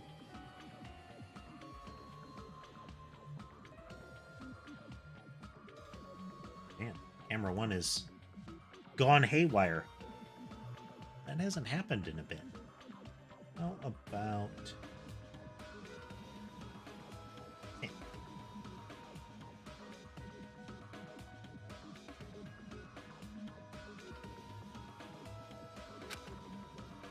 Feel free to relax.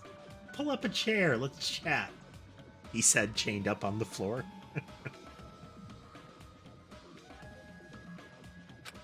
Same as usual. Unlike his smile, his words carried a certain heaviness, as if a black poison was falling from his mouth every time he spoke, filling his surroundings with darkness.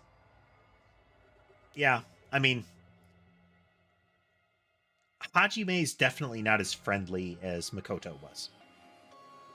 And I was actually looking up Makoto, and I found out in another Danganronpa there's a Mikoto, just to make it more complicated to do searches.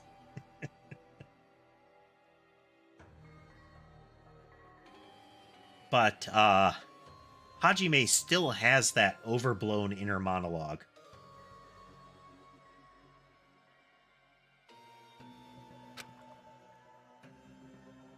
An illusion, but one I couldn't help feeling at the moment. What happened? Your face looks kind of scary. I didn't come here to talk to you. I just came to bring you some food. So come on, eat it. You're not going to feed me?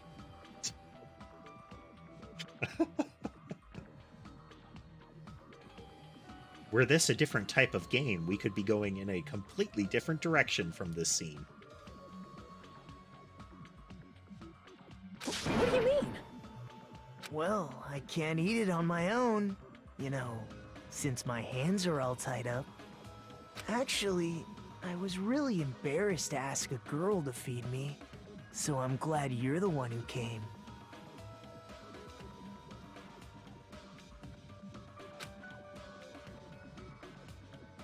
I get it. That must be why she asked me to go instead of her. Anyway, what happened to Mahiru? Did she leave saying she had some business to take care of? Huh? Why do you know that? By the way, I heard about Twilight Syndrome murder case, was it? I have mixed feelings. I really liked that game a lot. Oh.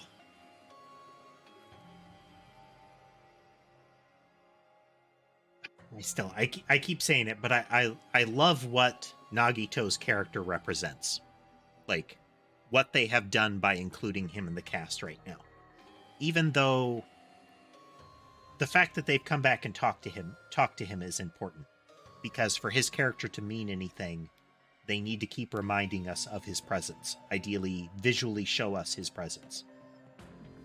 But his presence is a huge corrupting factor. Everybody that talks to him, or just him being there, is a corrupting factor of everybody in the group. Don't change the subject. I'm asking you... Oh well, I'm a little disappointed. It's not like you Ultimates to ignore the threat that's standing right in front of you. So are you really planning not to play the game? Do you think Monokuma will just let that slide? Well, that is... You guys should confront it. After all, hope springs when you confront despair. He almost sounds reasonable. No, he doesn't.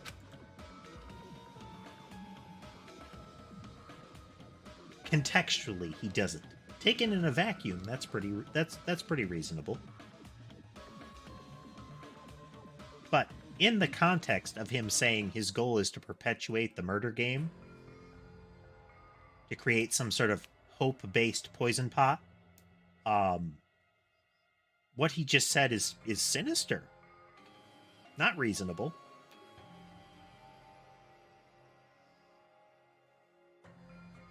Running away from your problems isn't a solution. I'm just putting it off. I don't want to be tricked by you anymore. Bye now. Hey, Hajime, weren't you planning to feed me? Hey, Hajime! Just have to inchworm your way over and engulf the toast. Barely talked to him and I'm already not feeling so well. But I really can't stop thinking about it. Is it really okay to leave that game alone while I'm doing nothing about it? Someone else is... Oh, nothing good can come of thinking about it. There's something else I need to do. Free time. See if we can not botch the Gundam interaction again. Also, check on Piggy Me.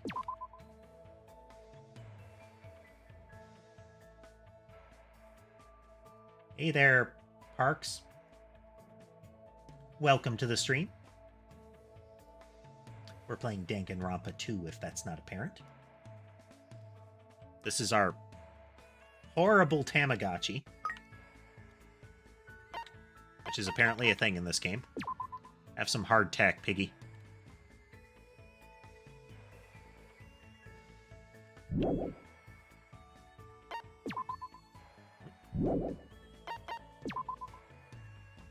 Good to have you. Hope you're having a good day so far. Are you familiar with the series, or did this stream just show up in your feed? Or other answer.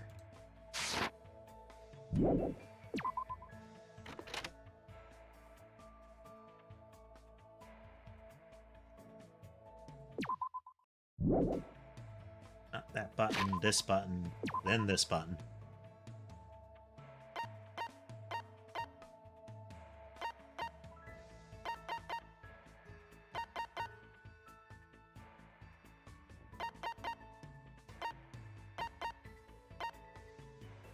We do have a relatively casual stream here.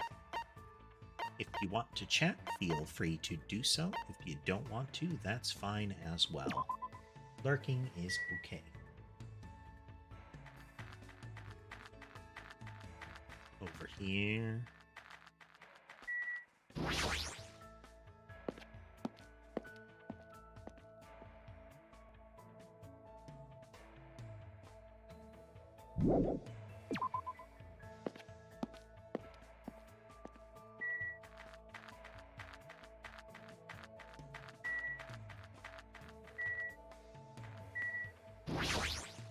Let's make history. Time for me to make my next move. Even I can die of boredom.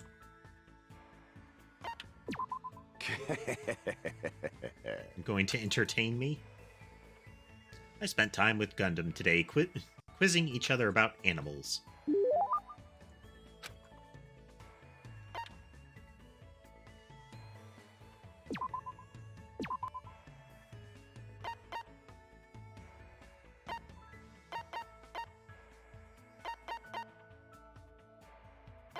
I got another one of those iguanas. That could work again.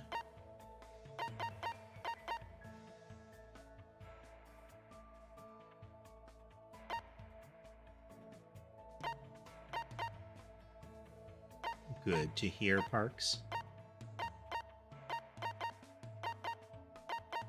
Good to hear.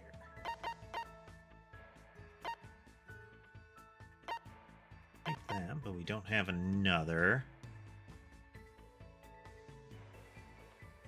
An enormous tuning fork. In the hands of a tuning master, it has the power to destroy.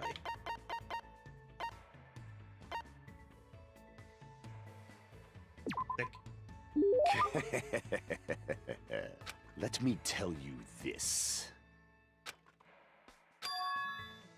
Doesn't seem like his usual self. Why do you keep following me? Oh, it varies a lot by cat, Okami. I would say full adjustment. Shoot for like a month.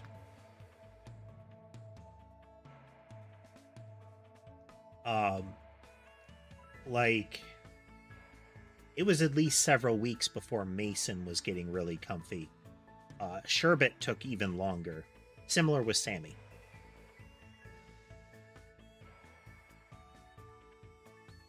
Hey there, Cosgrove. Welcome to the stream. We are playing Danganronpa 2. We're pretty casual here. If you want to chat, that's great. If you don't, feel free to lurk. Just glad to have you.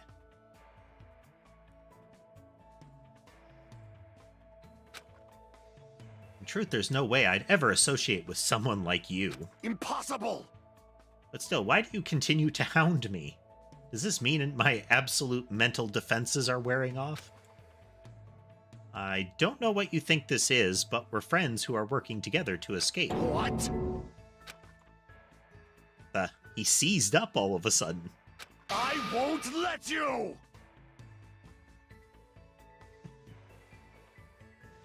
I can't remember what anime it was, but there was one where the main character, I think there might have been a there was another character that was the same way, but it was the hardcore Chunibyo stereotype, where they would openly say things like this and project that they were like the dark hero of an anime, you know?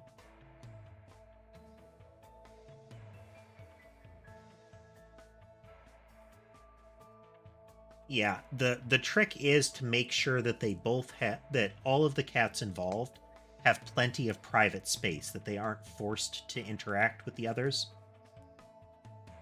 But they can come into contact with each other.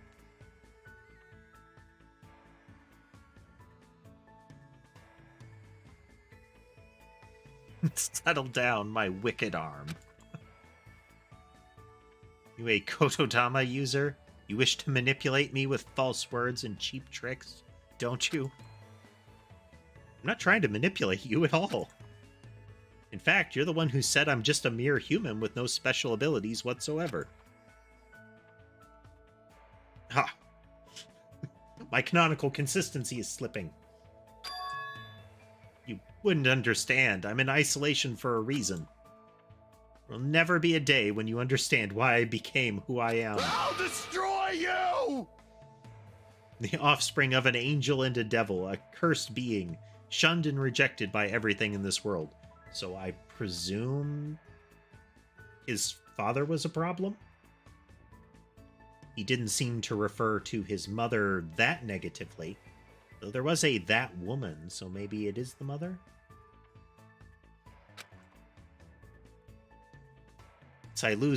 Once I lose the only thing I love, I'm destined to spend my last days being devoured alive by demon beasts. Is he saying he's going to be eaten by his hamsters? Because that is a slow and protracted devouring.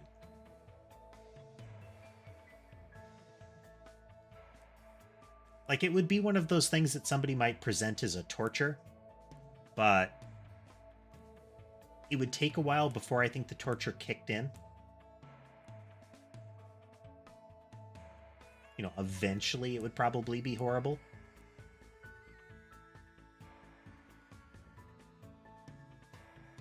But I feel at that point, unless they were like actively feeding you, maybe like an intravenous drip or something like that, that you'd probably have starved or something like that. They'd probably give you some bruises, like a really fierce nibbling.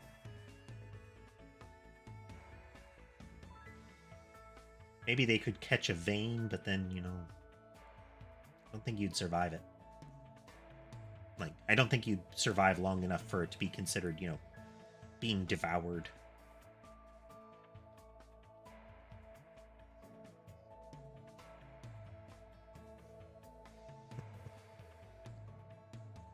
My name is Gundam Tanaka! Naka.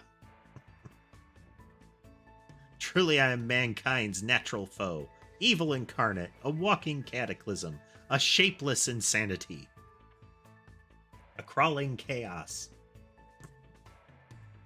His actual name is Nyarlathotep. He sounds like his normal self, but there's definitely something different about him.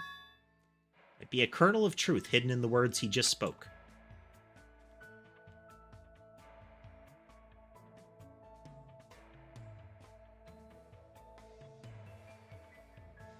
There's a distinct chance of that. The difficulty is that the quality of translations from crazy to English are difficult.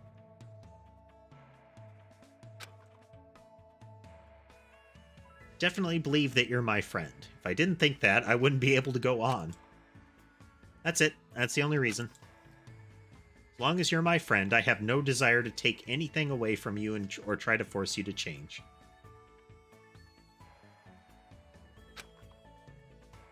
This, too, must be the will of causality. Seems that I completely misread you. Never expected a human like you to contain a singularity. I mean, I wouldn't expect anything to contain a singularity and for me to be there to perceive it.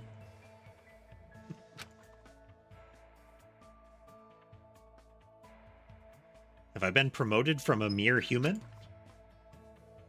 You asked me the other day what sort of existence would be capable of touching me. So you have appeared. The answer to that is the singularity. A being who can make the impossible possible by overcoming various limitations.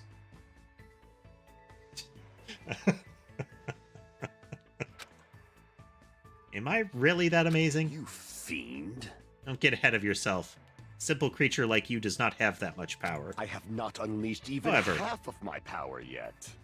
I can lend you my powers as long as you yearn for them. Then I'll leave this to you. What? You just say that so easily. Fine. Who cares? Lend me your hand. Append Baka. Stuck my hand out like he told me to, and after some hesitation, Gundam slowly gripped my hand. Did he do it with his left hand?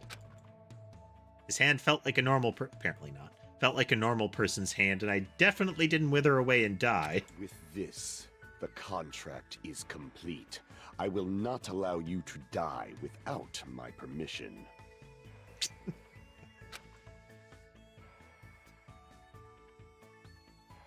I really want to say that to him too, but he'll definitely yell at me if I do. Instead, I gripped Gundam's hand so tightly that it started hurting. Yeah. It somehow became a battle of endurance, but I felt a strong bond between Gundam and me. Which reminds me, it's been a long time since I felt so happy being acknowledged by someone.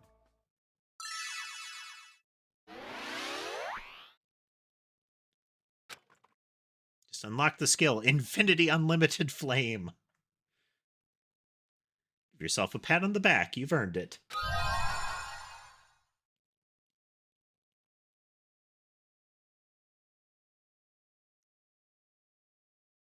Let's take a moment and contemplate this. We just spent a great deal of time spending time with Gundam. And he's finally opened up to us and expressed like a true emotional bond. And as a result of that, as an aftermath to this special bond we formed, we've got his underwear. I feel like something happened off camera when when the sprites faded out here. I'm not sure, but maybe.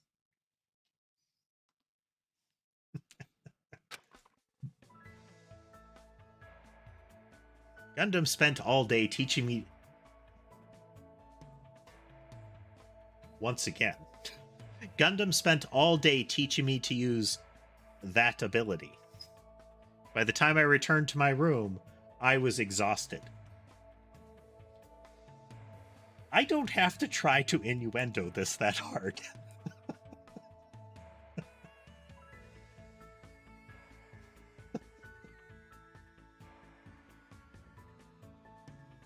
Oh dear.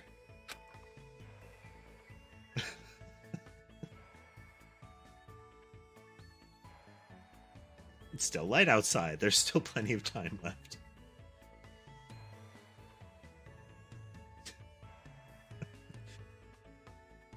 Maybe I should try to going somewhere or spend some time with someone. Tamagotchi. Save game.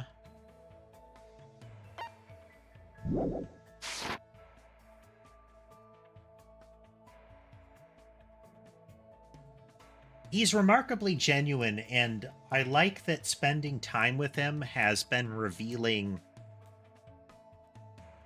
something behind his behavior. Not necessarily like truly causal, like this is a natural consequence, but that he's using it for something, you know? That there's clearly like more to him than that, if for no other reason than the hamsters and the fact that he's an animal breeder, but also that there's sort of like a backstory behind a lot of the things that he's saying.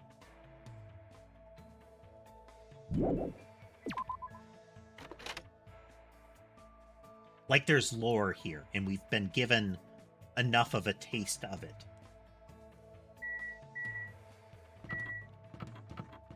Is it Chiaki next, huh?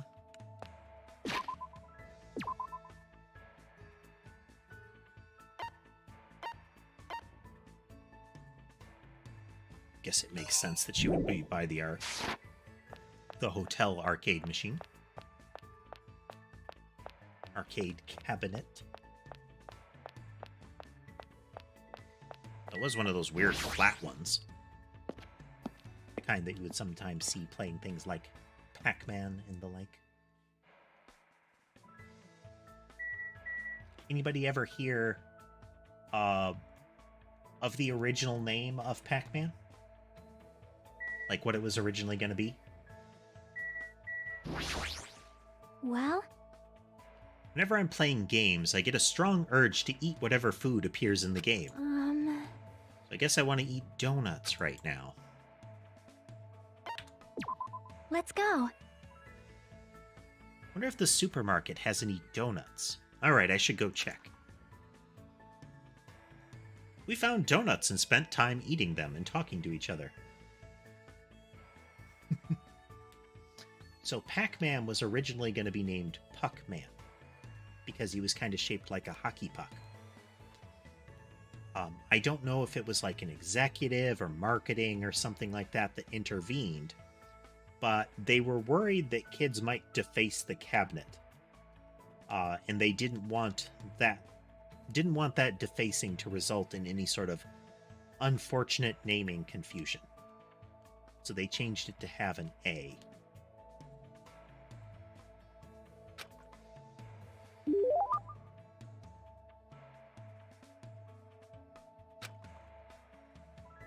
Would you like to give her a present? Yes, we have all kinds of video game stuff.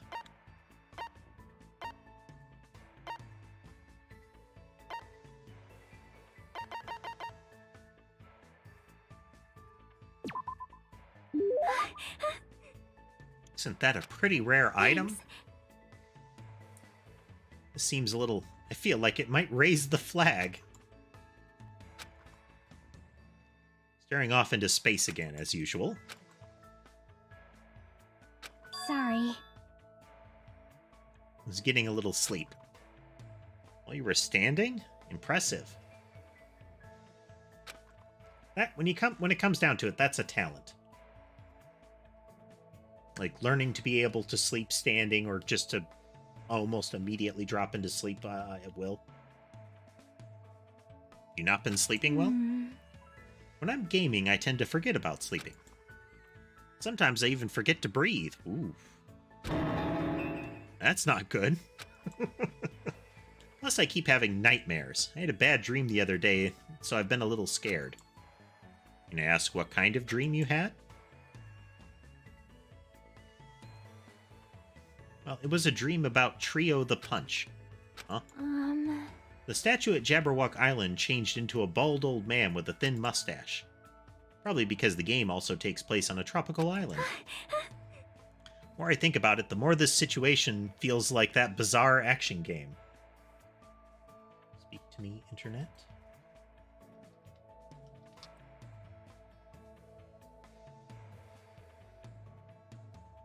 Actual game. Hey, I think I actually saw a Let's Play of this. And based on what I recall, you don't need to have a weird dream about it. The game itself is a weird dream.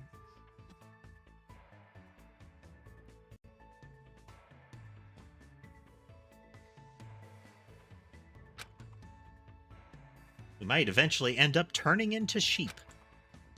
Trio the Punch is a game, right? What kind of game is it?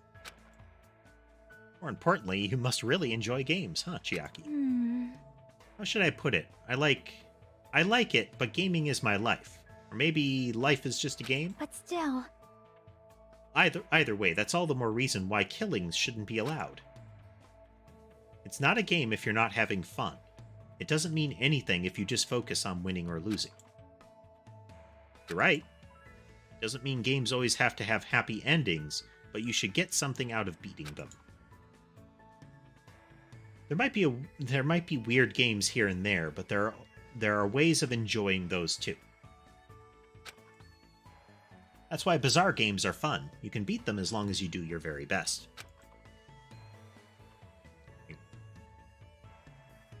They have just said one of the fundamental aspects of game design is, at their core, they're supposed to be enjoyable.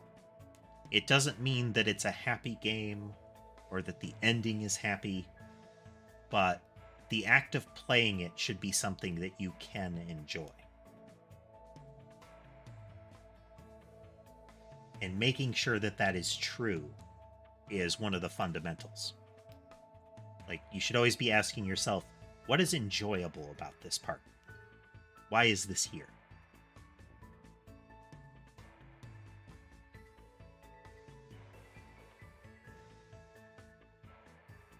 I would probably just give up on a game like that. But to tell you the truth, there's one type of game that I'm not really good at. I see. What is it? I won't tell you. I see. Does she have a reason for not telling me? Well, just by talking to Chiaki, I feel like I was able to understand her a little better.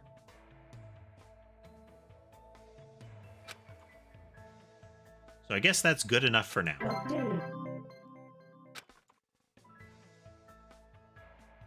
I parted ways with Chiaki and went back to my room.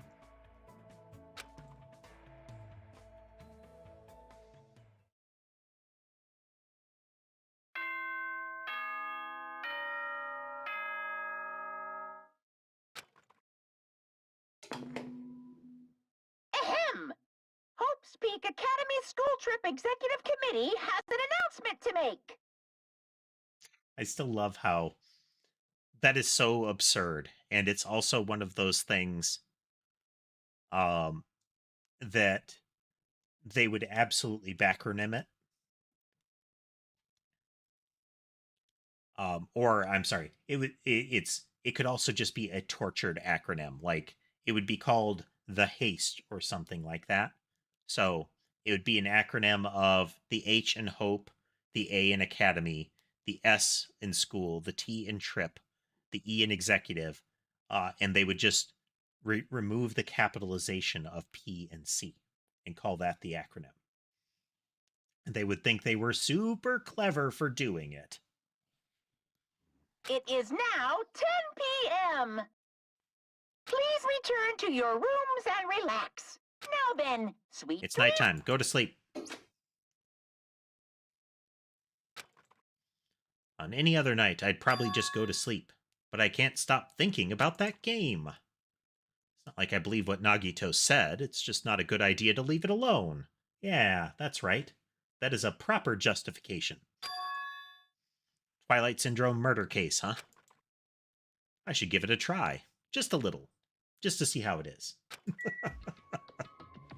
He's going to come there and there's going to be a line.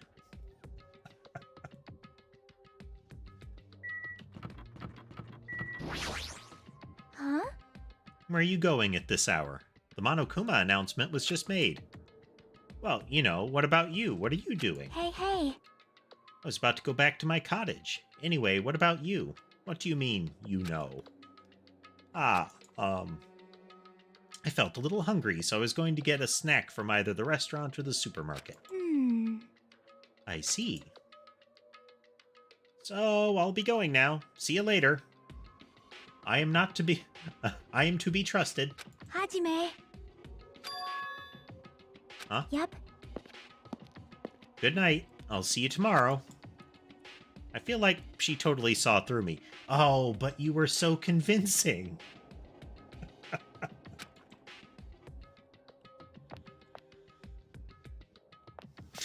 Sure.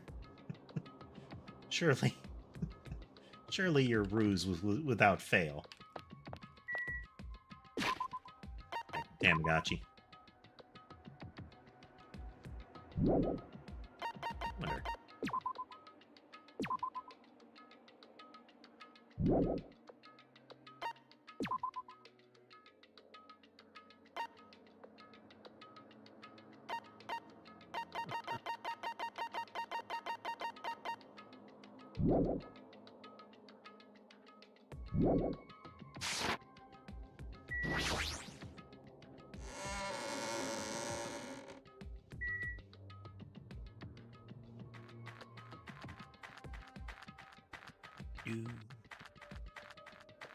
Moo.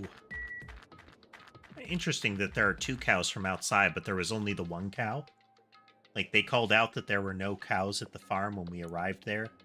And then I think they turned like a rabbit, or no, they turned a chicken into a cow. But there are clearly 2 cows out here. So did Usami transform another chicken when we ceased to watch? Or were there actually some another cow all along and they just mistakenly provoked her into transmogrifying a chicken?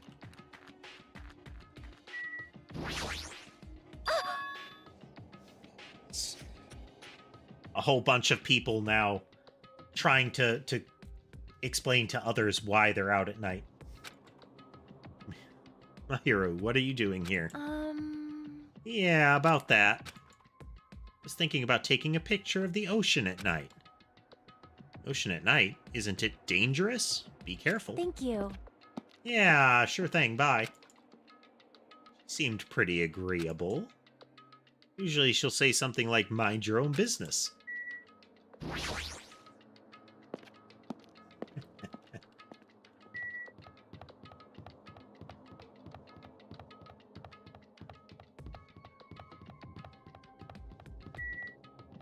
The weirdest thing about his movement, to me, is the sudden lurch. Like, there's... It's not like a fluid movement to each step. It's like, each time he steps, there's a hard kickoff, you know?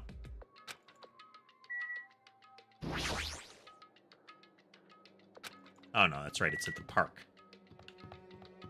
So, okay, we're just going to teleport.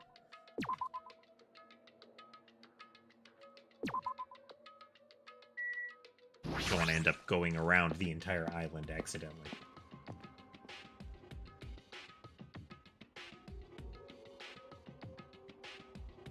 So here I am. The game turns out to be dangerous, I'll just stop playing it. So I should just go for it. Guess for now, I should try playing it a little. Cautiously stood in front of the arcade game, and the screen automatically lit up. As I faced the screen, I put my hand on the joystick. Monokuma Soft.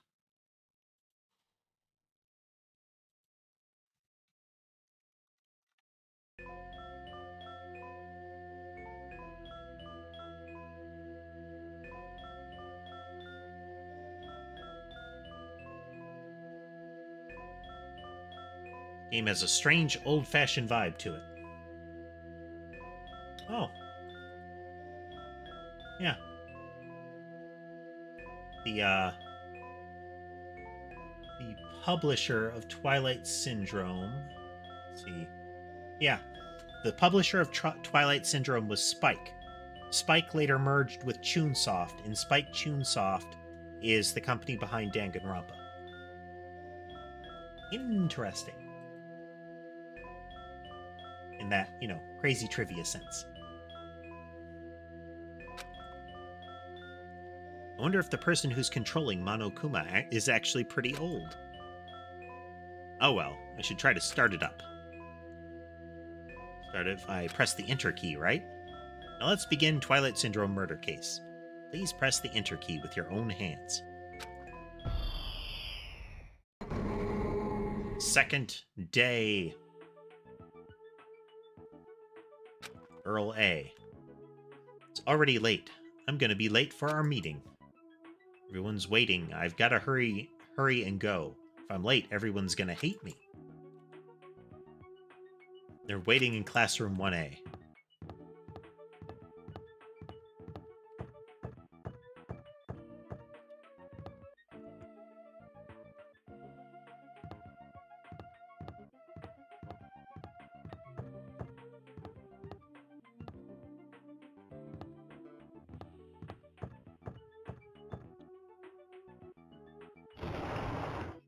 I had to press up to face the door.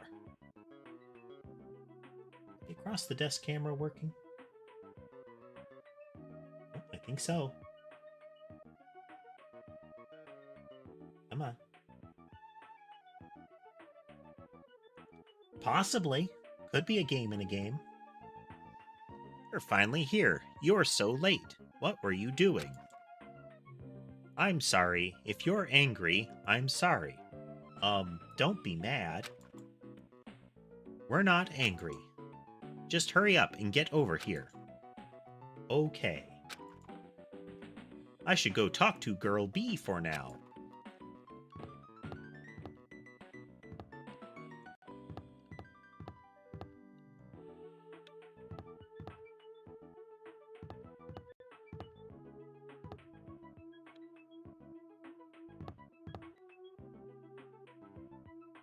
I finished cleaning earlier, so I don't need the broom anymore. You really... never mind. Okay, I did not have to turn and face this time. In fact, turning and facing prevents it from working this time. We're here because you had something important to say, right? What's this about? Obviously, it's about yesterday's incident. You already saw the newspaper, right?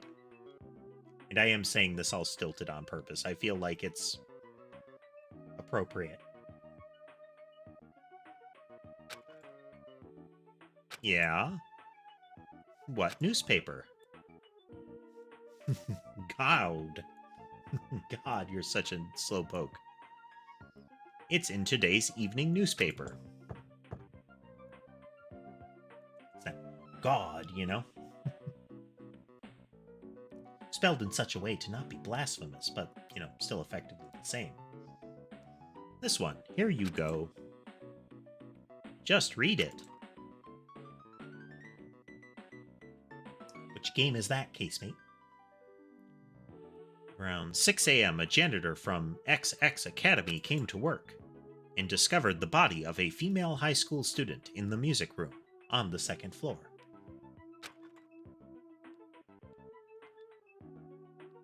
The student had been struck forcefully in the head with a blunt object and was already dead. It seemed the killer broke a window to escape. Based on the details of the crime, authorities say the investigation is ongoing and believe someone may have snuck into the school to commit the act.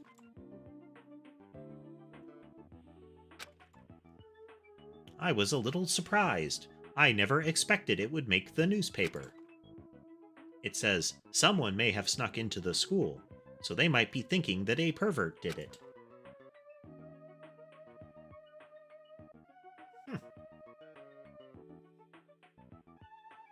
It is the only lead they have. I mean, her school swimsuit did get stolen, too.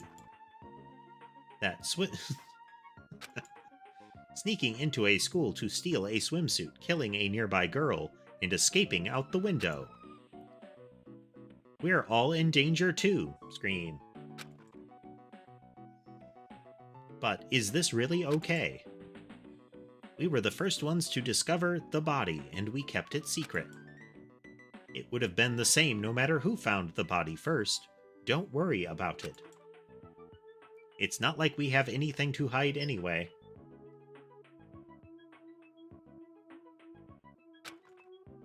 That's right. All we did was find a body and not report it. That's not really a crime. But still. I know you're a masochist, but there's no way I'm going to get involved in this. I'm finally a student at this academy. There's no way I'm getting expelled over something like this. Right? Isn't that right, Girl D? Yeah, I agree, but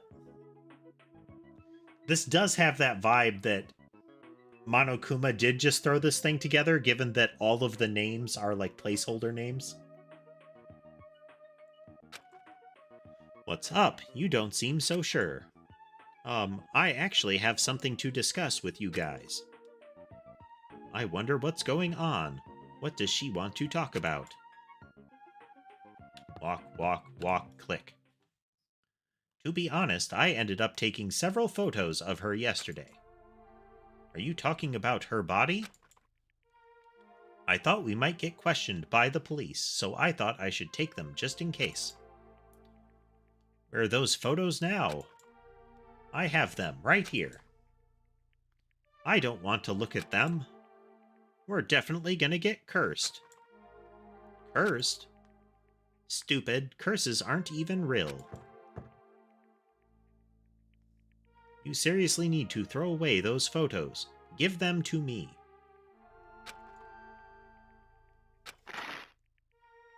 Rip, rip, rip.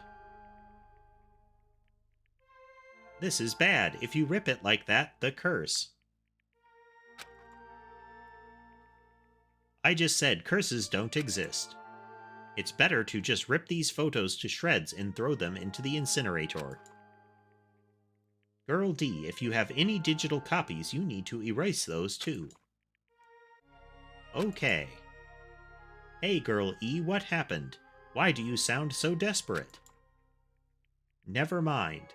Let's just forget about the whole incident. We had nothing to do with it, and we weren't the first ones to discover the body. Okay, the end. Seriously, let's just go home already. Come on, it's getting late. 2 days later. Walk, walk, walk. The preparation room. Man, it's already late. The hardest part of being in the archery club is changing clothes. I think that makes sense. There's a very particular outfit that they end up wearing, I think, right? Everyone's probably gone back by now. Then I guess I have to go back on my own. I think this is around the time that incident occurred, too. Aw, geez, why am I thinking about something so stupid again? That's right, I just gotta hurry up and forget about that incident.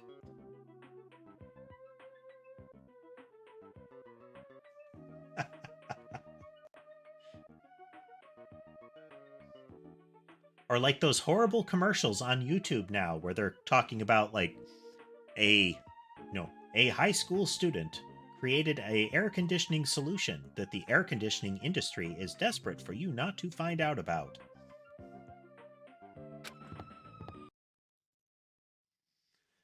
I won't let you forget.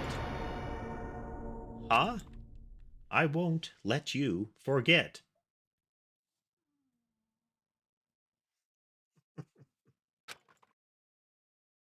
Who's there? Where are you? I won't let you forget. I won't let you forget. I won't let you forget. I won't. Forgive me. Forgive me. Never. Never, never, never, never, never, never, never, never, never. I will never forgive you. Splat.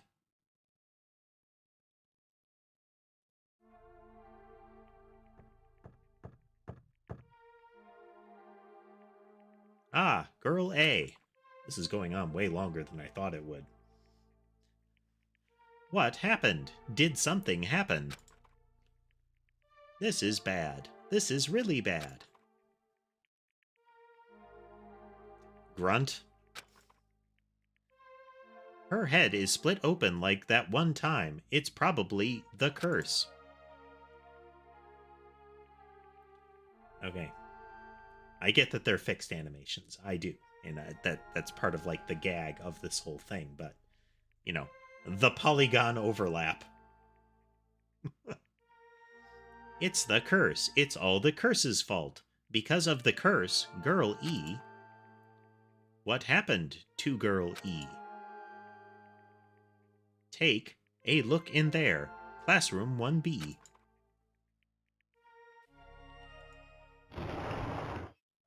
Clatter, clatter, clatter. Bonk. Game over. Down 5.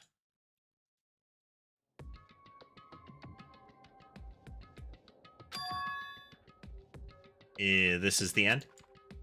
Wait, now it's game over for some reason? I don't get it. Even the game's structure doesn't make sense.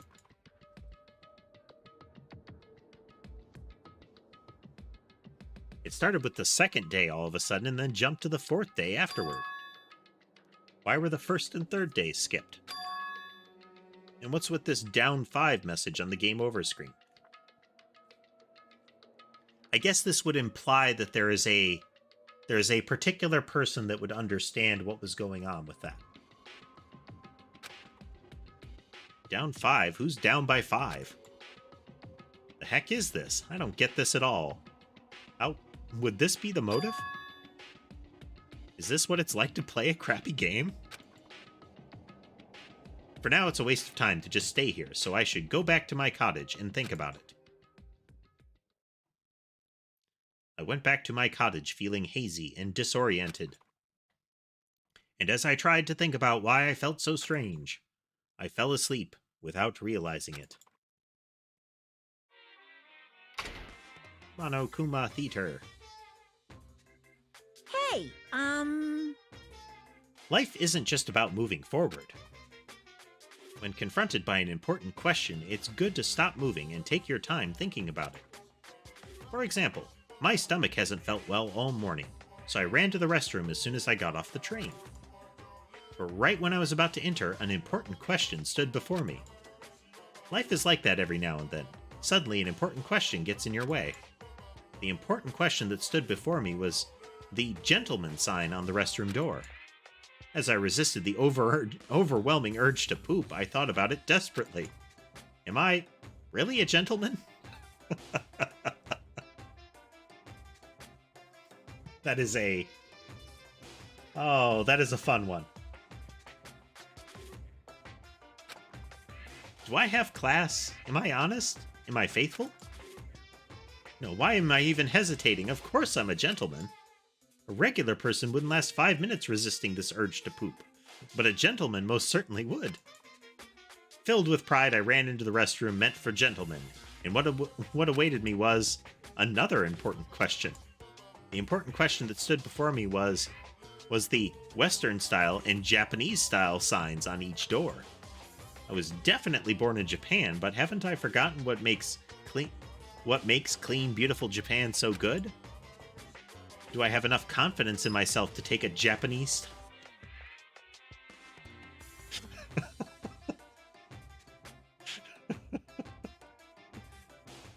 a Japanese-style poop? As you can see, there are always important questions waiting for you. Brought to you by Monokuma! That's what life is all about.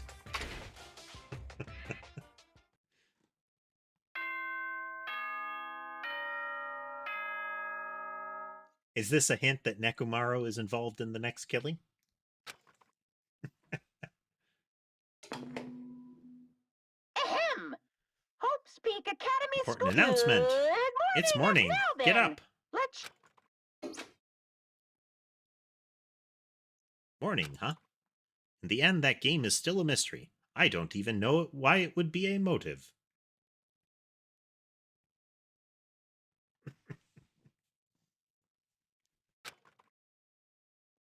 I should just bite the bullet and try discussing it with everyone. Guess I should head over to the restaurant.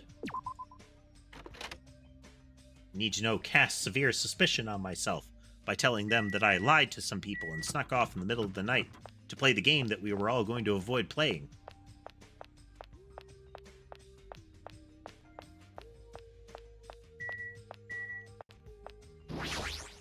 Poke, poke, poke! What are you groaning about? Why, you... Ibuki isn't groaning for some gross reason like Nekomaru does. I'm worried about a more sublime, a more serious matter. And that matter is Ibuki's music genre from now on. Music genre? I escaped the pop sounds of the girl band genre. Now I'm thinking about changing my musical stylings completely. I see. But there's nothing that comes to mind. This is very troubling. Meow! Hajime, if you think of anything, I look forward to hearing your advice. That's something you can really decide on a whim? And if she's the ultimate musician, probably.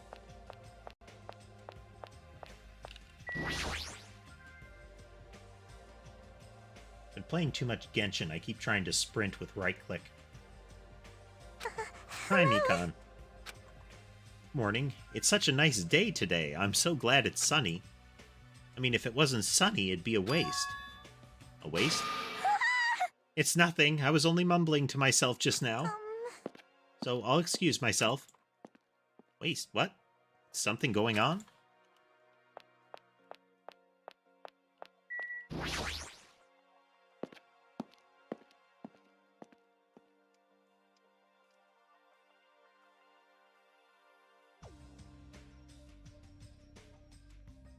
Yes, I have, Casemate.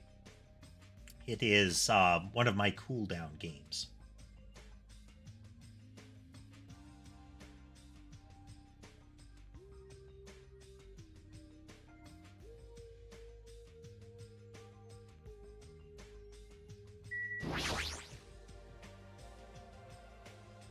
That is how they get you.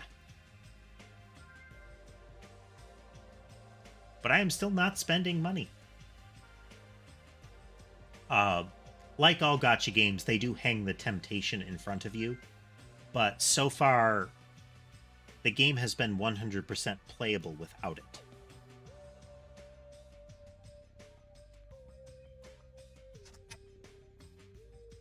Like, the opening combo of characters you get is sufficient to really do some good work.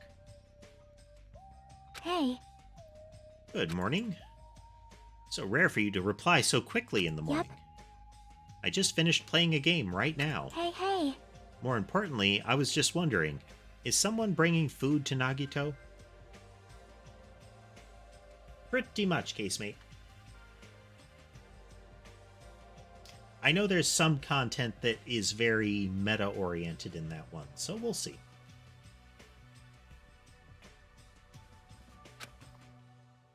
Brought him food yesterday morning. I don't know about the others. Is it all right if I see how he's doing later? I'll head over to the restaurant for now.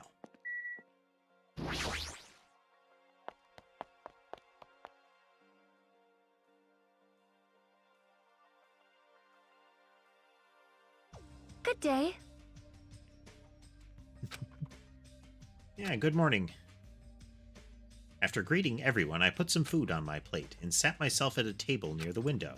Yo! What is it, Hajime? Is that all you're gonna eat? What? You just eat too much, Akane. You. You're one to talk, all you eat is candy. Why? Just because it's candy doesn't mean you should make fun of it. These gummies have 4 different fruit flavors, so I'm sure they're full of nutrients. Like, You should just eat real fruit. Seems like a bad time to bring up that game all of a sudden. I mean, we did agree before that we shouldn't even play it. Let me tell you this.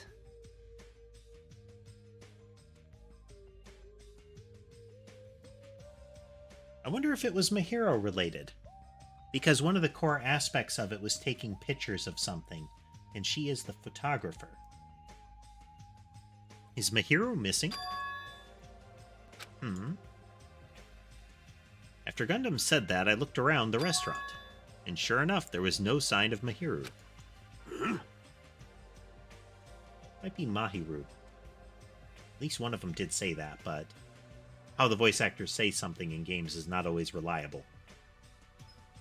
She's always here every morning. It's strange for her not to come. I wonder if she's not feeling well. Maybe... She doesn't feel good, that's fine, but there's a small chance that she's... What the? A small chance she's what?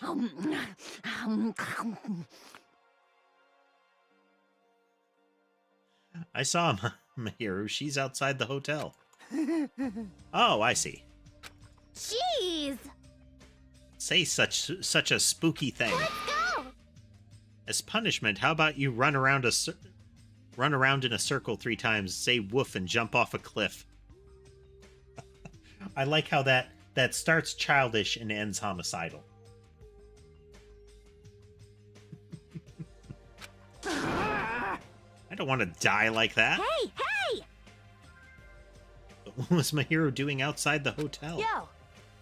She said she wanted to be alone. I even asked her to come eat with us, and she turned it down. What? Wanted to be alone? Maybe she's planning to play that game? Shut up. What are you saying? There's no way Mahiro would play video games. She's not like that slowpoke gamer girl over there. Huh? Were you referring to me? Anytime that she's quiet like that, you almost expect that sort of, dead signal noise. And that beep. Uh-oh. Ember's giving Sky a glare.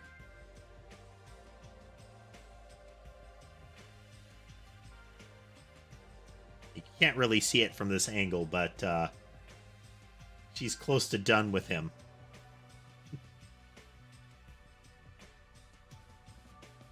Like, Sky is in full playful mode right here. Like, she's trying to clean her leg, and he keeps swatting at her.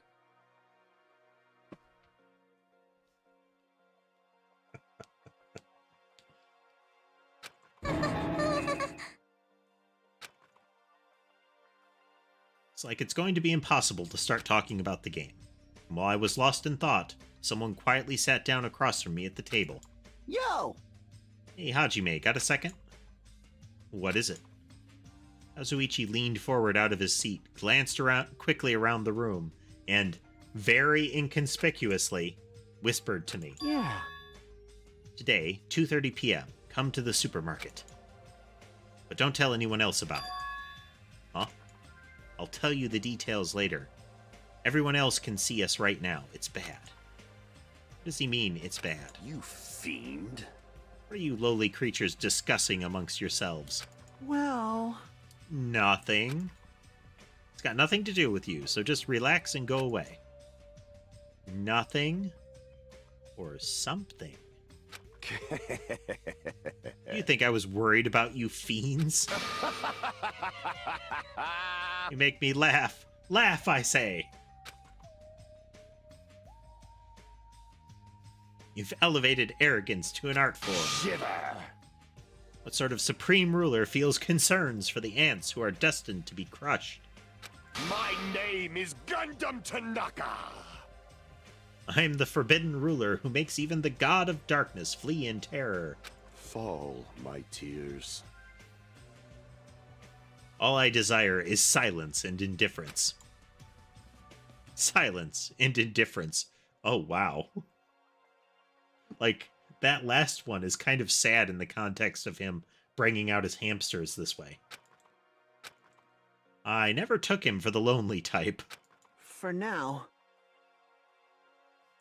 My hamsters understand me. Anyway, that's what's happening, so I'll see you then. You know, right? Just so you know, make sure you conserve your energy. Conserve my energy? Is this going to be like that ending sequence that we were talking about with Gundam? Why does he need to get us alone when we've got lots of energy? What was that about? Instead of talking about games, I received a strange request from Kazuichi. And that day's breakfast came to an end.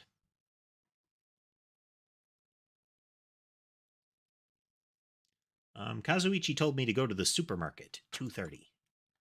But what did he mean when he told me to conserve my energy? Bring hydration. I guess I shouldn't wander too far right now.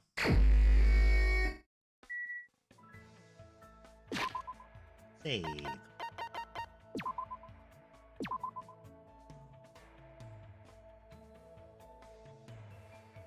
Alright, this seems like as good a place as any, folks. Feels like we're getting close to something substantial, but I don't want to get drawn in too far.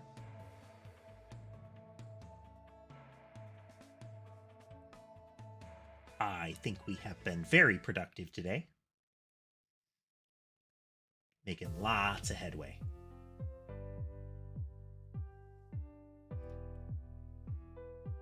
We had some good discussions. I think there is... I'm interested to see how things unfold. Because we don't have... Like, early on it was Kyoko. And eventually Byakuya started to do some of the similar things, though very early on, Byakuya was a disruptive force on the whole communal behavior thing. But I think we did. I think we had much more of a sort of group front on a lot of the stuff. And we don't quite have that. It was really... The first one was Hajime and Nagito wandering around. And outside of the investigation, we haven't had even cliques forming, you know? And I think we'll need some of that. I think we will. It'll make for more interesting character growth. And that camera has jammed.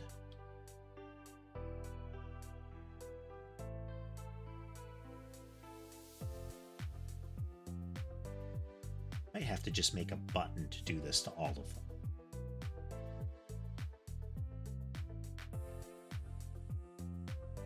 Anyway, so we'll see. We'll see how some of this plays out.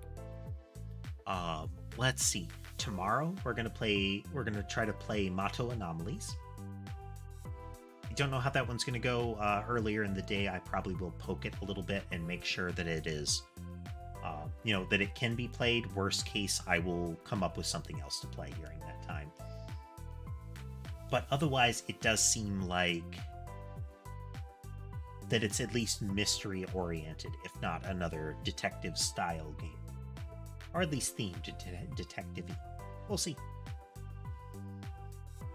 But yeah. Well, thank you everybody for visiting. I know we had some new faces tonight, and I hope I'll see all of you tomorrow. Awkward ending completed. Night, everybody.